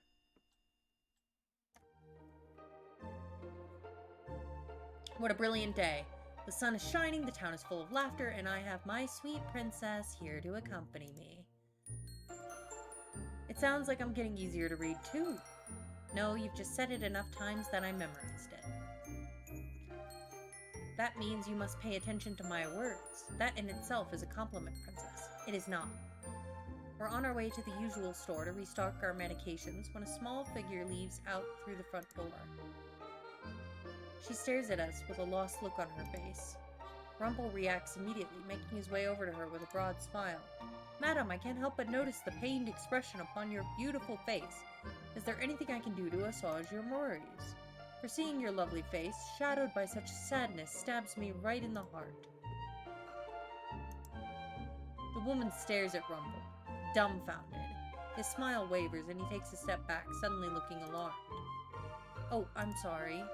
It's you! Huh? I'm sorry. I'm so sorry. This is awkward, madam, but I'm afraid I don't know you. What? Or do I? Do I know you? I take a step forward and look at the woman flatly. He's been cursed. He has amnesia. Amnesia? The woman stares at Rumple, scrutinizing him. You do seem different. Changed from before, in any case. So you knew me before. How terrible it is of me to forget such a lovely face, but perhaps you could help me remember. The usual flirty suggestion is in his voice, but the woman seems unaffected. I can help you remember. You can? It's no wonder I can't remember your name. You have the fairy tale curse, don't you? Who is this woman? You truly don't remember me? I'm sorry. The woman looks conflicted, but the expression is gone as fast as it appears. I'm Bria, your fiancé. Tea!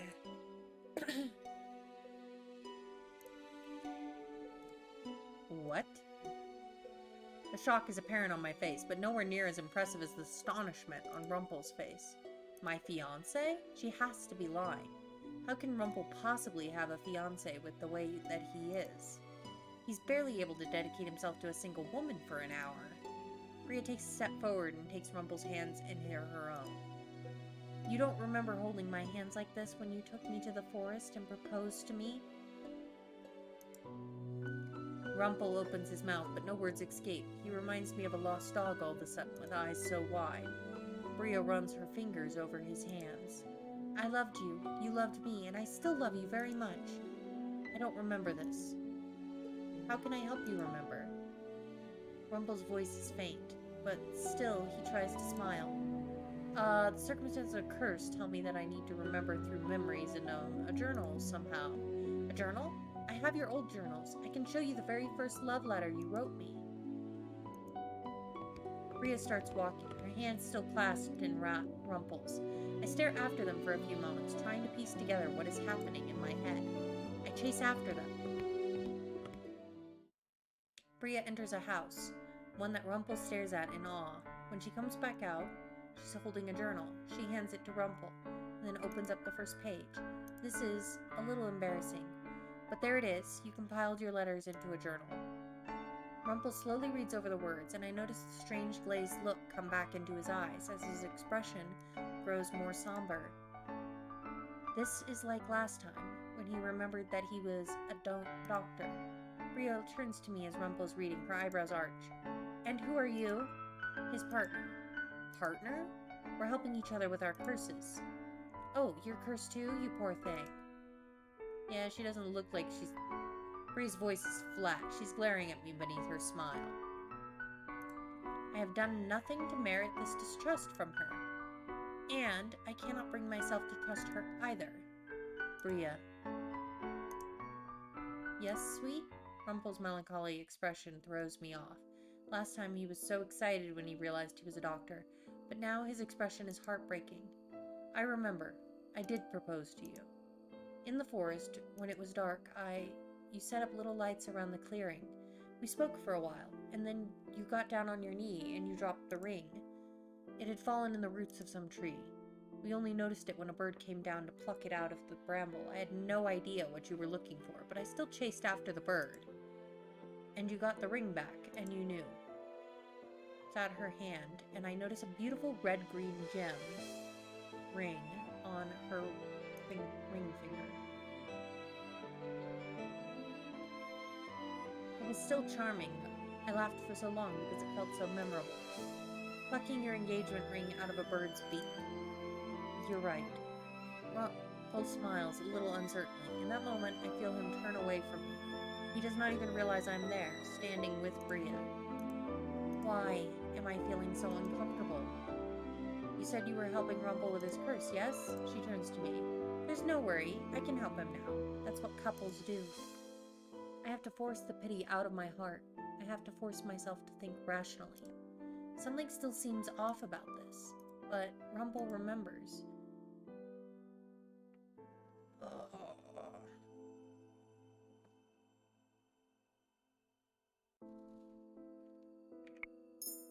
Choice time.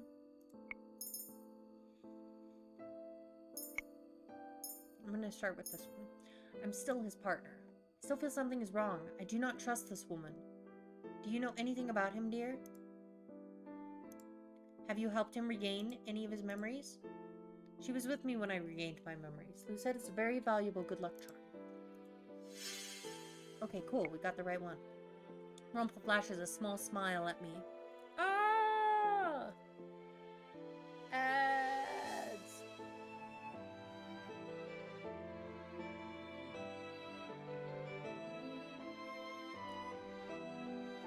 This is turning into a longer stream than usual, which I apologize for those who it's getting quite late. But we're so close to the end, I can't stop now without getting it finished. Let's see. I think I'm just gonna keep going.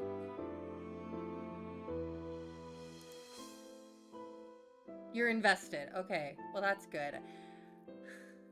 I am sorry you're missing out on sleep time right now, Micah, but I'm glad you're at least enjoying the story.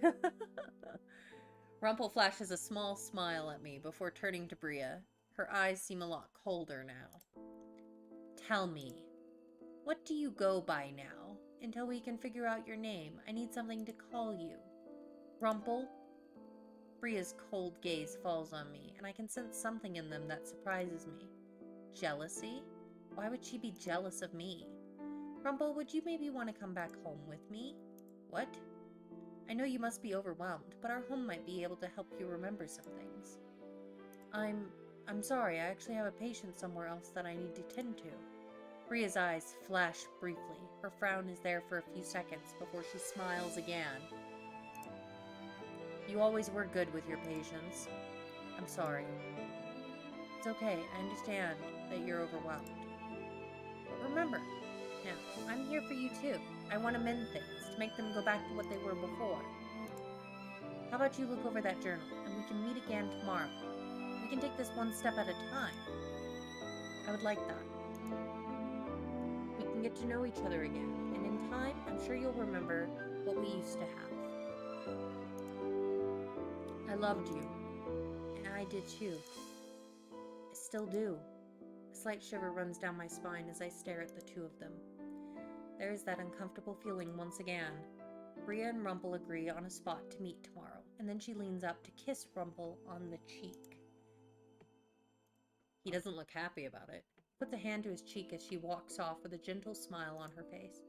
Are you okay? He looks at me for a few moments. I feel that his gaze lingers longer than it normally does, on my own eyes. Then he smiles and laughs. Of course I am, Princess. I just remembered something about my own past. I'm guessing that the second entry has appeared in my journal by now. I can't wait to get back to the March Inn to read it. Bria has the rest of my journals, so I might truly be able to remember everything if I talk to her, including your love for her. He sighs out before he proclaims that we should finish our errands. I follow him around the town, though the scenery lacks its usual vibrancy.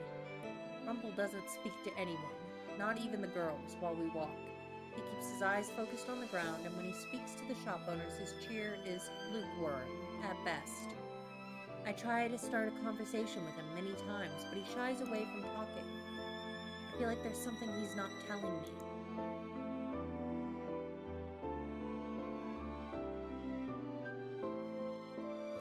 When we arrived at the margin, Rumple quickly excuses himself, not even sharing his epiphany about his past with anyone. What has him so bent out of shape? He just regained another memory. I'm assuming he's gonna go read about it now. It's not like him to hide things. I hope Rumple is okay.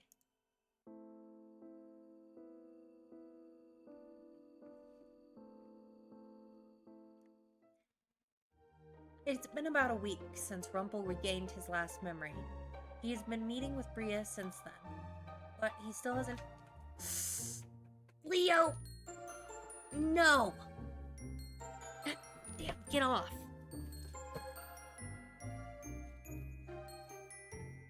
Seriously?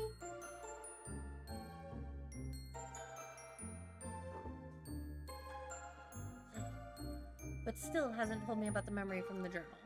He does not flirt with any girls, and when he sees me, his smile looks broken. He spends his days visiting Bria. Leo? No. No. You can be right here. Intending to parfait. You're worried about Rumple, aren't you? Why would I be worried about him? Because Rumple is no longer able to run errands with me, Waltz decided to take his place. But Walt's presence cannot make up for Rumple's absence. He'll be fine, Princess. He's still figuring things out. I do not trust that woman. His fiancée? She appeared out of nowhere. People who aren't cursed can't find the tavern, Princess. She would never have been able to find him. So really, the only place she could have met him was out here in nowhere. I can tell that he's teasing me, but it does little to lift my spirits. I know. Walt sighs. If you don't trust her, why not just ask around for her? She obviously does not want to talk to me. No, I mean ask others about her. So long as you find a way to phrase your intentions honestly, I think they might understand you. Rumple says my honesty is good, but I also know that the way I speak frustrates many people. Come on, I'll help. Walt approaches the flower shop where several people are gathered to look at the fresh flowers. Excuse me, madam, sir, I was wondering if you knew anything about someone named Bria. We hear that she's engaged to a friend of ours, but he hasn't said much about her. Everyone calls me blunt, but I would never question others so openly. Does Waltz really expect the people to be so open to him? Oh, if it isn't Waltz doing a little investigative work, aren't you? Just looking to find out more about someone important to a friend. Not going to put this in one of your shows, are you? Waltz raises an eyebrow and laughs. Of course not. Everyone just trusts Waltz. I suppose he must speak to people often. Being a performer. They would probably never suspect Waltz to do anything morally questionable. And yet with me, they were suspicious of everything that I did. I guess it's a good thing that Waltz is here. I stifle a sigh as the so-called investigation begins. But Bria? I was under the impression that her fiancé wasn't seeing her anymore. Bria? Oh, poor Bria. I hear the poor dear made a mistake and her fiancé threw her out for it. Is she engaged to someone new now? I'm not surprised given the affair that she had on her first fiancé. She's a cheater! She's a cheater!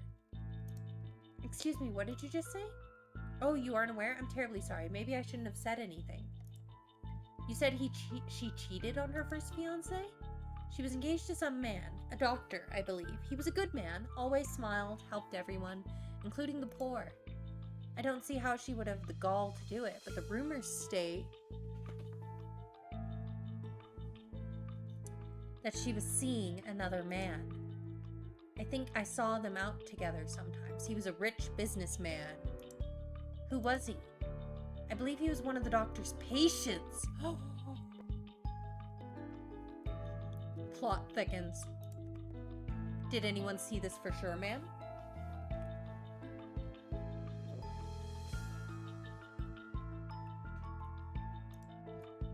Oh, lots of people did, and that's why the poor man stopped seeing her. Bless his heart. He looked heartbroken.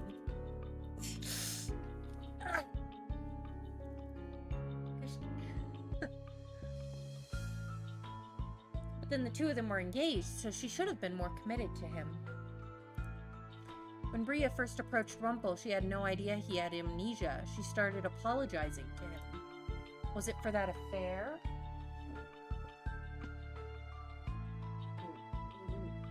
Or am I just speculating?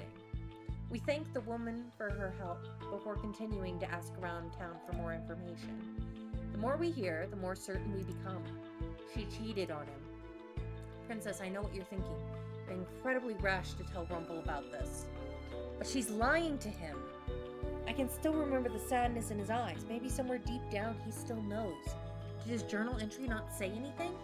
You can try talking to him, Princess, but without any evidence, we're just going off rumors. If you were wrong, I think that would hurt the situation a lot more. I'm forced to acknowledge Waltz's reasoning. As much as I want to tell Rumple right now, I do not even know where he is. We finish our errands for the day, and then return to the Marchen, where I complete my chores around the tavern before retiring to bed. Later that night, after returning for hours in bed without any success of sleep, I make my way downstairs for a glass of milk. I stop abruptly at the sound of hushed voices. Parfait and Rumple are sitting together at a table, their voices soft. It means a lot to me that you're still taking care of me, even with everything that you have on your plate. When things are uncertain as they are right now, the little things that remain the same are actually comforting.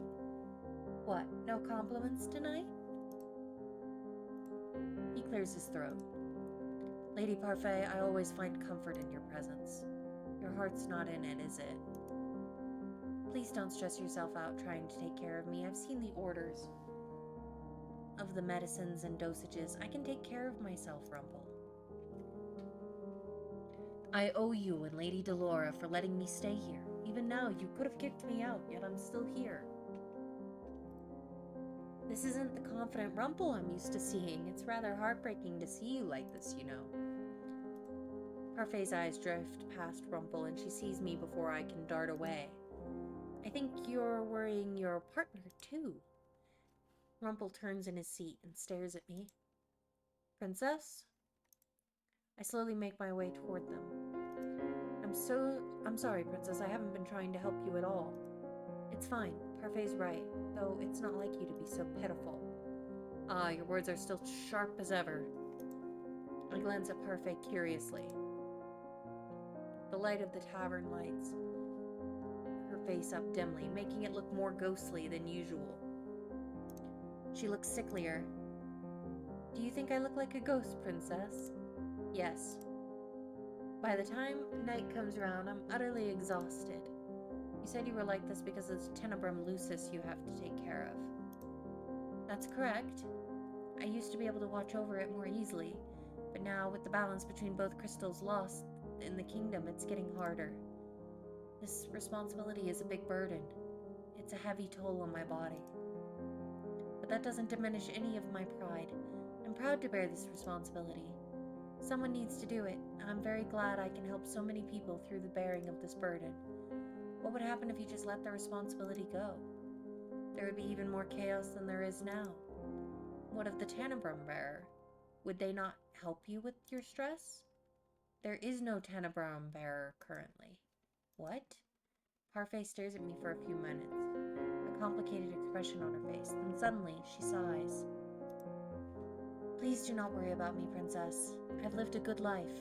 I just want to do more while I still live. And I'm very lucky to be surrounded by so many good people. Anyway, the two of you should be off to bed soon. I can tell you're both tired. Parfait pauses to look at me, eyebrows slightly arched. Oh, but before you go, there was something I meant to ask you. Ask me? Parfait crosses her arms and looks at me tersely for a few moments. The look is unlike her. It almost concerns me. She looks uncertain of something, though I can't imagine what it is. What could she want to discuss with me? I wanted to ask if you were free the day after tomorrow. I'm free whenever my schedule says I am. Then, if you could spare 20 or so minutes, I want to speak with you about something. Very important. Important? I suppose you could say it's related to your curse. Fine. Parfait smiles at us before walking back to her room, leaving me alone with Rumple. Rumple smiles at me uncertainly. For a few moments, I think he might actually talk to me, but then he rushes off after giving me an apology. I watch him walk up the stairs, my heart sinking. I need to know what's going on with him. Today is my day off. I keep on the lookout for Rumple. Eventually, I see him making his way down the staircase. He does not look quite as disheartened as last night, but his expression is still rather somber. He says good morning to everyone as he usually does, and then walks out through the front door. And that is my cue. Following behind Rumple without being seen proves to be remarkably easy. Even if he's perceptive, he wouldn't be expecting me to follow after him when I normally work during these hours.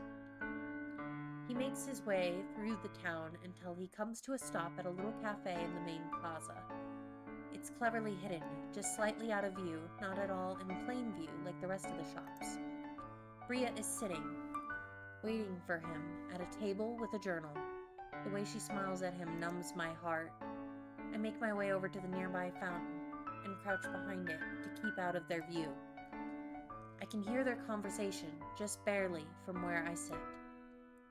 You know, I've been searching for you for a long time when I saw you. You suddenly disappeared from the house one night. I couldn't find you. Why did I leave the house? I don't know. Was it a fight? No, not a fight.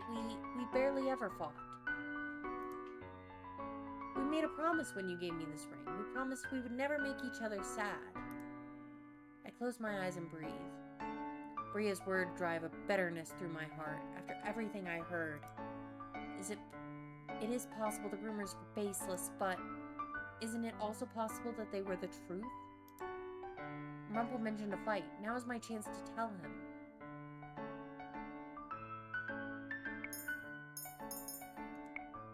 Choice time. I think we're going to interrupt the conversation. I step out from behind the fountain and slowly make my way over to the table. Bria looks up and around, and after a few moments her eyes fall on me. She immediately scowls. What are you doing here? I came to see if you were lying to Rumple. What? Is there something wrong, Miss Partner? Not with me, but perhaps with you. Excuse me? You seem to have quite the reputation. Princess, I have no idea what you're talking about, but taking people's words at face value is foolish. Mother would have said the same thing, but why would they lie?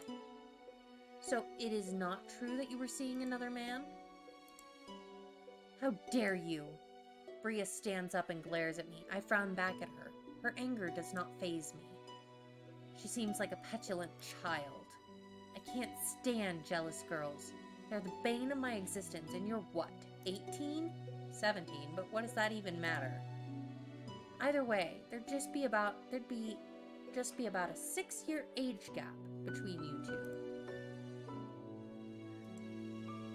24? Gods, am I really so ancient? The two of us look at him in unison, then back at each other. I'm here because I want to help my partner, and because you are lying to him. And who are you to say I'm lying? You're a terrible little spy, is what you are. Hiding. I'm gonna tell you now that Rumple doesn't need you, especially if you're the one spewing lies. Those words have no weight coming from a hypocrite. Leo! Ah! He stole my crown. Give it back. Give it back!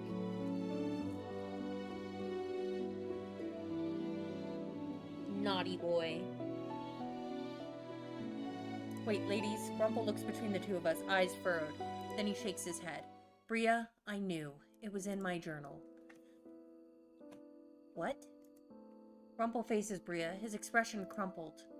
It was that lord, wasn't it? The one I refused to take money from that one time I helped him. He told me himself. Bria. Oh. I think that's why this feeling inside of me is so mute right now. Why I'm always having second thoughts about your stories. Bria, why didn't you tell me you were seeing him? I asked you that question back then too, but you never told me, and so I was waiting for you to bring it up again. I was waiting for you to explain. I was waiting for... as if I could ever get anything through that thick skull of yours. Even I cannot stop myself from staring at her when she insults Rumple. But this... She's admitted that the rumors are true. Even if I explained myself, all you would ever say is that you were sorry, but nothing ever changed. What did I do that was so wrong? Look at you! Even now you can't bring yourself to be angry at me. You knew the truth, and instead of demanding to know why I did what I did, you keep asking what you did wrong. But you'll never realize what you did wrong, Rumple. Never. Some things never change. Bria scowls at me as she makes her way around the table. Rumple tries to call her back, but Bria only frowns as she walks off. Rumple lets out a long sigh. And there go all my journals too. Right, he said Bria had all of his journals. I'm sorry. Huh? I only made things worse. I'm still not entirely sure what they were talking about, but... Princess, you don't have to apologize for anything, though. I would like you to apologize for shedding some light on my age. What? Am I really, truly that old? He suddenly looks disgruntled, but the look of distraught on his face is almost comical. I cannot help it when I smile and then start to laugh. Do my ears deceive me? Is that wonderful sound coming from your mouth, Princess? How precious. It's just, you are an old man. If I'm an old man, then I'm young at heart. Besides, I'd be a lot more offended if you weren't smiling while you said that. After a few moments, Rumple sighs and shakes his head. I'm sorry you had to see all that. I know there was more to the story than Bria was letting on, because I read the memory in my journal. So you knew about the nobleman. Why didn't you say anything? Like I said, I was waiting for her to say something. I wanted her to open up about it honestly. Bria's undoubtedly bold, but I doubt she's at all honest. The journal entry, I never read it to you. You have been distant the last week. I have been, and I'm sorry for that. But allow me to enlighten you. Rumple gestures to the chair that Bria had been sitting on, and I take a seat opposite of him. First, the nobleman was one of my patients. He had a grievous sickness, one that no one else had been able to cure. I cannot help but remember the little boy with the impossible sickness. It seemed he was drawn to Rumple too. Rumple was not able to help the boy on his own either. Some woman offered her assistance. Did you manage to cure him with the help of that same woman? It's another cryptic entry, but yes, the mysterious woman from the first entry reappears. We strike another deal, but I can't remember the deal at all. All I know is that afterwards I did something to make Bria hate me, and she began seeing the nobleman. Or maybe it was before that. Maybe she was just unhappy. She won't explain why. She still cheated on you. That's her fault, not yours. Rumple nods absently. I can tell he's not convinced. In any case, even though I can't remember the entirety of what happened, every time I thought of Bria, I thought of our love in the past tense. Rumple frowns, but it's fleeting. Suddenly, he's smiling again. Let's head back for now, Princess. I'll figure out how to reach Bria later. We never got the little thing, so I don't think that was the right choice.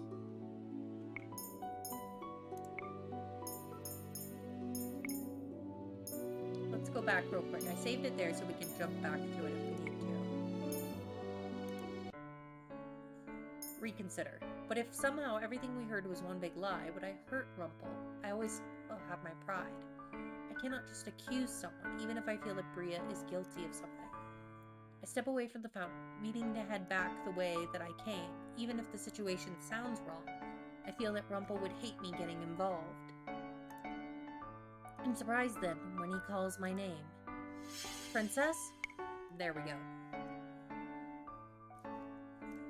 What are you doing here? He saw me? Did he know I was behind the fountain? Spying, are we? I make my way over to the table, where Rumple is looking at me with worry, and Bria is openly scowling at me. Is there something wrong, Miss Partner? Not with me, but perhaps you. Da-da-da. This is all the same line, so we're gonna fast forward.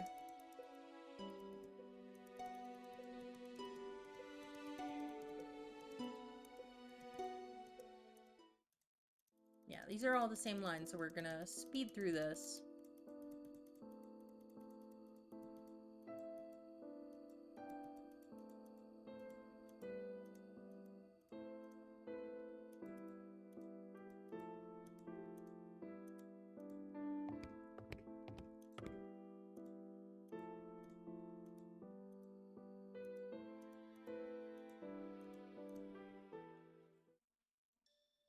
Okay.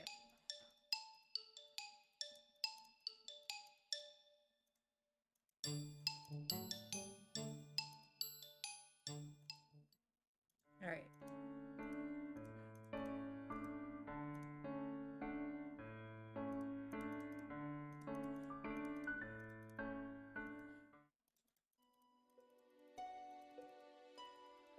Okay.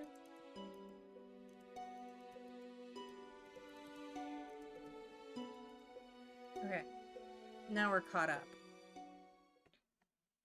Oh, princess, you're here. Sorry we're late.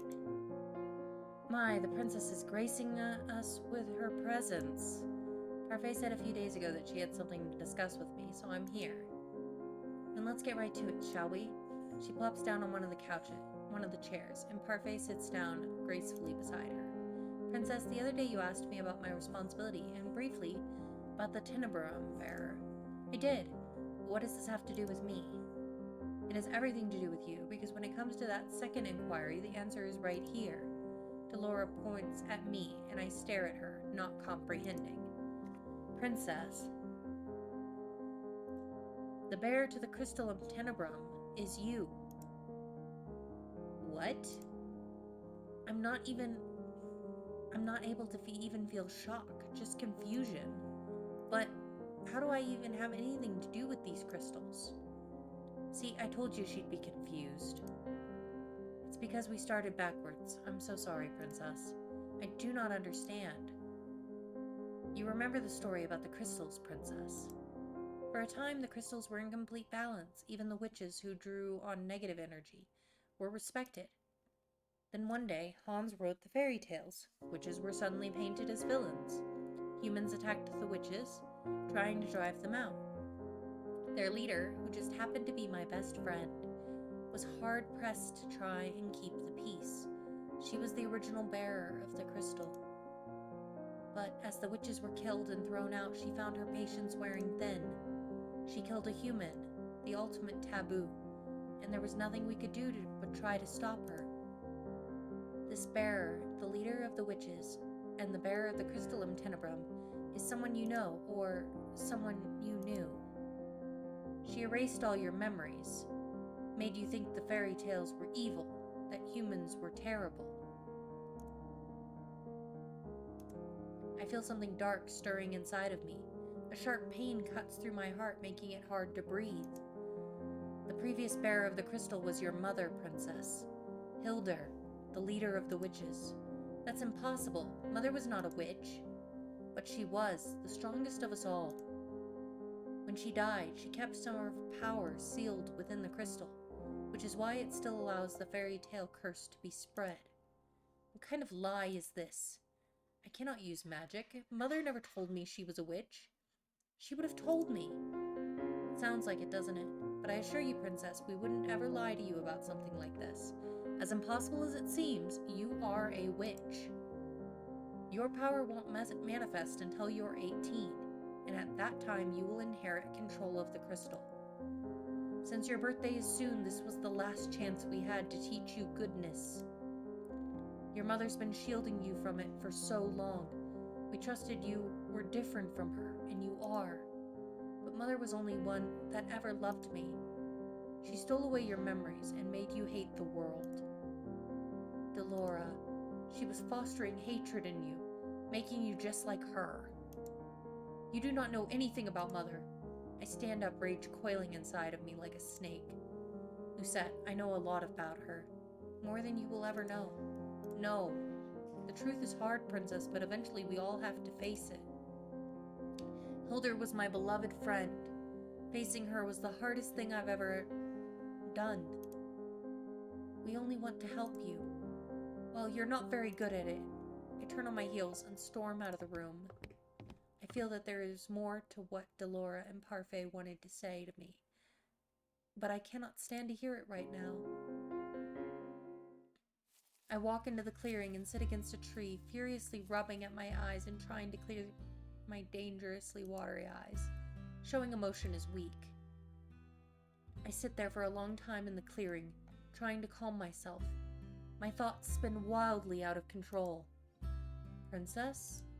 I see him out in the corner of my eye, standing between two trees, his eyebrows knit together with worry. What, you were listening? Listening? No, I just came to look for you in your room, and when I came downstairs, Parfait told me you had run out into the forest. May I sit next to you? I say nothing as he walks over to me. He sits down beside me, his hands resting on his knees as he looks up at the canopies of the trees. Thank you for today, Princess, for coming after me and trying to make things right. I'm not in the mood to talk about this right now. My thoughts are too scrambled. Sometimes truths are hard. How do you know it was the truth? A feeling. Trusting people is hard sometimes, I understand. He looks at me, and his eyes seem to glimmer softly in the moonlight. Would you like someone to listen to your problems, Princess?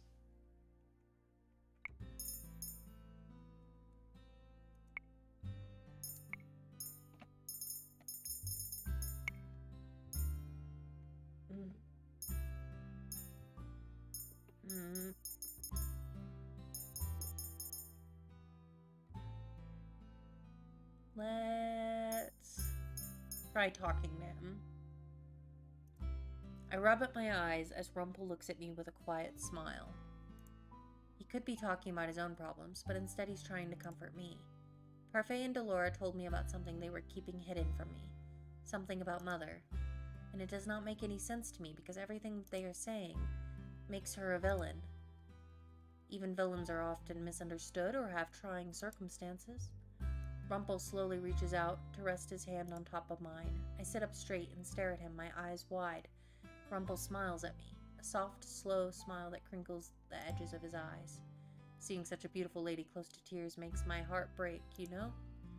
But if you ever need to cry, you should. Tears aren't a weakness. They're just a form of expression. Even the strongest of us cry. I'm not going to cry. My mind reels and then starts to feel fuzzy. Definitely the Ice Princess. Title startles me out of my thoughts. I stare at him pointedly, beginning to grimace, but Rumple just smiles. I always thought it was a delicate name, suitable for a strong, beautiful woman. Seeing you like this, it makes me realize the name suits you. Perhaps if everyone else meant it that way, it would not be so terrible a title.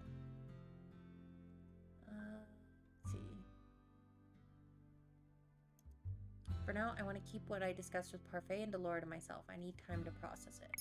We didn't get the thing, so let's go back. Oh. Here. Remain silent. Why would he even want to know about my problems? I understand what it's like, Princess, to have a secret stuck inside of you. To want to keep things to yourself because you're worried that someone will prove you wrong. But you always talk to me about it. Why are you so interested in my problems? There it is. I told you before, the best thing you can do is listen to a person. That's how you learn to sympathize. Besides, I honestly care about you. I'll always listen to you, Princess. Rumple slowly reaches out to rest his hand on top of mine. I sit up straight and stare at him, my eyes wide. Rumple smiles at me, a soft, slow smile that crinkles the edges of his eyes. Seeing such a beautiful lady close to tears makes my heart break, you know. But if you ever need to cry, you should. Tears aren't a weakness, they're just a form of expression. Even the strongest of us cry. I'm not gonna cry. Mind reels and starts to feel fuzzy. Let's see. Did that part. Okay. Rumple slowly takes his hand away and smiles. Though he insists on hearing me out, I insist on the opposite. For now, I want to keep what I discussed with Parfait and Delora to myself. I still need time to process it. For tonight, I just want to forget the conversation ever happened. For some time, the two of us are silent. There are no words exchanged between the two of us, but the silence is comfortable, and eventually, Rumple puts his hand on my shoulder. Things will work out, Princess. I hope so. I stand and excuse myself. Good night, Rumple. I turn and walk away. Good night, my sweet princess.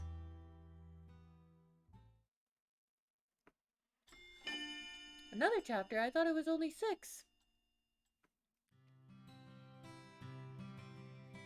Google said 6.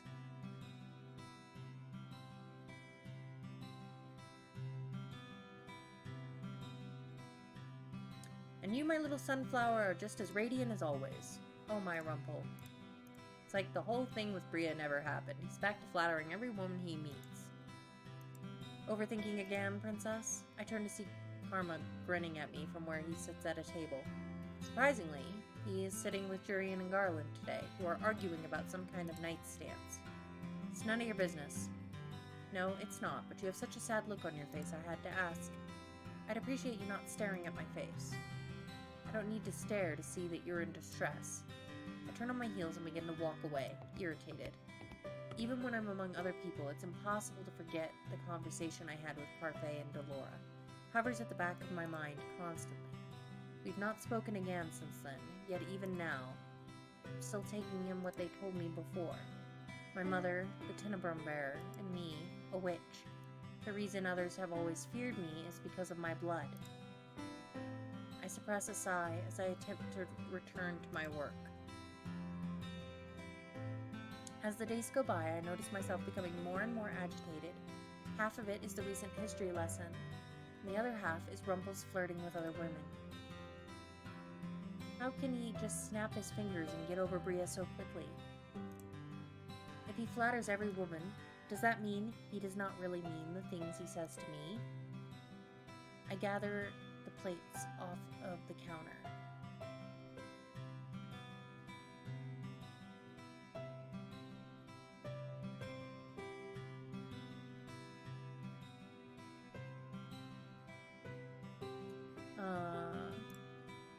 Today everything feels mechanical. For the last few days I've been noticing that I walk more stiffly and that if I walk too quickly, my vision blurs. Probably because of my overthinking. I stumble as I bring a tray to the familiar customer. The man looks up at me and asks if I'm okay, and I murmur that I am before walking off. The blurriness comes back. What's wrong with me? I look over at Rumple, who's at a table with 2 girls because his shift is over. Rather than boil over on the inside, I feel myself getting warmer on the outside. My skin feels clammy. I have to force myself to take a breath as I get the next round of orders. My last order for the day is for one of the girls at Rumple's table. I don't want to go over there. I start carrying the tray toward the table, biting down on my lip as sway comes back to my step. As I draw closer, I notice Rumple and the girls laughing about something. I grit my teeth and pause in front of them to lay down the tray. This isn't mine, it's my friend's.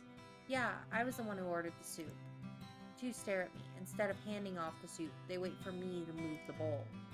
Before I can reach over and move it, Rumple slides it over to the other girl himself. For a few moments, there's a fragment of a scowl on his face. How are you doing today, my sweet princess? When I think about speaking, the words catch feebly in my throat. I turn to walk off. Princess? Still as cold as ice. The title Ice Princess definitely suits her. How can you dote on her, Rumple? Despite the numbness in my mind, I still feel angry. I turn around so quickly I make myself stumble. I feel myself teetering, on the edge of falling, but something stops me. Warm hands reach out to grab mine before I can fall. Through my dizziness, I can see Rumple standing in front of me. Princess, look at me. He puts a hand under my chin and angles my head so I can see him better.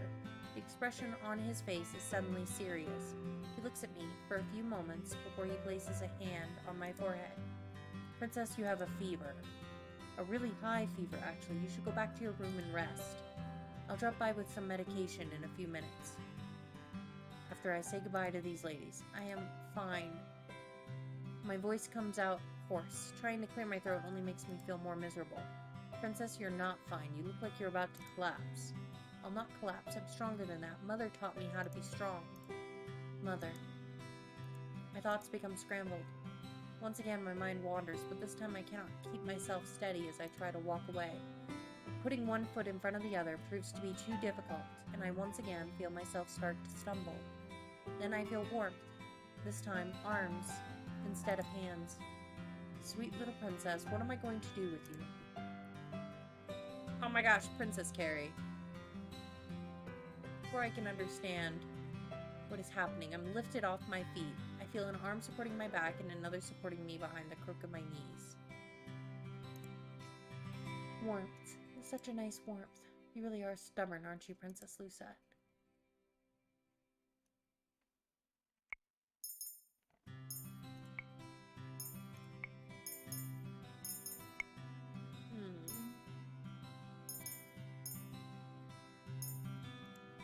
I cannot just let him carry me up like this. I attempt to move away from him, but my whole body is weak. It's all I can do to try and roll out of his arms, but even that does not work. If you fall, you'll get a bump on your head, you know.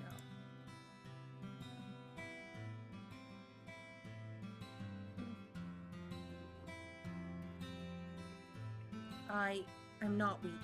I do not need anyone taking care of me. There are voices, an indistinct chattering behind him that belongs to the girls. Rumple speaks in a low voice. Stubborn as she may be, but my sweet princess is stronger than any other woman I've ever known.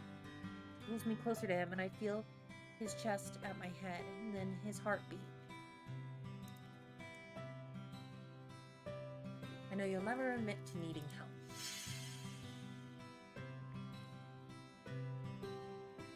That's why I'm going to help you without your permission. I'm sorry. Slowly let myself settle into his arms. I lean my head into his chest and listen to his heartbeat. It's a gentle, sweet sound that makes me feel like drifting into slumber. So warm. But not as warm as you are right now, princess. His voice slowly begins to fade out as I close my eyes. For the time being, I stop caring about everything else around me. Forget about Mother, about my talk with Delora and Parfait, about the crystal and the Martian. I focus on Rumple. Is it selfish to want to be the only person held like this by him, even when he was engaged to someone before? Slumber slowly reaches up to claim me, darkness intermingling with warmth. In the last...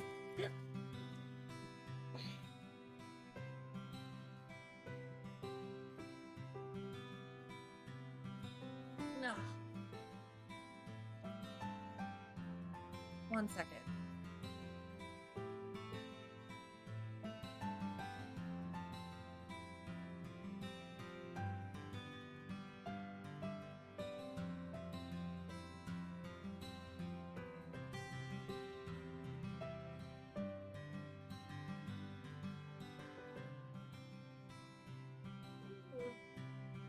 Leo was being a bit too much.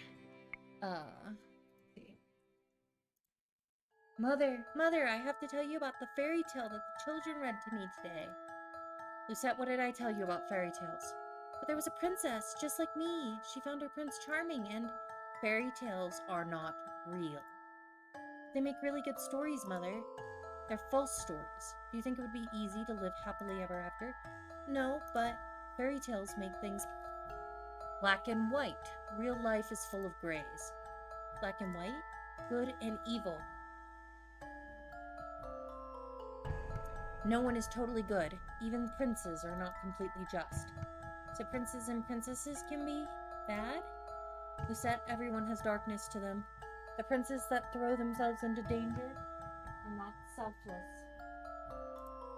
They seek wealth, fame, or power. You see, fairy tales are lies because no one is so selfless and so full of love. People are two-faced.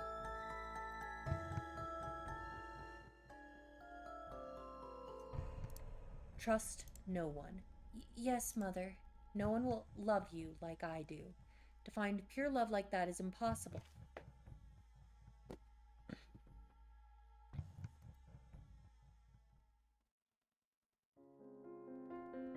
I slowly blink my eyes open. For a few moments, the room is blurry, and there's nothing but vivid colors before my eyes. My eyes feel heavy, my throat scratchy. I stifle a cough as I blink back tears, and then through my tears, I notice a slight motion. Rumple? Rumple is slumped in a chair in front of my bed, his head lolled to the side. His eyes closed. He murmurs something in his sleep and then shifts. What's he doing here? I notice a notebook in his lap. What is that journal? I slowly slide my hand out from underneath the covers and reach across the bed. Right as my fingers are about to brush the cover, Rumple's hand suddenly falls on mine. Looks like you're feeling better. He pulls his hand away, along with the book, before carefully setting my hand back down on the covers. At least, you look better, but how do you feel? Better. Rumple looks tired, but his smile is still there.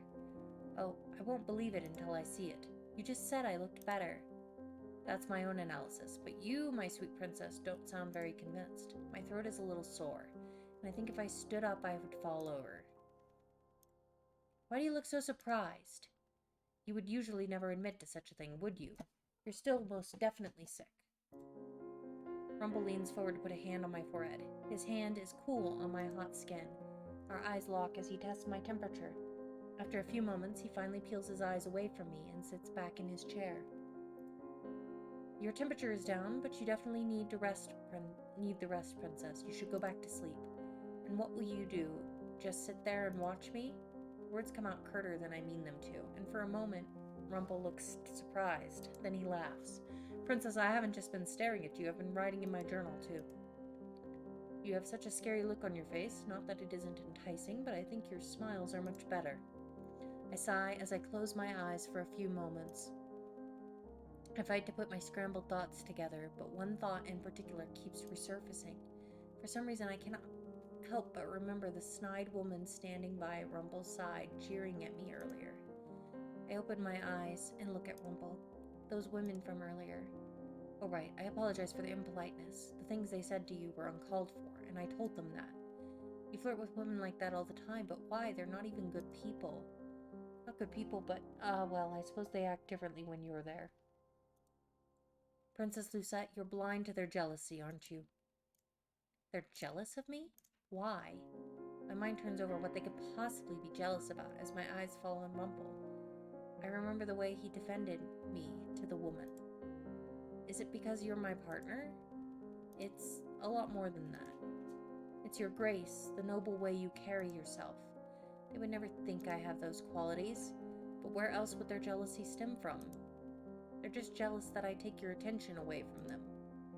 Princess, I think even if they were nice people, I do not see how you can flirt with them when you were just recently in love with someone else.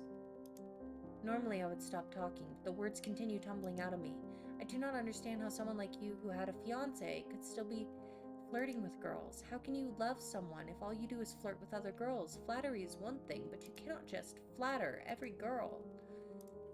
Why are you still smiling at me? I may not remember a lot of things, Princess, but I know for certain that whatever feelings I had for Bria vanished a long time ago. The good ones, at least. Rumple. The words break apart as I start coughing. Don't rile yourself up over this. Please rest. I slowly lean back into my pillows with my eyes half closed. Why do I even care about what Rumple does? Why does it bother me that he flirts with other girls? That's his business. Rumple pulls the covers closer to my chin and smiles. Just because I flatter other women, that doesn't mean that I can't love someone. You always say some women have stolen your heart, but your heart cannot belong to everyone. Yet you told me you always speak the truth. Ah, maybe that in itself was a little white lie. Just some harmless dramatics. But most girls know that I'm being dramatic, Princess. They don't take my words so seriously, even if I do mean my compliments. He stares at me for a few moments, thoughtful. Does it bother you so much that I compliment other girls? Of course not. Though it will be difficult to hold my tongue, I'll do it for you, Princess, so don't worry. Why would he do something like that for me? My eyes are suddenly so heavy I have no choice but to close them. As I let out a deep sigh, my head's beginning to hurt again. Behind my closed eyelids, I can hear a soft shuffle as Rumple moves in his chair. Right before I fall back into darkness of sleep, I feel something warm and soft on my forehead. Rumple? A goodnight kiss. His words are quiet, and I can only just barely make them out. I cannot think on them, because the pool of sleep is much too tempting.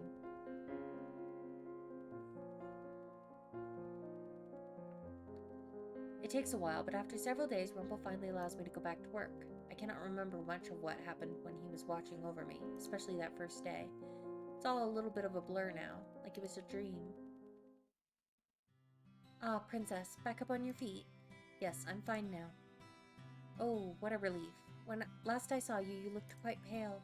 When? I dropped in to check on you in your room, but Rumple was there. He told me that he had everything under control. Why'd you need to check on me? Because I was worried, of course. Maybe you've been working too hard. No, I'm fine. Just tell me what needs to be done. Are you sure you're okay? She's fine, Annis. Delora suddenly appears before me, smirking. The princess is sturdy and a little too stubborn to let a little sickness get her down. Not spoken with Delora or Parfait since that night where they decided to tell me about Mother. Just thinking about what they told me puts me on edge. Oh, Princess, why the sour expression? Allow me to calm you down with a little lullaby. Excuse me? Twinkle, twinkle, little star. How I wonder what you are. Annis, give me those work orders now. Up and above the world so high. Annis, the tables on the west are yours, Princess Lucette. I quickly walk away from the bar, catch only the tiniest bit of Dolores singing. Like a diamond in the sky. She sang that night I was cursed. Hearing her sing it again is infuriating.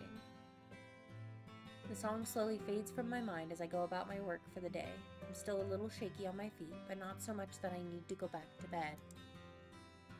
As I'm walking around the bar, I catch snatches of conversation as I serve food. I hear the king has been mediating arguments between his two advisors. The Mithros man? He reminds me of a snake, always smiling that slithery smile of his. That one and Alcester. Apparently there's been no end to their squabbles. The king missed his monthly visit to the town yesterday, didn't he? I wonder if he's sick. There's been no word from the palace, but I suppose he must have come down with something. Nothing would keep the king from visiting otherwise. What is going on at the palace? Ah, you heard about the incident with the royal guard. Apparently lots of them have been getting dishonorably discharged. Found doing something to dishonor the king's name. Huh? Like what exactly? Not sure. Information is still under wraps. I'm walking forward, not watching where I'm going. When I collide with someone in my path, I feel a hand on my shoulder, and then another lifts my chin. If it isn't the lovely princess, you're looking a lot peachier today. Because you're not as pale? Because the color's coming back into your skin? I'm still thinking of the king and the situation at the palace, and barely hear Rumple's words. It isn't until he leans closer to me and narrows his eyes that I realize he's so close. Ah, now Sleeping Beauty is truly awake, and here I was hoping I would have an excuse to plant a kiss on your lips, my sweet princess. Not a single reaction today. Not a slight blush, not a slap, not... Are you still sick? Must I perform another examination? Examination? By looking closely at your face and to your eyes, how are you a doctor, Rumple? Rumple stares at me with surprise. I'm not sure where the question came from, just that it was hovering in my mind. What? Princess, you wound me! I've not seen you do anything different than Annis. But my prescriptions, even the people at the shops could tell us what medicines to buy. Fine, I'll show you. Rumple's expression slips into something shockingly solemn. He looks at me gravely and extends a hand. If you'd be so kind as to come up to my room. Does going up to your room have anything to do with work? Delora appears before me again, this time without the snide smile. She raises an eyebrow. I don't think either of your shifts are over. She looks at me first. Also, I meant for the lullaby to inspire you, not scare you, princess. For a few moments she looks concerned, which startles me. The lullaby is certainly associated with a terrible memory, but the weight of that memory has dissipated over time, as has my anger with Delora. It's still there, but holding on to that anger does me no good. I sigh and shake my head. You have a terrible voice. Oh, there's the princess we all know and love. She crosses her arms. Anyway, you don't want me to sing to you in action again, do you? Come to my room later then, princess. I'll show you proof. Proof? That I'm a capable doctor. Rumple walks off, leaving me with Delora, who looks at me skeptically for a few moments. Something on your mind, princess? While I do not want to speak with Delora, I might as well ask her about something she might know. I overheard rumors about the palace. Did you know? We still haven't confirmed those rumors yet. Look, princess, I know it's not your nature to trust people, but trust Parfait and me at least. We'll let you know if something is up. I am ushered back to work, where I spend the next few hours searching for more information. Let's see. Good work today, Lucette. Has Rumple already left? I think he went up to his room earlier. Thank you. Annis looks at me, curious. What? You and Rumple have grown a lot closer, haven't you? Well, we are partners. But in the beginning, you didn't even want him as a partner.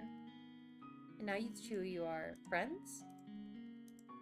Friends? If Rumple considers me a friend, that would make me feel empty inside. Why? What else could we be other than friends? My cheeks feel warm as I try and think beyond the idea of just being friends with Rumple. I'm happy the two of you get along. Annis, I need to go. I told him I would meet him for something tonight. Oh, okay, sorry for holding up. Annis scrambles off, leaving me by myself. I stand there for a few moments in an attempt to still my thoughts, and then I begin to make my way to Rumple's room. Rumple? Dramatic bow, he ushers me inside before closing the door behind him. I wasn't entirely certain you'd show up, Princess. Normally, when you go places with me, it's out of necessity. I only came to see this proof you insisted upon earlier, proof that you are more than what you seem. Guides me over to a chair, he requests I sit, and I do. Here it is, my proof. You tried to read it while you were sick, too. Your journal? I've seen him write in this before, but I thought it was for his memories, not for doctor things. He barely even works on patients now.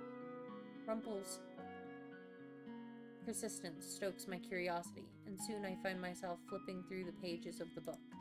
This is what the journal you had when the Martian found you on the streets. You said it was empty then.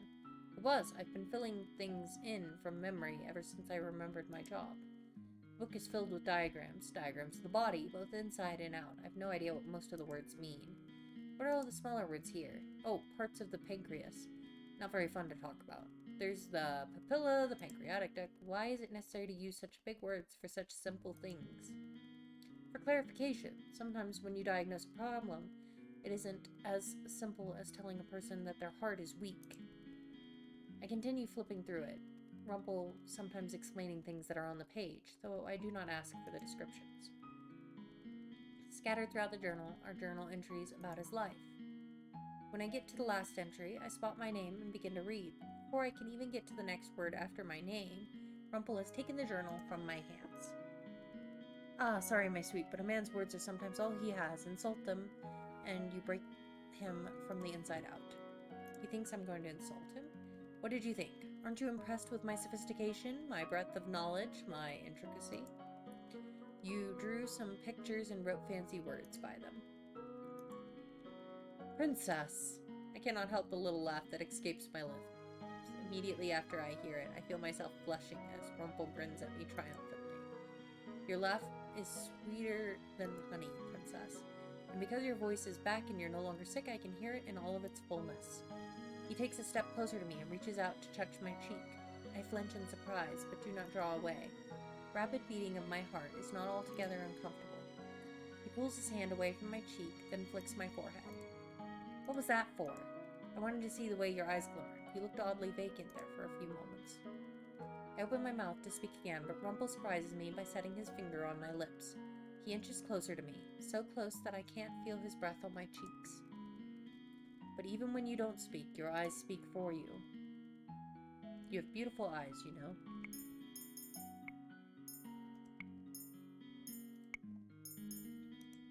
There he goes again with his compliments. I should be used to them by now, but lately, whenever he compliments me, I cannot stop myself from feeling flattered. When I look into his eyes, I can almost see my reflection in them. Without realizing, I look away from him, feeling my breath stop short before I can breathe out. Are you sick, Princess? You look a little flushed. Princess? He removes his finger. He does not, however, step back. I'm still aware of his lips, so close to mine, and his eyes, which are still looking right at me. This feels different than your usual resistance. Could it be that you're embarrassed? He clears his throat and starts speaking again. In any case, it's nice to have you back, Princess. I missed you while you were sleeping day in and day out. He missed me? But you have friends all over the Martian. Yes, but none of them are you. You're special. My heart plunges like a rock. I can feel it everywhere in my body, reverberating from a place that doesn't seem like my chest. He lowers his face, so the two of us are seeing eye to eye. I forget to breathe as his hands go to my shoulders. Princess? Yes? I inhale sharply as I get a better look at Rumple's face. Up until now, I've not stopped to look too closely at his features, but now I cannot stop my eyes from taking them in.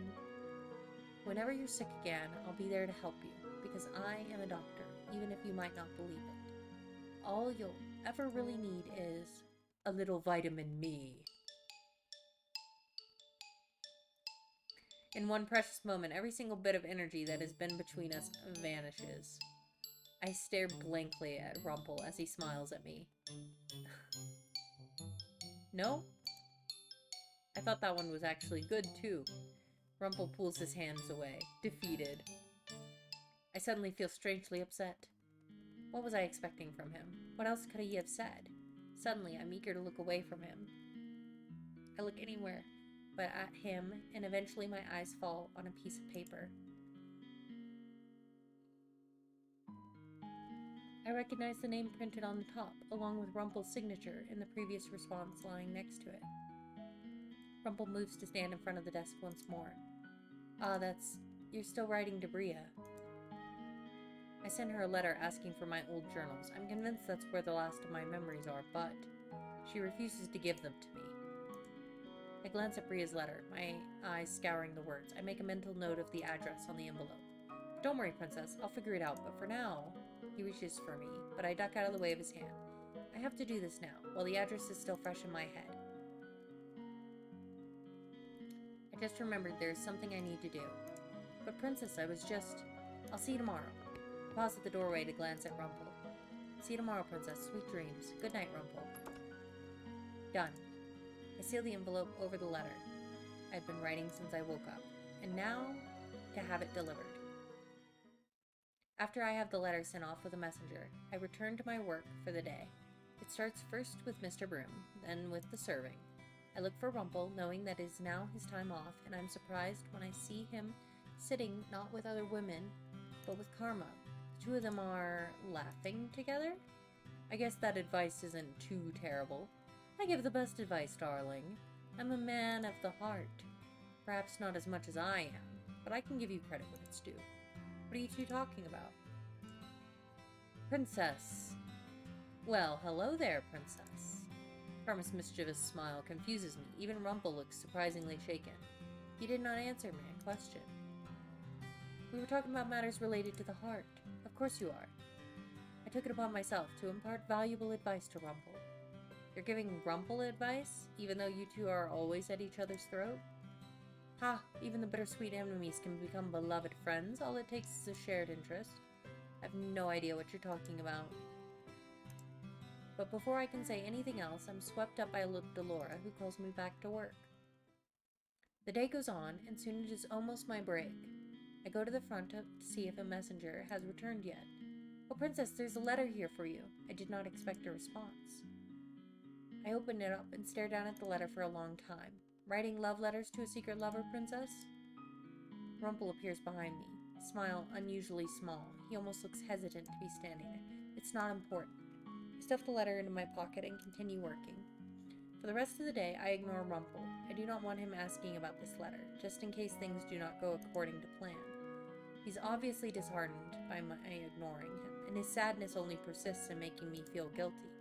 This is not something he can know about, otherwise he'll try and stop me. Almost everyone has gone to their rooms, including a very saddened Rumple. The only people remaining are Annis and myself. Earlier, Waltz came in insisting that he speak to Delora and Parfait, and so the three of them are all off talking in the other room. Curiosity gets the better of me, and soon I find myself sweeping closer to the door. I edge to open it quietly with my foot so that I can see what's happening inside. I didn't think he was still alive. This is very troubling. He must have used a glamour. But the fact that I didn't realize it was him, Is that the princess I spot peeping through the door? I try to hide, but all their eyes in the room catch me before I can do so. You eavesdrop on people often, Lucette. I had no reason to eavesdrop on them, besides my own curiosity.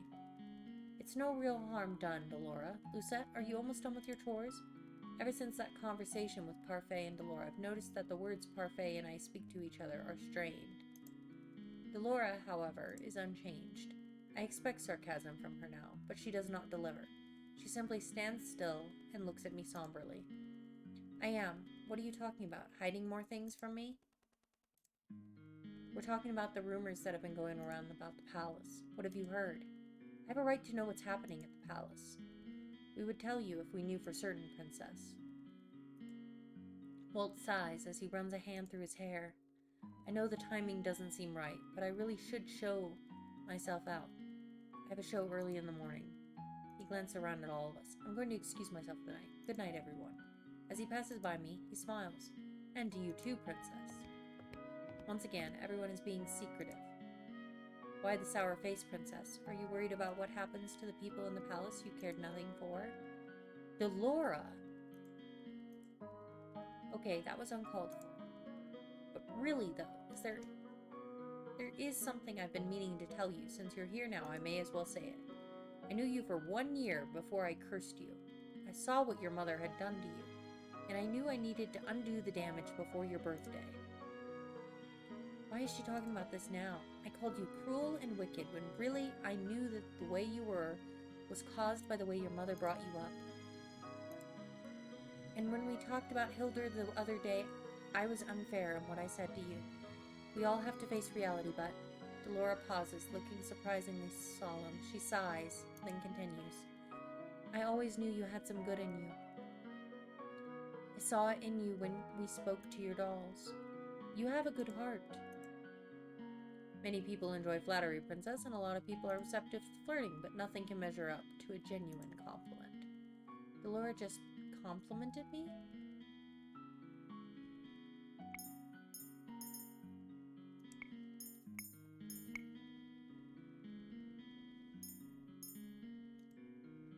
Out of all people, I did not expect Delora to compliment me, not when she makes a point of always telling me the blunt truth. Thank you. There's no shock on Parfait and Delora's face when they smile at me. I'm beginning to think you and Delora are alike. You're both stubborn and have good in you, but you hide it behind sarcasm. Lucette and I are nothing alike. I feel lighter somehow. I do not know if I've forgiven Delora just yet, but her cursing me has led me to see many things I would not have seen before. I owe her nothing, but I'm still happy, even if the truth hurts. Oh, what's this? My lovely little princess is in here with you too? Ah, Rumple, you're early tonight. Surprised to see me, beautiful? Rumple's earlier anxiety is gone. He looks at me with unbridled enthusiasm. I heard the princess's thank you from a distance. The words are always most beautiful when leaving her mouth. So you were also eavesdropping. You two are very alike. Not at all. Rumple leans toward me and smiles.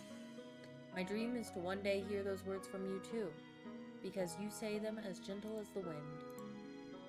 If you're here to talk to Parfait about medicine, then I'm out. Lucette, you should leave too. Well then, sleep well, beautiful maidens. I quickly finish up my chores and return to my room, where I lay on my bed contemplating tomorrow. I cannot believe Bria wrote back to me. Tomorrow I'll meet with her, and hopefully she'll agree to give me his journals. I hope this works, for Rumple's sake. Alright. Chevalier. Should be about in-game here. Today I'm outside by myself. I think if Parfait or Delora knew, they would do worse than scold me. I shuffle uncomfortably as I sit at the little cafe Bria told me to wait for her at. A part of me is already convinced that she will not come.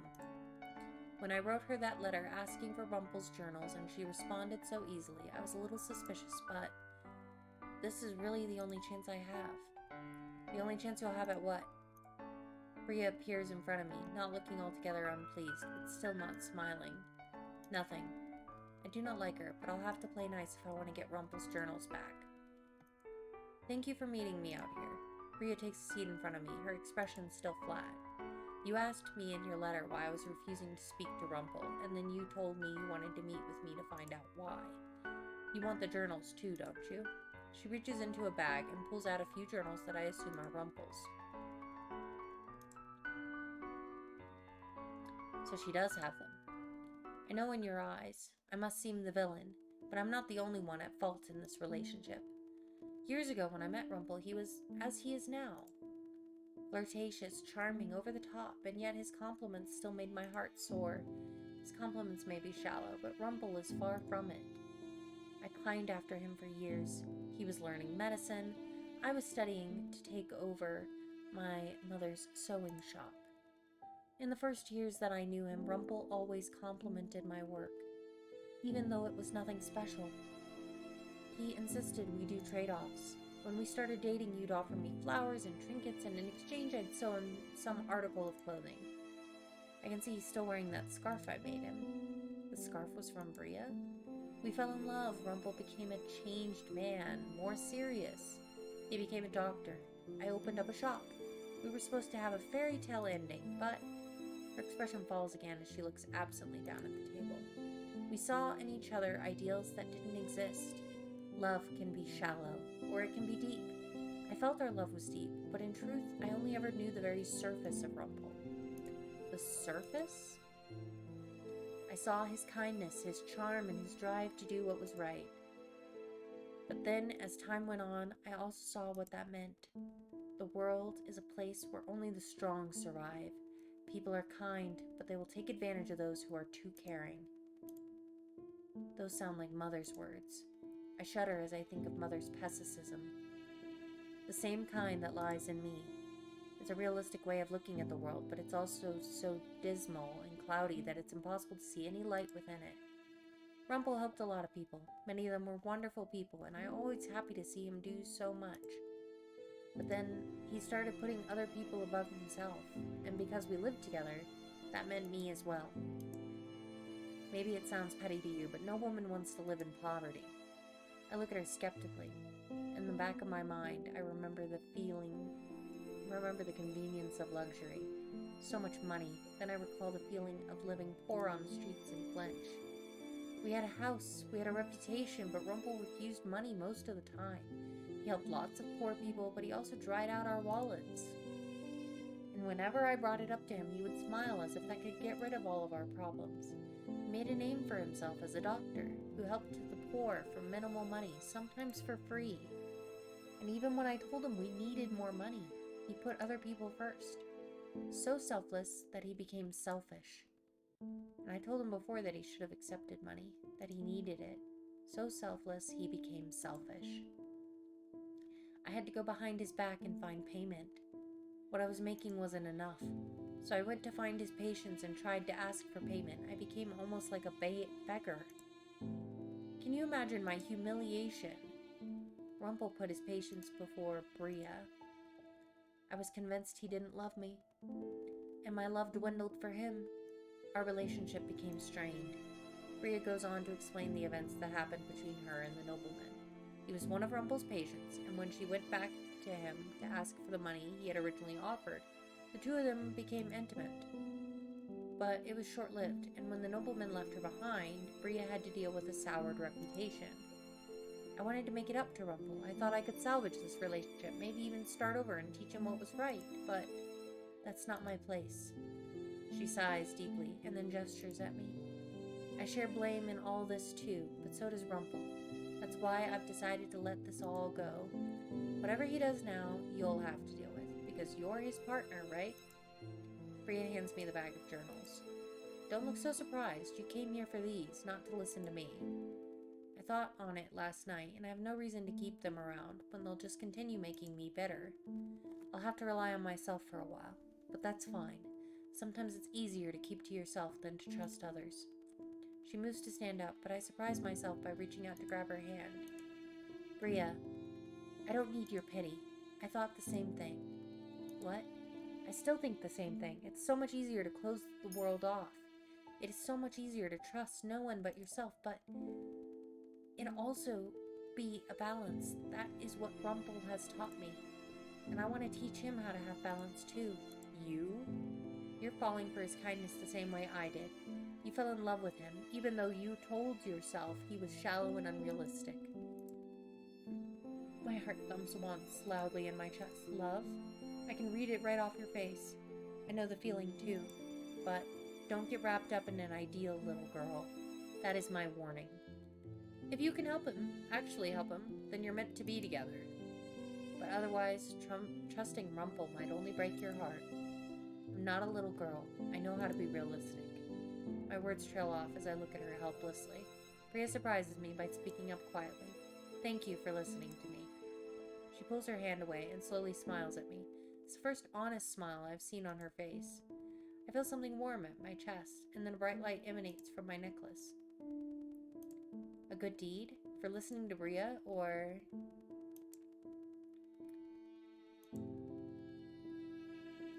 I touch the pendant. A new piece brings a brief smile to my lips. I have 2 good deeds now. Only one more, and I can break my curse. Magic? Is this another fairy tale curse? Yes. Your name was Lucette, wasn't it? Rumple talked about you fondly. I hope the both of you break your curses. Good luck. Bria walks away, leaving me by myself in the town square. My mood swirls with everything that she just told me. I still cannot bring myself to like Bria, but I feel more closure now. But now something new plagues my mind. How could I fall in love with someone like Rumple? The more I say it, the more it becomes a certainty. Rather than fill me with joy, it only makes me more confused. I cannot think about this now. I turn on my heels to head back, and bump promptly into a man. Oh, sorry, madam. He smiles at me and then keeps walking. I stare after him, feeling slightly uncomfortable. With the mask and the cloak, the man reminded me of a performer. I make my way back to the March-In, with a bag of journals, still struggling to keep my mind from wandering. Every time I think about Rumple being so close to me, or his kindness toward me, I feel jittery inside. Despite everything that Bria said, I cannot help these feelings. These feelings are annoying, yet even as I think that, I know it's not the full truth. Do I really? I hear the March-In's door opening, and out steps Waltz. The minute he sees me, his eyes widen and he runs towards me. Princess, where were you? I was running an errand. I hold up the bag. It does little to ease Waltz's frustration. We were all looking for you, and we got worried. The witches had found you. Rumple already went out into town. What? I'll go. Please, Princess, stay inside. His expression softens somewhat, until all I can see on his face is worry. I'll go get Rumple. My mood feels completely dashed as I enter the March-In to whispers, both relieved and disappointed. Surprisingly, I get away with just a lecture from Delora and Parfait. It seems as if there is something else on their mind, something most likely involving the rumors circulating around town. Hi, Ellie. I know, I'm up late. I just want to get this done. I think we're on like the last chapter at the moment. I wait downstairs for a long time for Rumple, but neither him nor Waltz appear. Where are they? I retire to my room later as I wait for news. Waltz eventually returns, saying that Rumple is still out because he had things he wanted to do. I have no idea what that means, but it unsettles me. Should I go find him?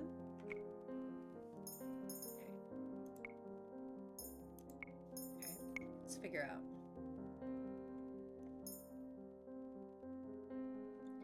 Let's try the leave the room option. I stand and stop for a few moments to look at the bag of journals beside my bed, and here I was looking forward to giving those journals to him. I make my way to the door, turn the knob, and then walk outside. Princess! Before I can even think about saying anything, I feel his warmth envelop me, and I freeze. One of his hands moves to the small of my back, where it remains as he smiles down at me. I caught you just in time, my feisty sweet. Did you plan on escaping into the dead of night again? Aw, thank you, Ellie. That's so sweet of you. Like I said, we're heading right towards the finale of this route. So as soon as I get that, I'll end up ending stream and going straight to bed. But we're so close, I can't stop yet. So, give Pixie an extra pet for me.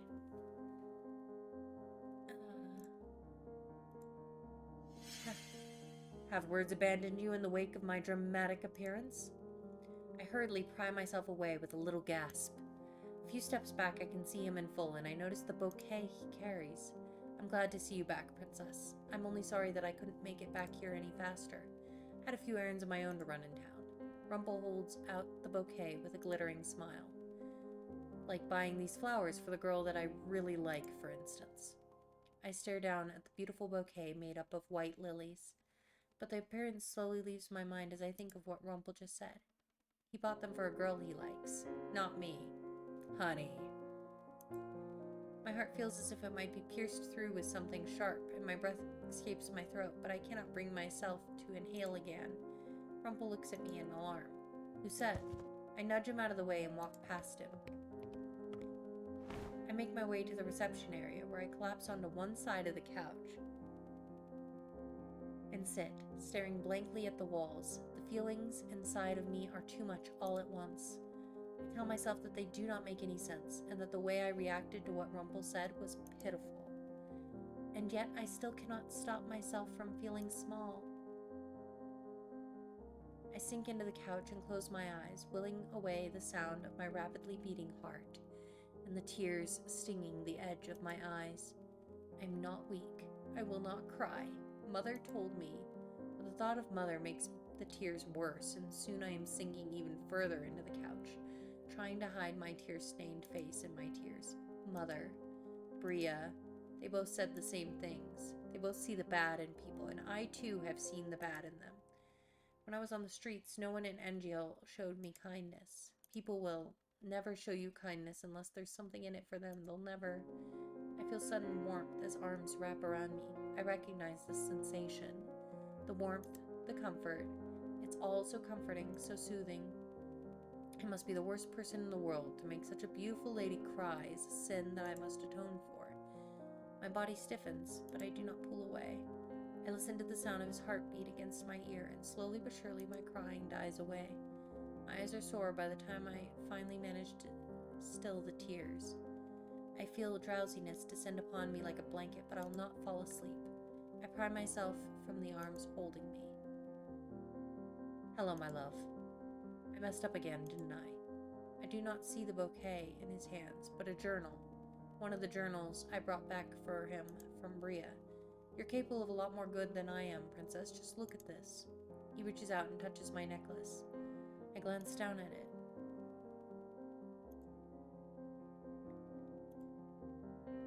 You got my journals back for me. I saw them in your room. And I feel it, that this one, this most recently dated one, is the one that I need to unlock my final memory.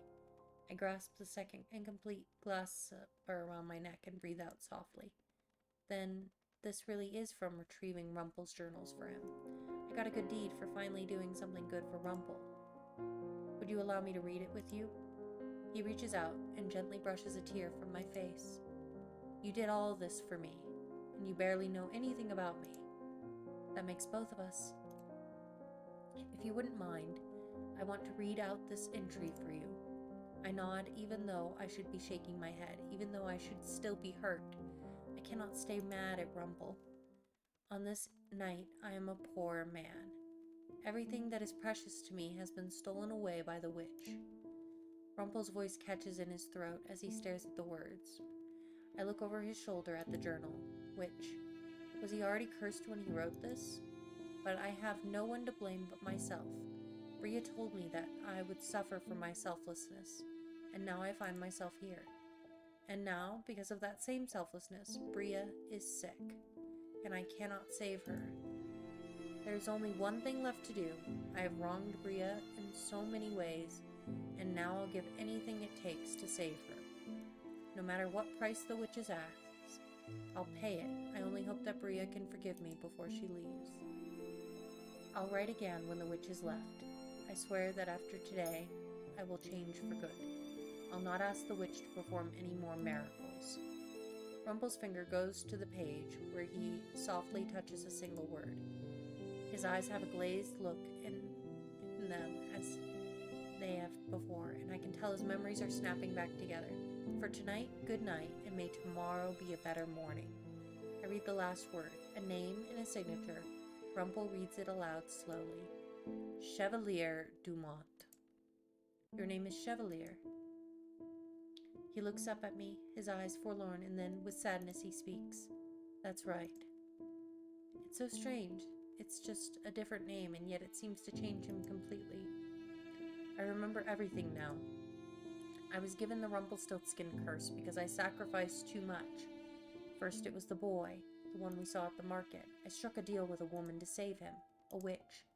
He mentioned striking a deal with a woman, but a witch? I don't have the ability to heal. None of us do except for one particular witch who calls herself the Witch Doctor. Doctor. Something wrong? That name sounds familiar. The Witch Doctor. It's no wonder I recognized the name, but yes, it was her. She promised she could heal the boy, but for a price. I had to give her a family heirloom, my family's stethoscope. Next was a nobleman. I could not help him, and so he lay in his bed dying. The witch visited again, and I gave her what she asked for. What'd you give her? My engagement ring. Bria found out. She told me she'd never forgive me, and then she chased the nobleman to ask for the money we desperately needed, and, well, you know the rest. He gave away things that were precious to him, all to help those people. Then Bria got sick. I made one last deal with the witch because I was desperate to save her life, but it wasn't until after she healed Bria that she told me what she wanted. She wanted your memories. I don't remember what happened exactly. I think I panicked because I suddenly lost my memories. I ran out into the alleys, bumped my head on something, fell unconscious. And then I woke up here in the tavern, had no idea who I was or how I'd gotten cursed. Rumple, Chevalier's expression grows more somber. I deserved to be cursed after everything I had done. I was so selfish. An idealist, maybe. But I hurt Bria because I refused to see reality. I still deserve to be cursed, actually. But why? Because I'm still selfish. Even having remembered everything that made me a bad person, I still desire something, someone I shouldn't have. My heart plummets again as he looks at me. I still want so badly to forge a future with someone that I don't deserve, because what am I other than a poor doctor? I am no knight in shining armor, and I am no prince. He puts a hand on my cheek and leans closer to me. The distance between us closes in mere seconds. But still, I keep on dreaming because His fingers gently caress my cheek, and suddenly, I know what he's going to say before he even says it.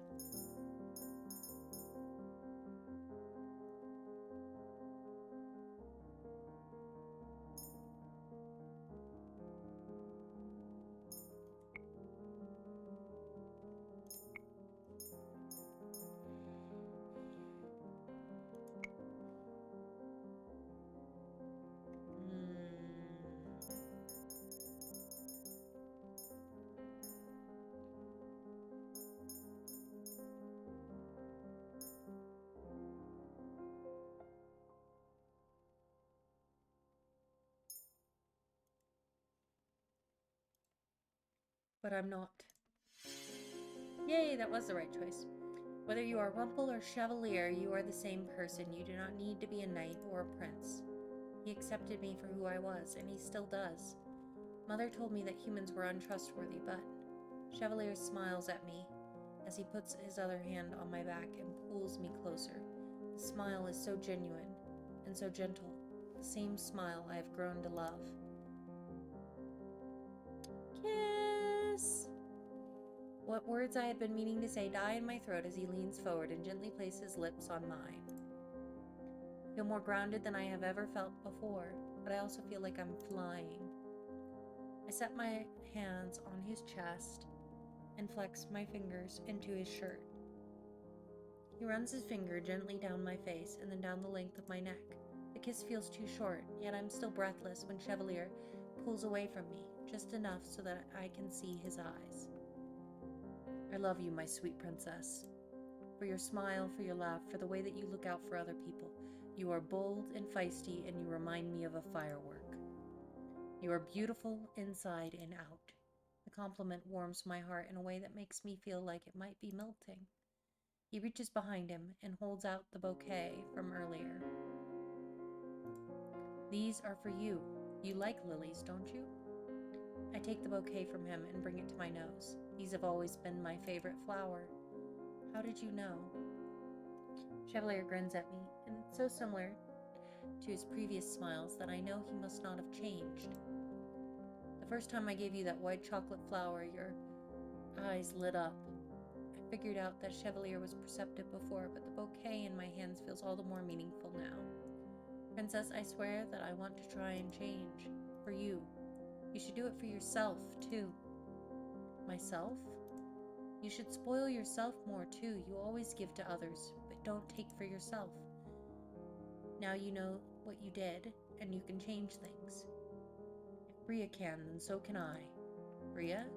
I went and spoke to her when I was in town today, while I was getting the bouquet as a gift for you. We had a talk about moving on. I didn't understand it fully. I don't think she did either, but we've both agreed that we should. So I'm going to change what I can, Princess. And I promise that I'm going to help you break your curse. Just as you helped me break mine. All the good things I've done are for you. That's true. But you've done a lot of other good things too, even if they may not be big enough to count for your 3 good deeds. It just so happens that your curse is very picky. Good things, even though I'm still curt and say more hurtful things than not. I finger the necklace at my neck and thought, maybe Chevalier is right. Maybe I have changed. It's good change. I sit close to Chevalier as the night goes on. He tells me a little bit more about his past. I tell him about mine. About Mother and the palace. The night is not one for advice, just listening. And I remember what Chevalier told me once, that listening can be just as meaningful as advice, that listening to others can help you understand them. And he was right.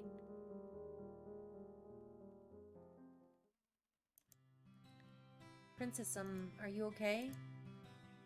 Oh, if it isn't the princess. Are those dark circles under your eyes from a romantic night out? You were out with someone last night? No, they're from being woken up early. Delora grins at me from the other side of the bar, but says nothing as she goes back to the conversation with another boarder. Darling, you're no fun at all. You must tell me what happened last night. Last night? Did you like the bouquet? How do you know about the bouquet? Why, because it was my suggestion. When Chevalier was asking Karma for advice, it was about me. Look at the way she smiled, Annis. Last night must have gone well. I'm confused. What happened last night? I'm gonna get Rumple to give me all the juicy details when he comes downstairs. That is Chevalier to you. Chevalier seems a lot calmer today than usual. He glances over Karma at me, and we catch each other in a silent gaze. Seeing his eyes reminds me of last night, which makes me inadvertently flush. Chevalier just winks at me. Chevalier? What is that? Something you say when a person sneezes? No, that's his name. Rumple, that is. Chevalier broke his curse yesterday. There's a stunned silence from everyone in the immediate area. Even Delora walks over to us. What's this about a broken curse? Was it you, Rumple? He's going by something that sounds like a fancy cake.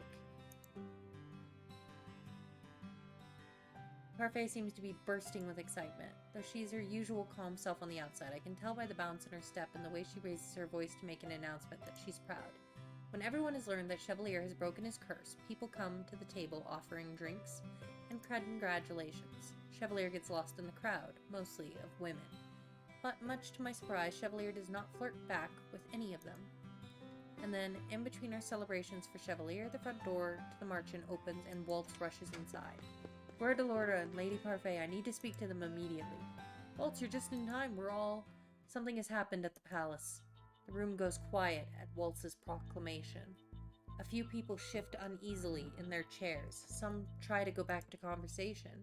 Most people do not care what happens in the palace, but they can tell by the tone of Waltz's voice that it is bad. What's happened at the palace? An uprising. What? Who? Staged by witches. Witches have taken over the palace. The information is so sudden it makes me dizzy. I reach out to grab the table. My hand lands on the wood before I can slip. Witches have taken over the palace? An army of them? No, only a few. Jurian strides across the room, followed quickly by Garland. What's this about witches taking over? We have some of the best knights at the palace. There's no way witches could break in under the palace's guard, unless they had someone inside helping them. Alcester? No, Myth. Who are we talking about?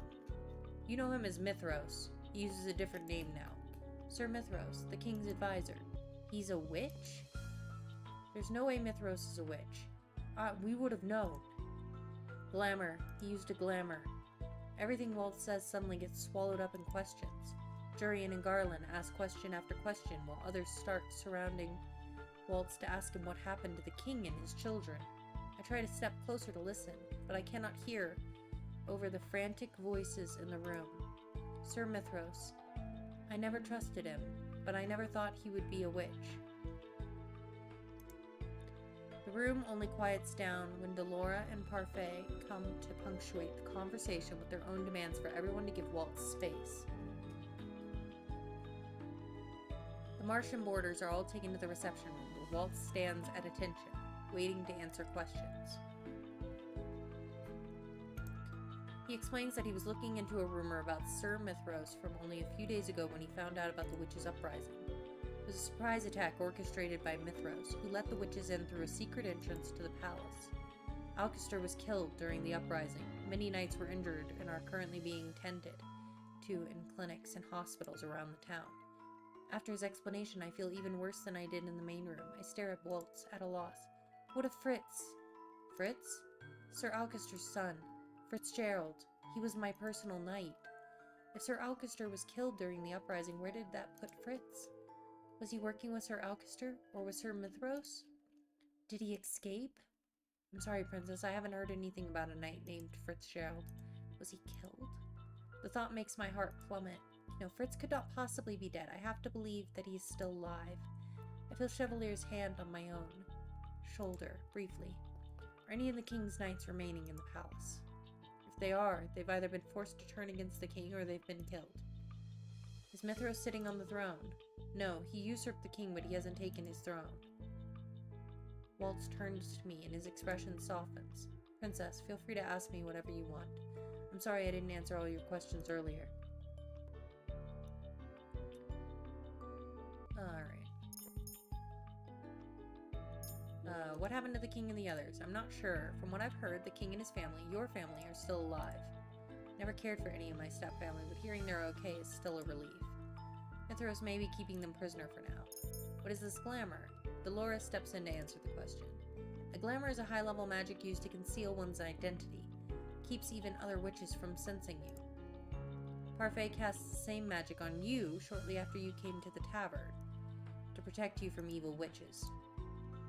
A glamour can only be conjured by the powerful witches.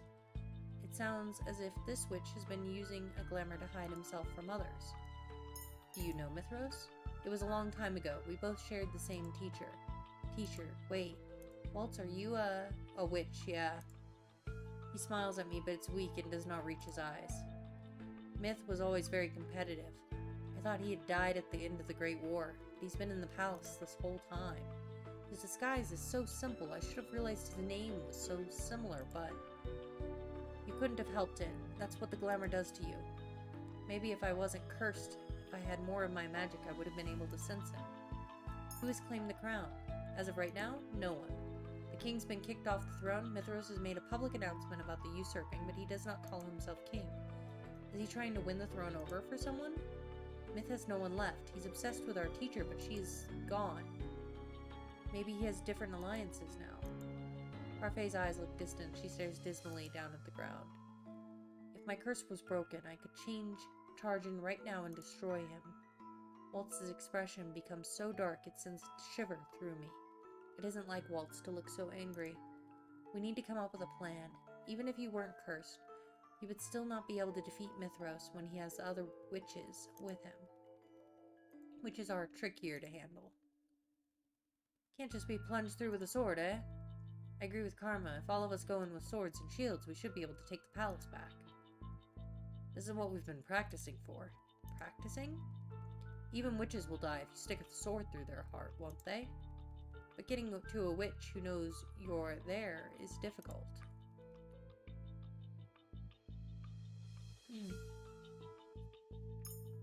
I want to help. Chevalier wraps his finger around my wrist and frowns. Princess, this whole time I've been living at the March, and I was spared the fate of the royal family by sheer coincidence because I was cursed. I cannot just sit here and do nothing while the kingdom falls to a witch. It fell to the witches before, and there were dire consequences. I cannot continue to be passive.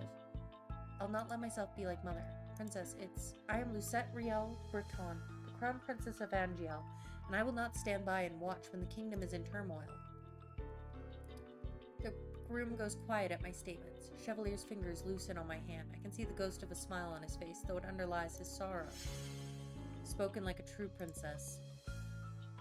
Whether or not you want to help, Princess, you really can't. You won't be able to use magic until your 18th birthday. That's when you become the bearer. I cannot let that stop me. I'll find a way. The conversation in the room continued for a long while. At some point, it's said that volunteers are needed at the hospitals and clinics for the injured soldiers. Chevalier immediately volunteers. Only afterward does he look at me with regret. Princess, I'm sorry. For what? For putting my job before you after all I just said. He told me he was going to try his best to change. Bria called him selfless before putting his work before her, but you would be a fool not to. My life is not in any danger. There are people who need you more than I do. Do what you do best, Chevalier. Princess Lucette, I promise you I'll do whatever I can to help you as well. As the meeting disbands, I'm left standing there and quiet. The last to leave is Waltz, who promises me that he'll make things right. I'm going to trust everyone, but I'm also not going to stand idle. I'll make things right somehow. As is my responsibility as Crown Princess. Alright. The last chapter, for sure. Another long night. Two of us are on our way back to the Marchand after visiting a clinic in town. We were there for hours, and it's a relief to be out in the open now, where I can feel the wind on my skin. Are you okay, Princess? I know what you saw must have been difficult. I'm sorry. I volunteered to help Chevalier at the clinic part-time, but it's worse than I had expected. Many of the soldiers have severe wounds. I had thought that most of the injuries sustained by the knights during the upheaval were only minor. But I was wrong. Their injuries are much worse. Princess? He reaches out and laced his fingers through mine, then gives me a soft smile as he squeezes my hand. Are you all right? I'm fine. It's only been 1 day since the uprising at the palace. I had thought that there would be less blood. I was wrong. Is this what things were like after the Great War? I wasn't a fully certified doctor after the Great War, but I was an assistant. It was far worse than this, Princess. We cannot have a repeat of the Great War. I do not know why Mithros would kill Sir Alcester and take the throne without claiming the crown, but the witches already have a bad name, and he's making it worse. I cannot help but remember the wide smiles Mithros gave me when I was still living at the palace. Every time I felt his eyes on me, I felt like there was something strange about him. There was always a cloudiness to his eyes, something unreadable. He was excellent at his job, but always an enigma outside of it. Sudden breeze chills my skin. Let's get back before you freeze out here.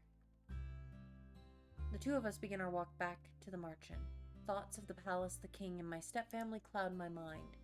Since I've been staying at the Marchand, I have not seen Rod once. I was never sure if it was because he was ignoring me or if it was because he only wanted to speak to Parfait. Regardless, I hope Rod and his family are okay. I would never wish this treatment upon anyone, not even to ones I hated. As we walk, I glance up at Chevalier, whose mind is tilted skyward. I catch a glimmer of lights in his eyes and smile. Even for the moment, I can forget about everything when I am beside him. He has a way of taking the world weight off my shoulders. But as the crown princess, I cannot let others carry my burdens for me. I must find ways to protect the others, even if it means putting myself in danger or harming someone in order to protect someone else. What do you think is the easiest and fastest way to kill someone? Chevalier's body goes rigid beside me. He stops to stare at me, wide-eyed. I'm asking just in case I'm ever in danger. I have never fought anyone before. I can retaliate, but I don't know how to actually harm anyone. To kill someone is to end a life. It's stealing away a life that others might love. You bear the burden of that death for the rest of your life. I pull myself away, but Mithros is not an innocent man. Would you rather he kill the royal family instead?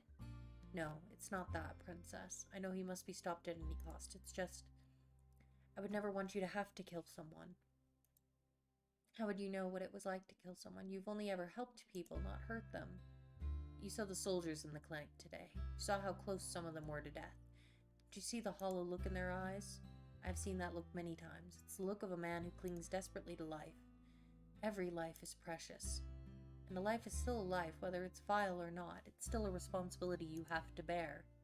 I know how valuable and fragile lives are because I have helped so many people. We stand quiet for a few moments, facing each other, and I know I am at odds with Chevalier. He speaks the truth, but I also know that I speak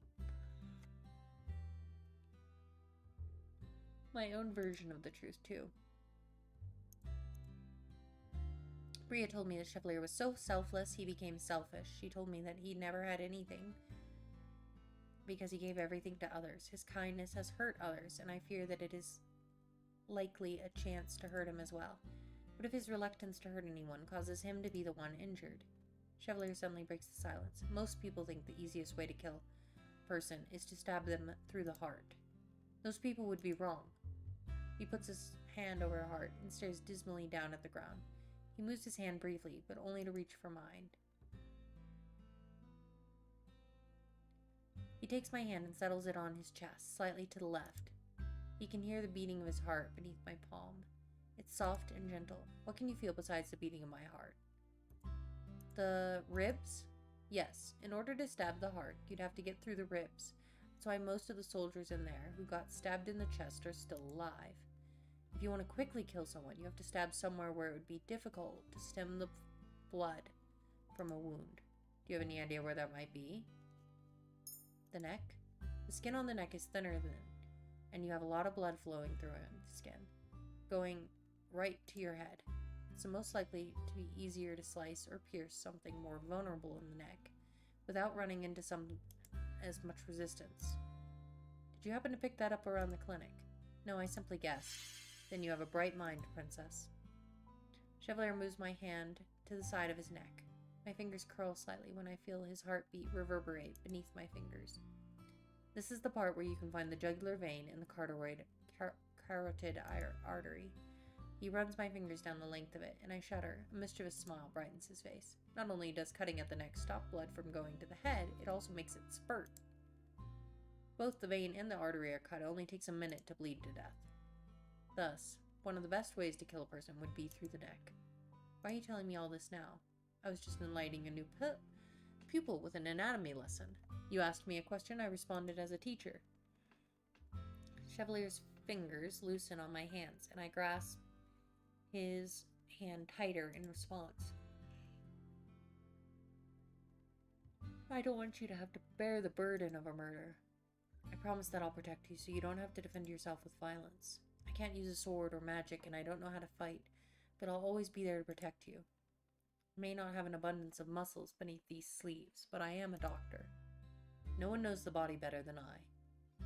So, though it may not be heroic, I do know how to hurt a person.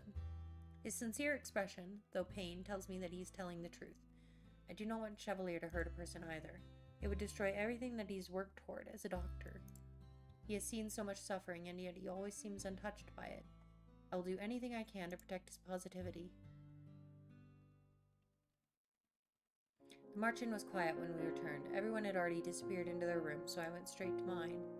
I also forced Chevalier to go back to his. He's been on his feet all day. He needs the rest. I plopped down onto my bed as soon as we returned home. I glanced briefly to the side, where Chevalier's bouquet is in the vase Parfait had given to me. Who is it? Parfait, come in. You've returned. Parfait looks paler than normal, I realized, with a start that Chevalier did not tend to her at all today. Don't look at me like that, I'm fine. How were the soldiers at the clinic? Not good. Many of them had been gravely wounded. Some said they remembered magic. Others said they don't remember anything at all. A shadow falls over Parfait's expression as she sighs. So the circumstances are direr than we thought. It's a good thing the Chevalier is there to lend a helping hand. Did you all manage to come up with a plan? It's proving more difficult than we anticipated.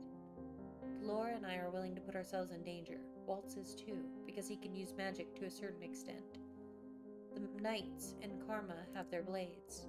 But Chevalier, I do not want to involve him in this, because you're worried about him. Of course I am. You've grown, Princess.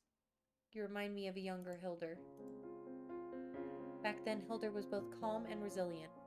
One moment she could be smiling ear to ear, the next she could be stricken and immovable as coldest ice. Two of us were like sisters. We did so much together. We learned together, explored the kingdom together. I can say with all certainty that we were the best of friends. And then the fairy tales happened.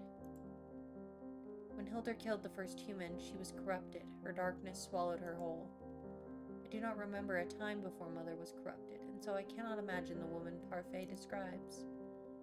I know the old Hildur would have wanted to show you the beauty in things, Princess. She would not want you to suffer. I'm sorry you became so embroiled in things. It was inevitable. If Delora hadn't cursed me, I would still be in the palace, and I'd be just as helpless as everyone else. So while I'm out here, I have a responsibility to help everyone. I touched the incomplete glass slipper. I still haven't even done 3 good deeds. Don't look so sad. You'll complete your 3 good deeds, and things will go back to normal. And of course, you still have friends here when you return. And come to your 18th birthday party. Delora and I will teach you magic. Waltz is eager to help too. But for now, our top priority is a plan. Rest easy, Princess. Things will work out. It's hard to believe that this is a problem that could be so easily solved, but I'll try to believe. When Parfait leaves, I'm left with my own thoughts. I hope everyone at the palace is okay and that they can hold on until we come up with our plan, but I feel like we're already running out of time.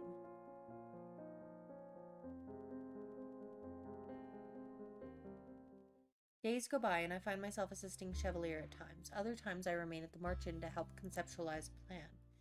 None of our plans have actually shown any promise yet. With all our minds put together, we should be able to come up with something. A week later, I find myself standing outside the clinic door, waiting for Chevalier. I'm sorry to have kept you waiting, Princess. You can drop the title, you know. Lucette, but you are a princess in my eyes. Yes, but you do not need to address me by title, just my name is fine. Reaches to take my hand, and then immediately pulls his hand back, eyes wide. Ah, I forgot it. Forgot what? The medicine that I needed for Parfait. Give me a moment, Lucette. Chevalier plants a quick kiss on my forehead before running inside. I stare at the stairs as I turn to see no one walking around the plaza. Inch forward to the door of the clinic and take a look around. Boo. I suddenly see the silhouette of a man. He takes a few more steps toward me and then stops in front of me. I recognize him immediately. His appearance left quite the impression on me last time. Out at night by yourself? Certainly you know that wolves prowl these streets at night. What do you want? I take a step back and press myself to the door. I reach to the door handle, but the man reaches out a hand to grab my wrist, holding it to the door. I'd say my answer to that question is complicated, Princess. By the expression on your face, I must have hit the nail on the head, eh? You are the princess. How do you know who I am? That is part of the mystery, isn't it? I attempt to wrestle my wrist out of his fingers. Come with me quietly, and you won't get hurt.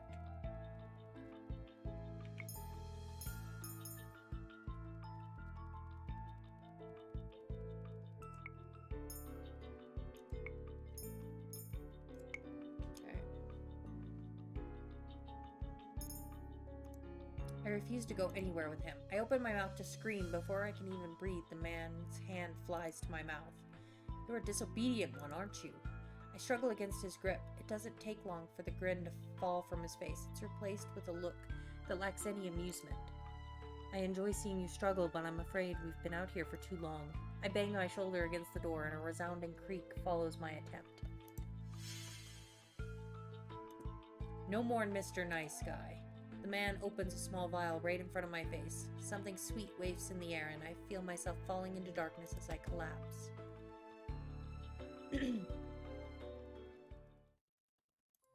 Where am I? I glance around me. My room.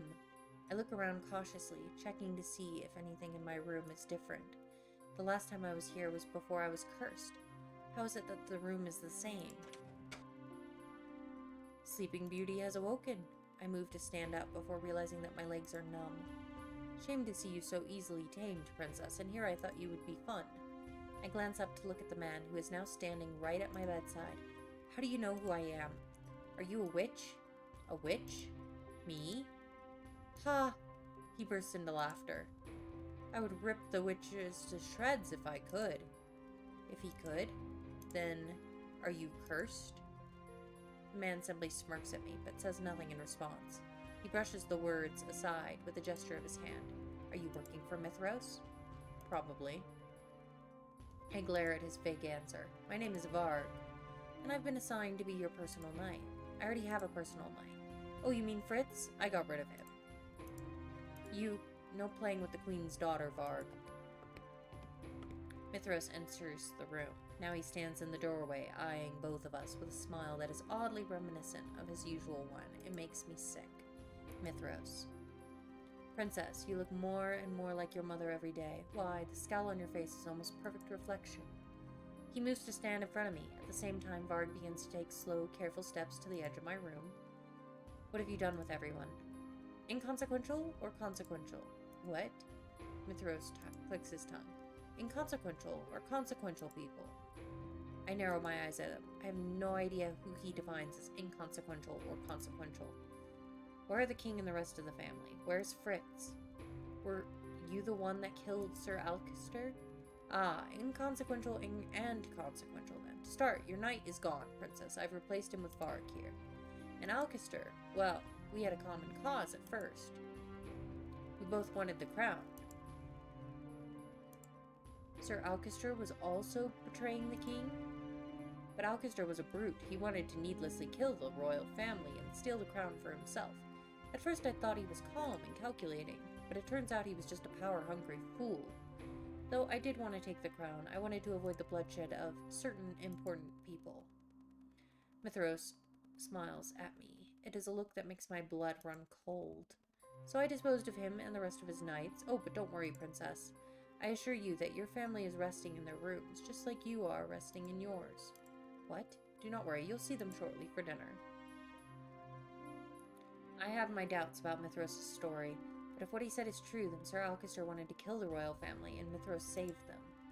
But then he decimated the knights and took the royal family hostage? Why would he do such a thing? They're prisoners, then. Prisoners in their own home? Nonsense. We're all just waiting the queen's return together. The queen? Slowly I feel pieces begin to fit together. The queen. He cannot be talking about Ophelia. Delora, do you think witches are capable of bringing back the dead? Mother is dead. Is she really? You can bring Mother back from the dead? We can, princess. We? The queen has been resting for a long time, waiting for you to gain your powers so that you can help her escape her prison. You're not making any sense. I struggle to keep words from faltering. How is Mother alive? What does he mean by prison? The Tenebrae is the queen's prison. It is linked to the queen's power. Though others presumed she was dead, the queen sealed the last of her powers inside the crystal. All she requires is your power, princess. When you become the next bearer, you will have the ability to release the queen from her prison. My birthday's in a week. That is when I'm meant to take on the responsibilities of becoming the bearer. Though Parfait and Delora never went into more detail beyond that. You'll finally get to see your mother again, princess. I still cannot quite take in everything he has just said. However, if Mithros had approached me before the cursed, I would have helped Mother in a heartbeat. But it was Mother who was the last Tenebrae bearer and the one who brought darkness to Angio. I once believed that Mother was the only person to ever love me. Now I know that I was wrong, that she shut me in from a world that I should have known. But still, even now, I wish she was here.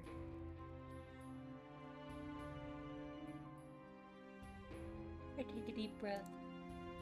But I cannot afford to be selfish. I cannot put anyone else in danger. I will not help you. You don't have a choice, princess. I've set the stage for my queen's return. All that is left is to free her from her cage. We'll speak more of this at the dining table. Mithros leaves the room, leaving me briefly with Varg. Varg smiles at me beneath his mask, then brings his index finger to the temple of his head and loops it. He mouths the word, crazy.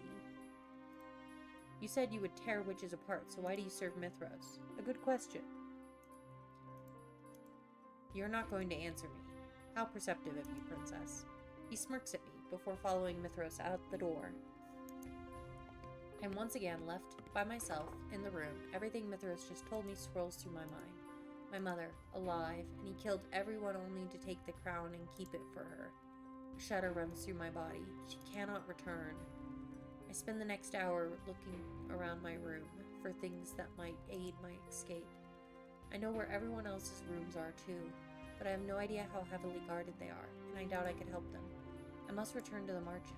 I test the window, but it is locked, probably with magic. The dolls that used to comfort me can do nothing for me now.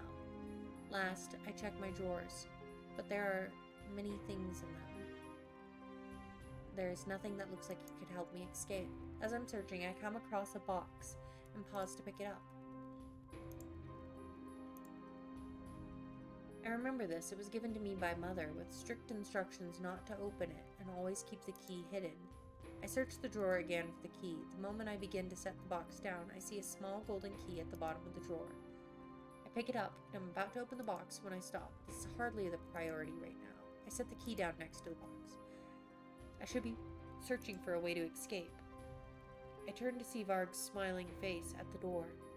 Spades! Good to see you. We're just wrapping up this story. You look like a criminal who's just been caught doing something naughty, says the criminal himself. Maybe we're meant for each other. I narrow my eyes as he approaches. Behind his back. No, not ads. I can make out the open door. Don't even think about it. You don't want me to pounce on you in the hallways, do you? That'd be unpleasant. Varg grabs my wrist. I attempt to struggle free, but he holds tight to me. I'll be your escort to dinner tonight. I keep my head held high as Varg escorts me from the room. On the way to the dining hall, I glimpse the rest of the palace. It's mostly empty, save for a few soldiers. The soldiers that do stand there have a glazed look in their eyes and look right through me. Puppets. A spell cast by Mithros. Varg does not answer as he pulls me through the hallway. Soon I find myself in the dining hall. The guards usually standing by the walls are gone. You?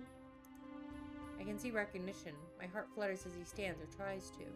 He manages to rise, but only just barely. I notice his feet stay firmly planted where they are.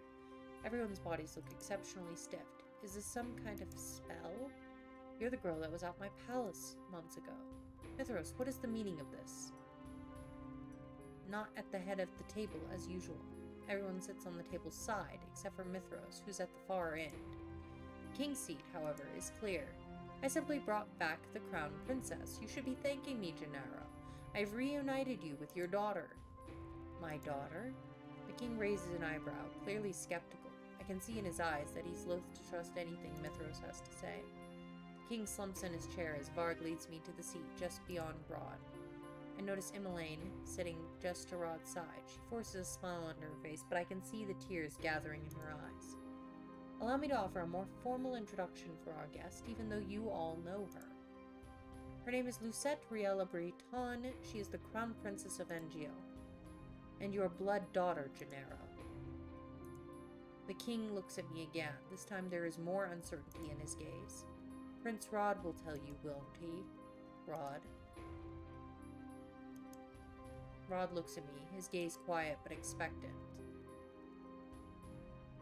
I'm pretty sure this is where I'm supposed to say it's nice to meet you.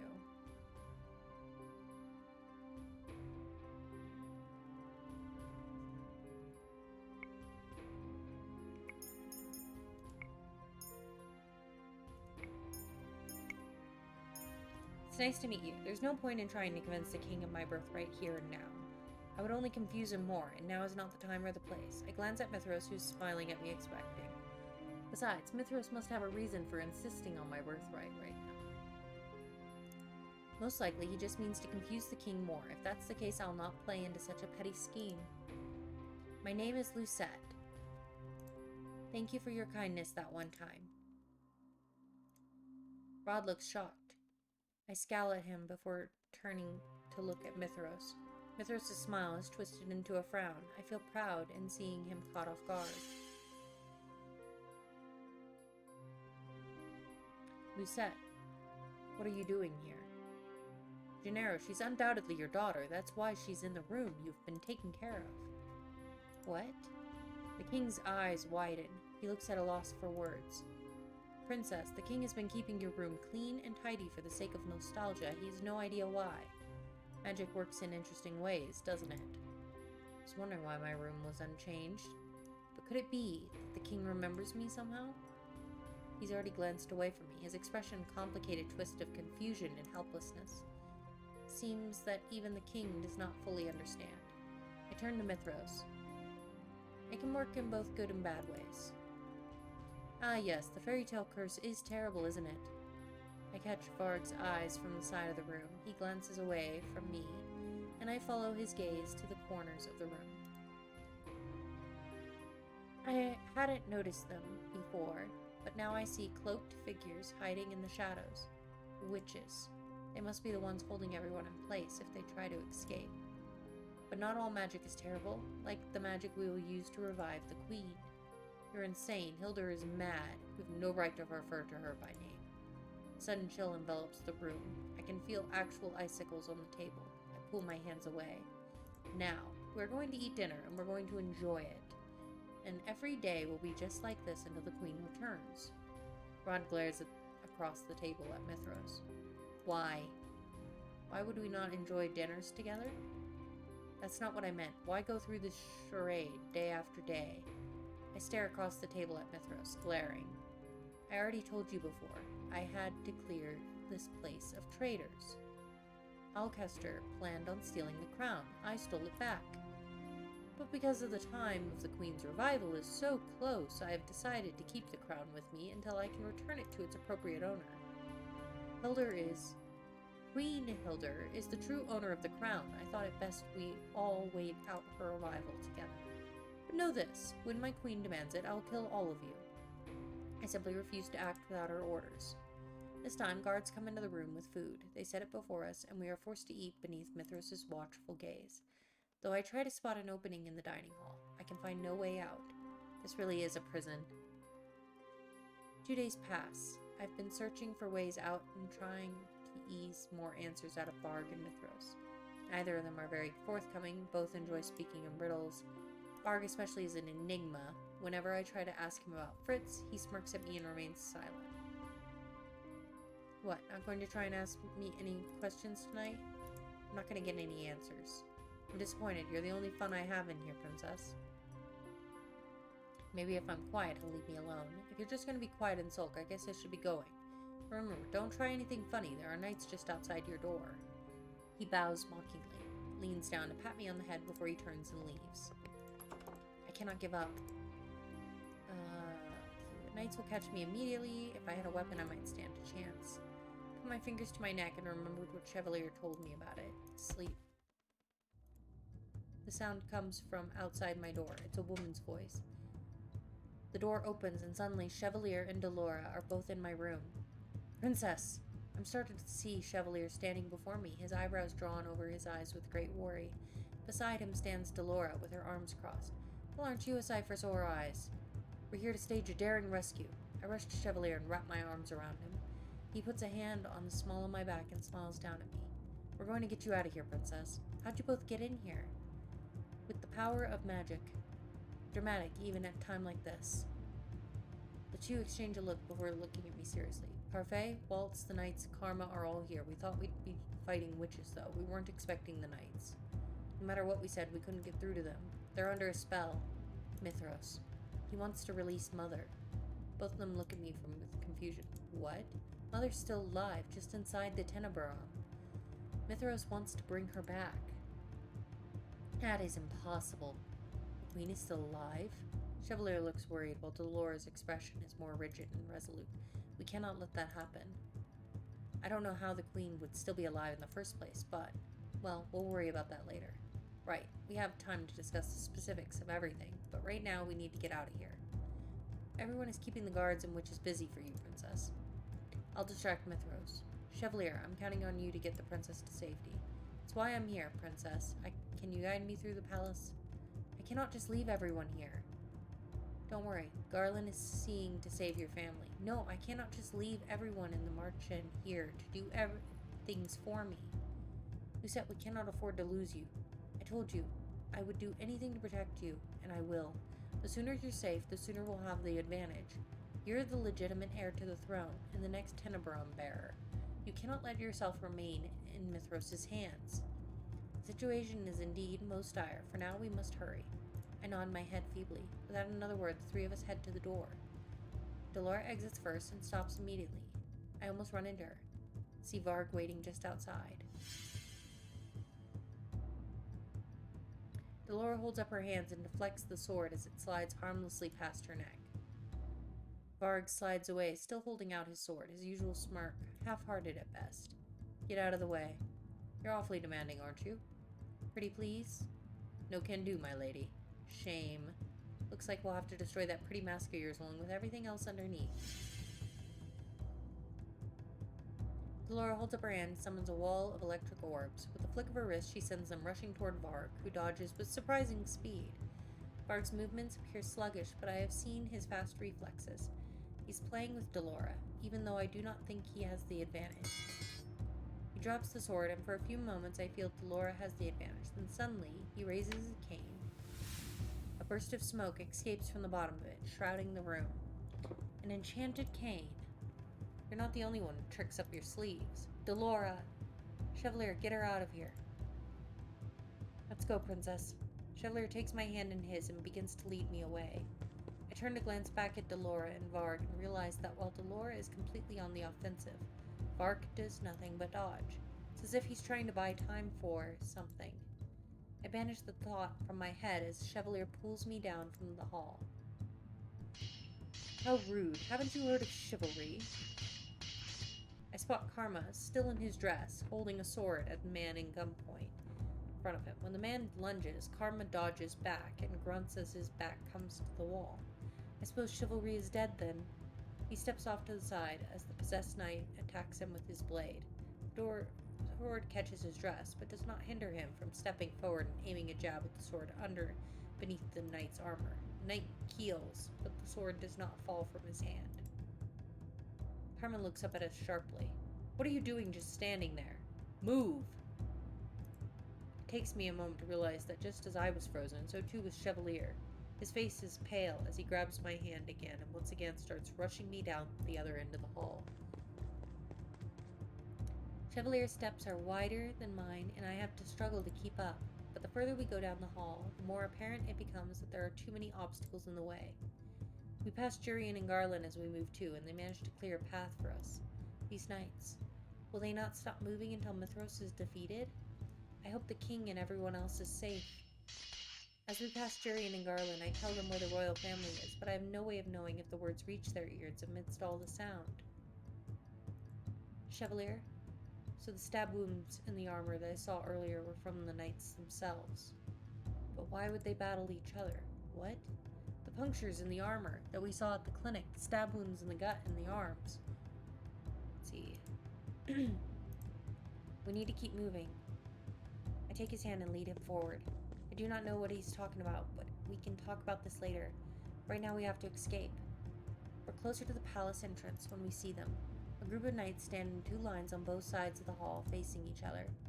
At the far end of the hallway stands a gaggle of witches, and in between them, Mithros. Good evening. Did you enjoy your stroll around the palace? Chevalier immediately moves to stand in front of me. The cloudiness is gone from his eyes. What leaves his mouth is not a demand, but a question.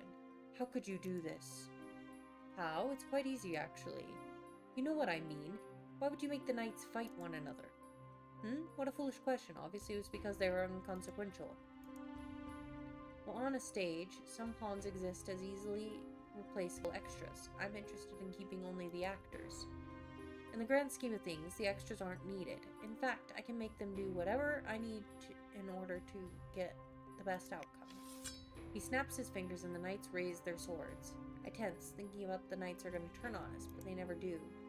Here is an interlude for you to enjoy. The knights are attacking each other. The sound of metal rings in my ears. The knights' swords arc, dive, stab. Mithros watches from behind them, a sly smile never leaving his lips. The two of us can only stand there, stunned into silence. It isn't long before we can see red. The smell of blood begins to linger in the air as swords cut through flesh. Abruptly, I snap to my senses. I attempt to move forward, but Chevalier remains firmly grounded. Chevalier. I heard many things about the doctor working at the clinics. I heard that he was a volunteer who had assisted in helping the injured during the Great War. I also heard that until recently he had been cursed. I knew immediately upon seeing you that you were that volunteer. I suppose it's unavoidable that you and the princess know each other, but to think you would be so close. Chevalier just stares blankly ahead. He looks almost like he's under a spell. His eyes are glazed. I continue to call his name. His eyes follow the sword movements of the knights, and he does not even spare me a glance. Have I unraveled the doctor?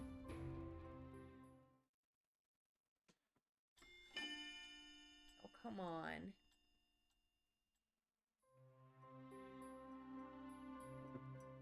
Chevalier, don't listen to him. Just look at all these men you cannot save. All these men dying before your eyes. Chevalier, we have to get away from here. How many people have you really saved? In the grand scheme of things, you have no talent. That is why you sought help from a witch. Mithras' voice is oddly calm, and I can feel some sort of presence in the air that is different from normal. The knight plunges a sword through another's gut, causing him to lose his sword. The sword skitters across the floor, gleaming underneath the moonlight. I look desperately at Chevalier and realize that the magic is already working its way into him. Excuse me. He does not see anyone except for Mithras, who is still smiling at him from behind all the knights. I glance at the sword, remembering what Chevalier taught me. Mithras is unguarded right now, but I have better judgment than that. I told Chevalier that I was going to steer clear of the burden of taking someone's life. I have a promise to keep. I gaze up at Chevalier and realize that this was how he looked every time he regained a memory, like he was stuck in his own mind. There's only one thing I can think of to get him out of this trance. I clench my hand into a fist, and I punch Chevalier in the face. Ow! Gods, my face! Impossible! Chevalier's eyes clear, and when then he looks at me, I can tell he is distraught, but his eyes are seeing and present. Sorry, I thought I lost you. I suppose I needed that, didn't I? Chevalier smiles sheepishly. It's fleeting and gone by the time we both turn to Mithras again. Chevalier looks straight past the still fighting knights. If this bothers Chevalier, which it must, he hides it beneath a neutral expression. How did you break my spell? You cannot even use any magic. She didn't break it with magic. She broke it with the power of love. I stare at him skeptically. We both know that it is not love, and I know Chevalier well enough to know he does not mean that. But Mithras looks furious. Love. Ha! As if some fairy tale love could save you from this predicament. Princess, you're a witch. We feed off negativity, off chaos and loathing. Love serves us no power. Life is about balance. Lucette taught me that. And though I might not be able to uphold a balance of negatives and positives myself, I'm at least going to try. You could try to do the same. Maybe look beyond your depressing life and start reaching for something that gives you happiness. Something that won't plummet you back into the same darkness. Mithras snaps his fingers and the knights all freeze. Then they turn to us, swords raised. I do not need to be lectured by some lovesick fool. Something that won't... By all means, cling to your love. I'll show you how fragile it is. Witches do not need love. Mithras holds out his hands, and the knights begin their steady, deadly march towards us. Chevalier takes my hand and pulls me back. But I see my opening in the narrative. Mithras enjoys inflicting pain with his words, and I can do the same. If you do not need love, if you do not need affection, why are you doing all of this for Mother? I am not. You are doing it to be recognized. Why? Every student wants to impress their teacher. His words are calm, but there's a desperation in them. Mother was Mithras' teacher. I thought he was just reviving her as another witch, but...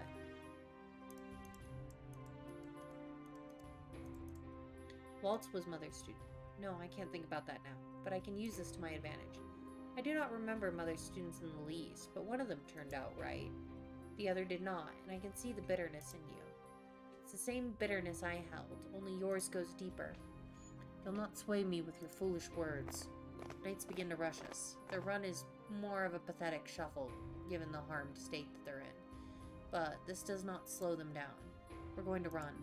But Trust me, Princess, I'll protect you no matter what happens. He grabs my hand and we wait. I can see Chevalier's eyes darting around, and he searches for an opening. I can feel the pulse of his quickened heartbeat through my hand, and know that he is panicking. Suddenly, there is a massive luminescent gold wall in front of us. The knights stumble right into it, their swords hitting the bright barrier. Are you two okay?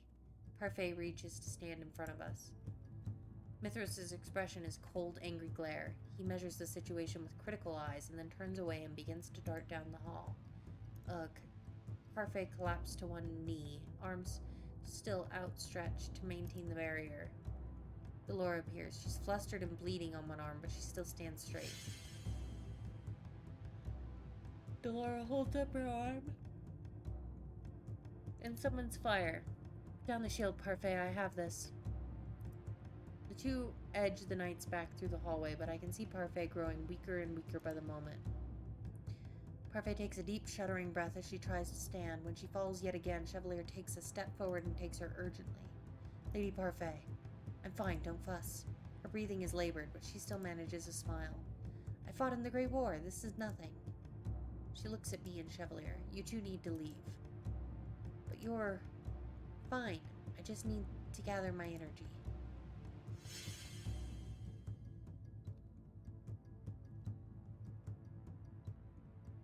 A spell from Dolores sends the knight sprawling to the ground after she creates a heavy downpour of rain that quickly turns into ice. You two keep going. The entrance is clear.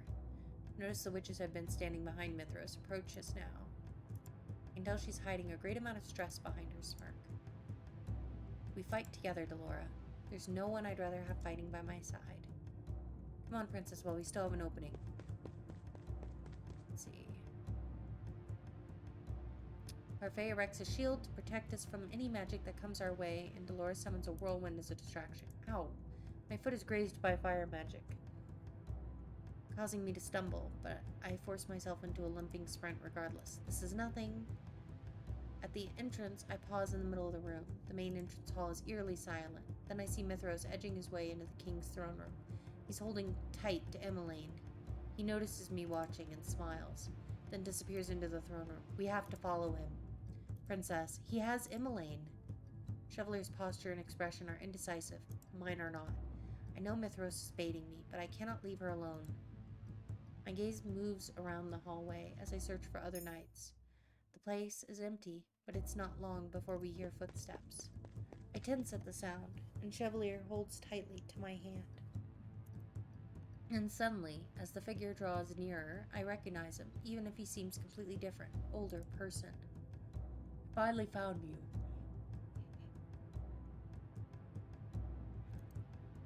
Waltz? You broke your curse, but how? Chevalier stares at him in awe. Now, Waltz the Big. There was never a Waltz the Small. Waltz shakes his head. And I broke my curse unexpectedly. I actually found the item I needed while I was searching around. But I can explain more later. For now, we have to go after Mithras. Do you know where he is? He's in the throne room. Mithras stands in the middle of an empty throne room, holding Emmeline to him. He has his hands around her neck. No sudden moves, you three, or the girl dies. I do know how much death bothers you. At the start, I realize he's talking to Waltz. All three of us are frozen. Myth. Traitor. Why can't you see that Hilda wasn't trying to teach us? She was trying to corrupt us. Silence, traitor. You betrayed her. During the war, you betrayed your own teacher. Hilda was corrupted. She cannot be saved. How dare you use her name? Mithras' fingers tighten on Emmeline's throat. I can see the tears running down her face. Her sobbing is quiet, but it still reaches my ears in the silent room. Varg. Varg appears from the darkness, as he did before. He smiles at all of us from behind, glinting mischievously. You didn't finish the job. You were awfully vague when you told me to take care of them. You know, most people would assume that meant entertaining them and offering them refreshments. Oh, baby. Varg turns to us. He draws the sword he used earlier, his smile fading. I think I see something like pain in his eyes, but then I think it might have been my imagination. He looks stoic as he moves towards us. When Waltz moves, Mithros' hands tighten over Emmeline's neck and she cries out. Chevalier is watching everything quietly. The concern in his eyes is muted by the urgency. Follow his gaze around the room, wondering what he is searching for. Myth, is it? You were injured during the Great War. I tended you once. Stabbed in the stomach. You needed stitches for it. I feel Mithros' confusion before I see it. For just a few moments, though, his gaze is centered on Chevalier, his eyes probing him for information. No one came for you. Your teacher must have thought you were too weak, that you would die. Mithros' hands fly away from Emmeline's neck as he lunges towards Chevalier with a snarl, his expression mad. The room breaks out into chaos then. I feel the rise of magic beside me as Waltz readies a spell, the tension in Chevalier's body as he prepares to shield me, and lastly, I see Varg zip across the room. Everything goes white. When I look up, I see Waltz standing in front of me with a shield. Mithros' hand lies flat against the shield, and I can feel the heat of his magic. Varg lies on the ground beside his fallen sword, unconscious from the impact of magic. Even Chevalier is on his knees. I rush toward the sword at the same time Waltz pushes Mithros back onto the ground. Then, sword in hand, I stand above Mithros and aim it at his neck. The blade touches his skin without sinking into it. Emmeline is hiding behind the throne, staring out at the scene with shock on her tear-stained face. Will you kill me? Mithros' smile is a mere shadow of itself. You saw the soldiers.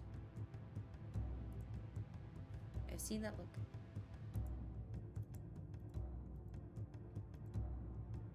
That desperation is in Mithros' eyes now, a man that clings to life. It would be so easy to slice his throat. I've seen so much bloodshed on this night. It was all caused by Mithros. If I kill him, I can stop all of it. But that would make me no better than Mother. I drop the sword. Mithros actually stops to stare at me in shock. I am not like Mother. I'll not kill you for revenge. No sooner have I said the words than I feel sudden heat in my chest. My hand instinctively reaches up to grab the necklace around my neck. And then there is a bright light. When the light clears, a new source of light catches my eye.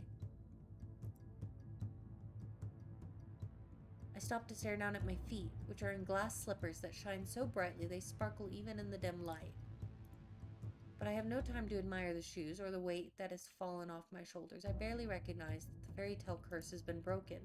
Emmeline rises from beyond the screen. Lucette, watch out! Mithros grabbed the sword with his hand, turned it around, and is aiming it at my chest. It hits a barrier. Parfait stands beside me once more, her face devoid of any color. I did not see her rush in there. She takes a step forward, as if to shield me. Out of my way. Mithros draws the sword back and plunges it against the shield. This time the blade is coated with darkness. Pierces the already flimsy shield, and the blade goes through Parfait's heart. Parfait! Parfait grabs the blade and narrows her eyes at Mithros. I'm sorry Hildur did not appreciate you. Something swells inside me as I stare at Parfait. The sword is impaled on her, and I can see her eyes go glassy. I cannot speak. I cannot breathe. Waltz rushes forward with his magic and pins Mithros forcefully to the ground. He raises his hand, but it never comes down in time. A sword strikes past his shoulder, right at Mithros' neck. When I turn, it is Chevalier that is holding it. His body shakes as tears run down his cheeks.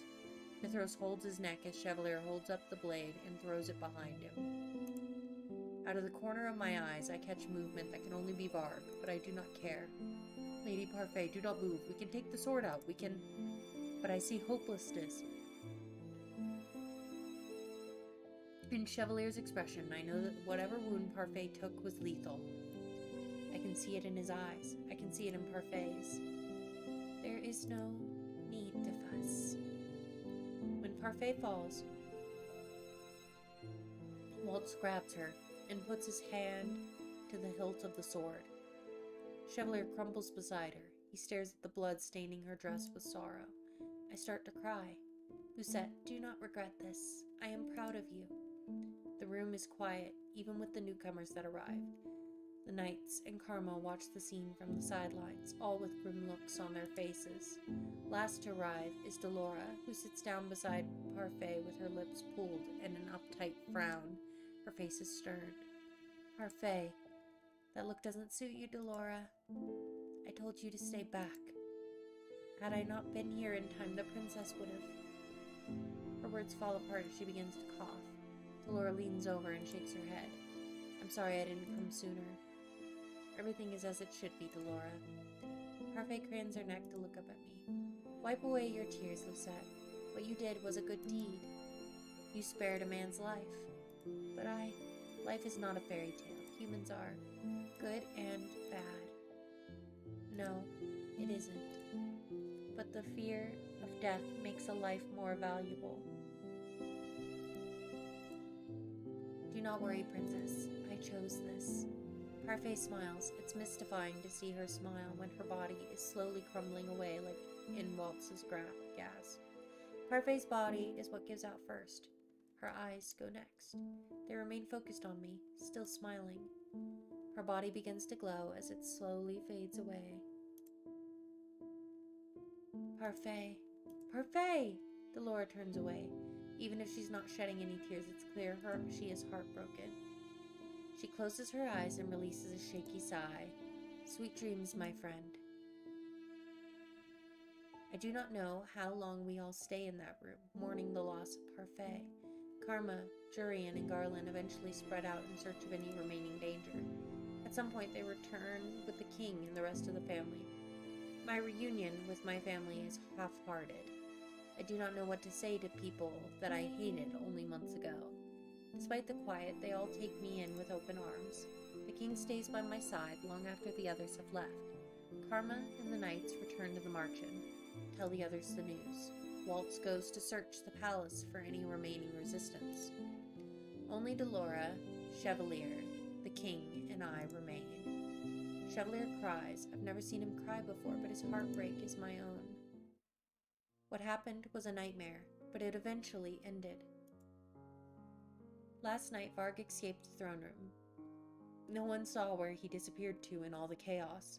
I'm beginning to believe that his faint was a trick. Since the night had left everyone so tired, we were offered rooms in the palace. I came to my room with Chevalier, where the two of us attempted to comfort each other with words. Chevalier was especially shaken, being the one to kill Mithros. He was in tears for a long time. I'm pretty sure that I must have fallen asleep sometime when we were talking, but I'm lying in my bed, underneath my covers, and though I think for a few moments it must have been a figment of my imagination, it is not. Chevalier is definitely lying next to me, sleeping beneath those same covers. How did this happen? I put off the recollection of the previous day to stare at Chevalier's face. His glasses are off, and without them, his face seems strangely empty. He looks vulnerable, almost like a child, except his features are too handsome for that. What am I thinking? I slowly put my hand to his cheek and flinch when his eyebrows moved. Moments later, his eyes open. They're foggy this early in the morning. What is this? Have I been woken by my princess?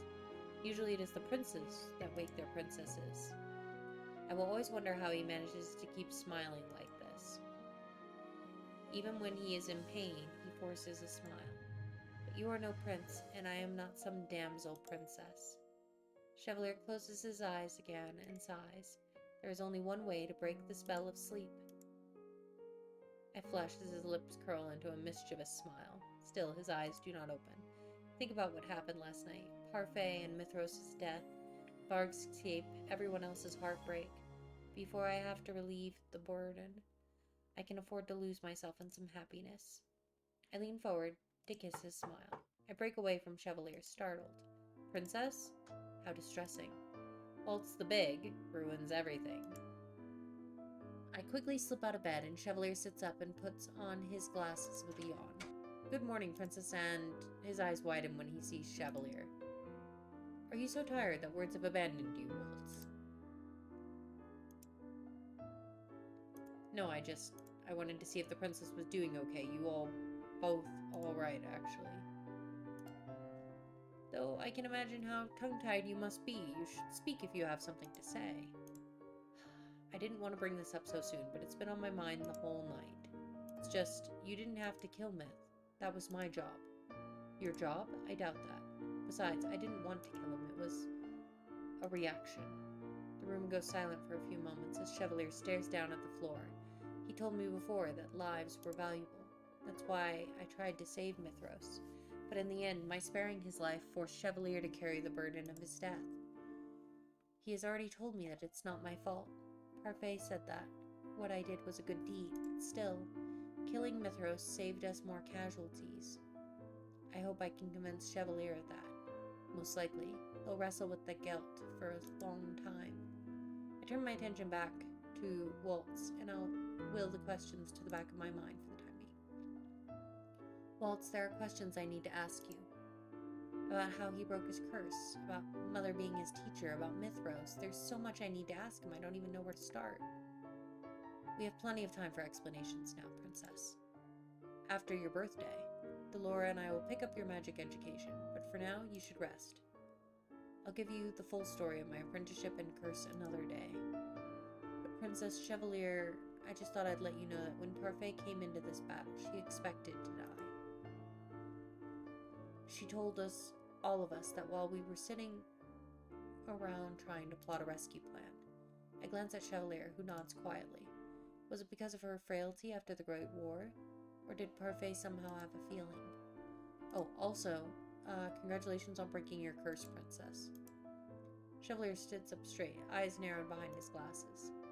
Waltz, I was supposed to congratulate her first. Stands and kisses me promptly on the cheek. My cheeks flush, and even Waltz looks embarrassed.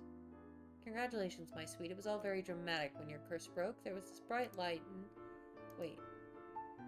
Why was there no bright light when I broke my curse? Both Waltz and I burst into laughter. Chevalier just sighs dramatically. He leans against my shoulder, and I do not protest. I have a feeling that getting through the memory of last night might be easier with him here. If anyone can put a smile on my face, it's Chevalier. We hope to see you again at the Marchen soon, Princess. I'll be back.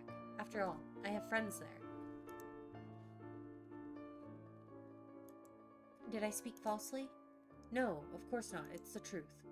Anyway, I need to get going. I've explained what happened to your father, but you should talk to him privately soon. After everything that happened last night, speaking to the king is the last thing on my mind. But I suppose it must be done. Thank you, Waltz. And you, Chevalier, might want to ask for a guest room. But no bed is as comfy as the princess's. I nudge him without realizing it, but Chevalier just laughs. We promise Waltz that we'll see him and everyone else in the Marchen soon. Afterwards, Waltz hurries out and shuts the door. My eyes go to the edge of the bed, where something shiny catches my eyes. The glass slippers are a reminder of everything that happened yesterday, of the fact that life goes on beyond black and white. Good and evil are subjective. In the end, life is gray, Mother. Both good and bad, but even so, even though fairy tale endings cannot exist, I still want to live my life with everyone else. Mithros centered his life around a single person. He was selfish. I will become someone better than him. Thinking about Mithros makes me remember something. Chevalier, yesterday you said you took care of Mithros during the Great War, that no one came for him. Was that true? I don't know, Lucette. He acted like it was, though, wasn't it? You never know, Mithros. No, I didn't know him at all. I don't know if I would have been able to strike him down if I did. I don't know what burden he carried, but it seemed heavy. I only guessed at what I could say to distract him. I'd heard rumors of a strong witch that went abandoned for many years. That may have been him, it might not have been. So deception exists in everyone, but it's not entirely what Mother said it was.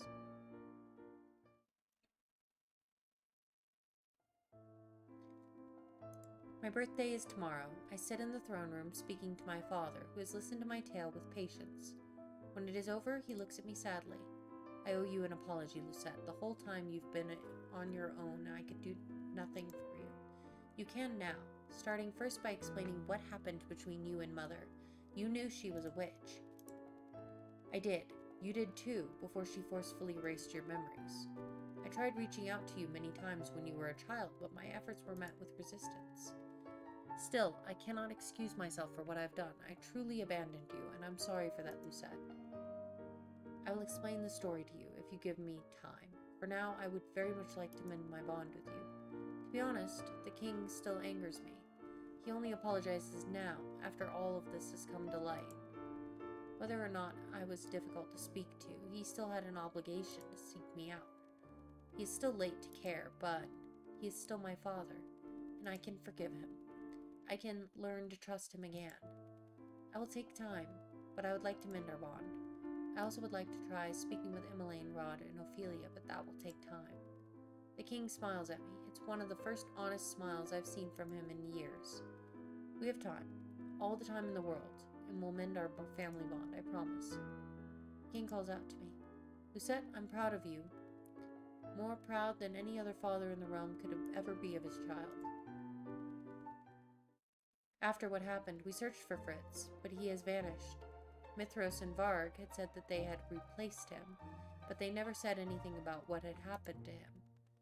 We searched endlessly, but to no avail. All I can hope is that he is safe, and that I will reunite with him again in the future.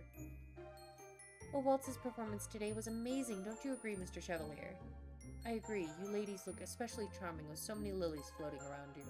Oh my. He always speaks like that, do not mind him. It's been a whole month since the events at the palace. My birthday has come and gone. Now my life begins. I've been practicing magic with Waltz and Delora, attempting to bond with my family, and visiting the Marchen when time allows me to. Annis was overjoyed to see me visiting often. Since Chevalier operates from there as a doctor, I visit often. Mostly though, he clings to me like a leech. Oftentimes I find him in my bed when I could have sworn he was sleeping in another room for the night. Sometimes at night he has nightmares of blood on his hands and of Mithros' death. And at those times I'm glad to be sitting right beside him so that I can promise him that things are all right. As for the fairy tale curse, I have no idea how Lucette puts up with you. Rod's voice comes out from between his lips. Now he can actually speak. Since the fairy tale curse was tied to Mother's still living soul in the crystal, her disappearance and my taking her place immediately caused the root to vanish. I've been working for days to break everyone's fairy tale curses with magic. When I'm done, no one in this kingdom will have to suffer from it ever again. Now the Marchen is not just a place reserved for the cursed. Now it is open to the public. Lucette enjoys it though. She finds my poetic weavings to be the best in the kingdom. What he means to say is that I can only put up with them because of our relationship. Loving someone so much you can put up with their nonsensical poetry. I thought you were the nice one, Princess Emmeline. No, she has a point. Emmeline focuses her attention on a musician standing off in the distance. She points excitedly, then rushes over after them, pulling her brother with her. Her guards follow. Ever since that incident at the palace, we've had more security. I do not blame the king, though it can be tiring at times. Luckily, he's more lax with me. When I told him Chevalier was going to be with me, he settled with having Emmeline and I share guards. And so I get to be alone with Chevalier, often. Father was wary of him at first until he found out he was a renowned doctor. Now he and Chevalier get on well enough. Chevalier takes a step closer to me and I place my hands around his arm.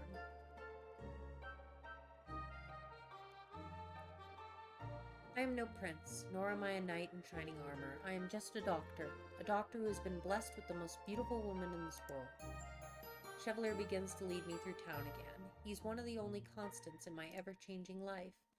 He's the one that will always make me smile, and we share a burden, the burden of a friend's death. He's more burdened with nightmares than I am, and while I wish I could do more to help, I can at least listen to him, just like he listens to me. No matter the burden, it can be overcome. Lucette? Yes? I love you, more than anything in this world. I love you too. We share one kiss, ignoring the spectators in the town with a shared smile. Then we follow after Emmeline. And that ends it! We officially completed a route, and it only took almost 7 hours. I am in desperate need of bed. We will not be raiding tonight as a result of this having gone so very, very long. So, but thank you all for joining me for exploring this tale with me. It is a really cute game. Like I said, if you're interested in it, it is a free game on Steam. And there's a total of 10 different endings. So there's all sorts of stories to explore. So yeah, I mean, it is a really cute game. Um, but yeah, but I hope you all have a great rest of your night or morning, as the case may be, given the time. And I will see you guys around the internet very soon. I'll let it get through the little slideshow here. Of all the screenshots. But yeah, Rumple's not that bad.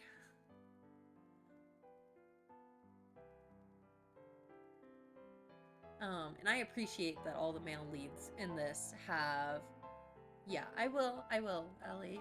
So I just wanted to get that bit done. All right, but yeah, so I'm gonna go to bed now, and you guys all have a great night. And my next stream will be tomorrow night. Well, I guess tonight now, because it's past midnight. So, but I will see you guys later. Bye.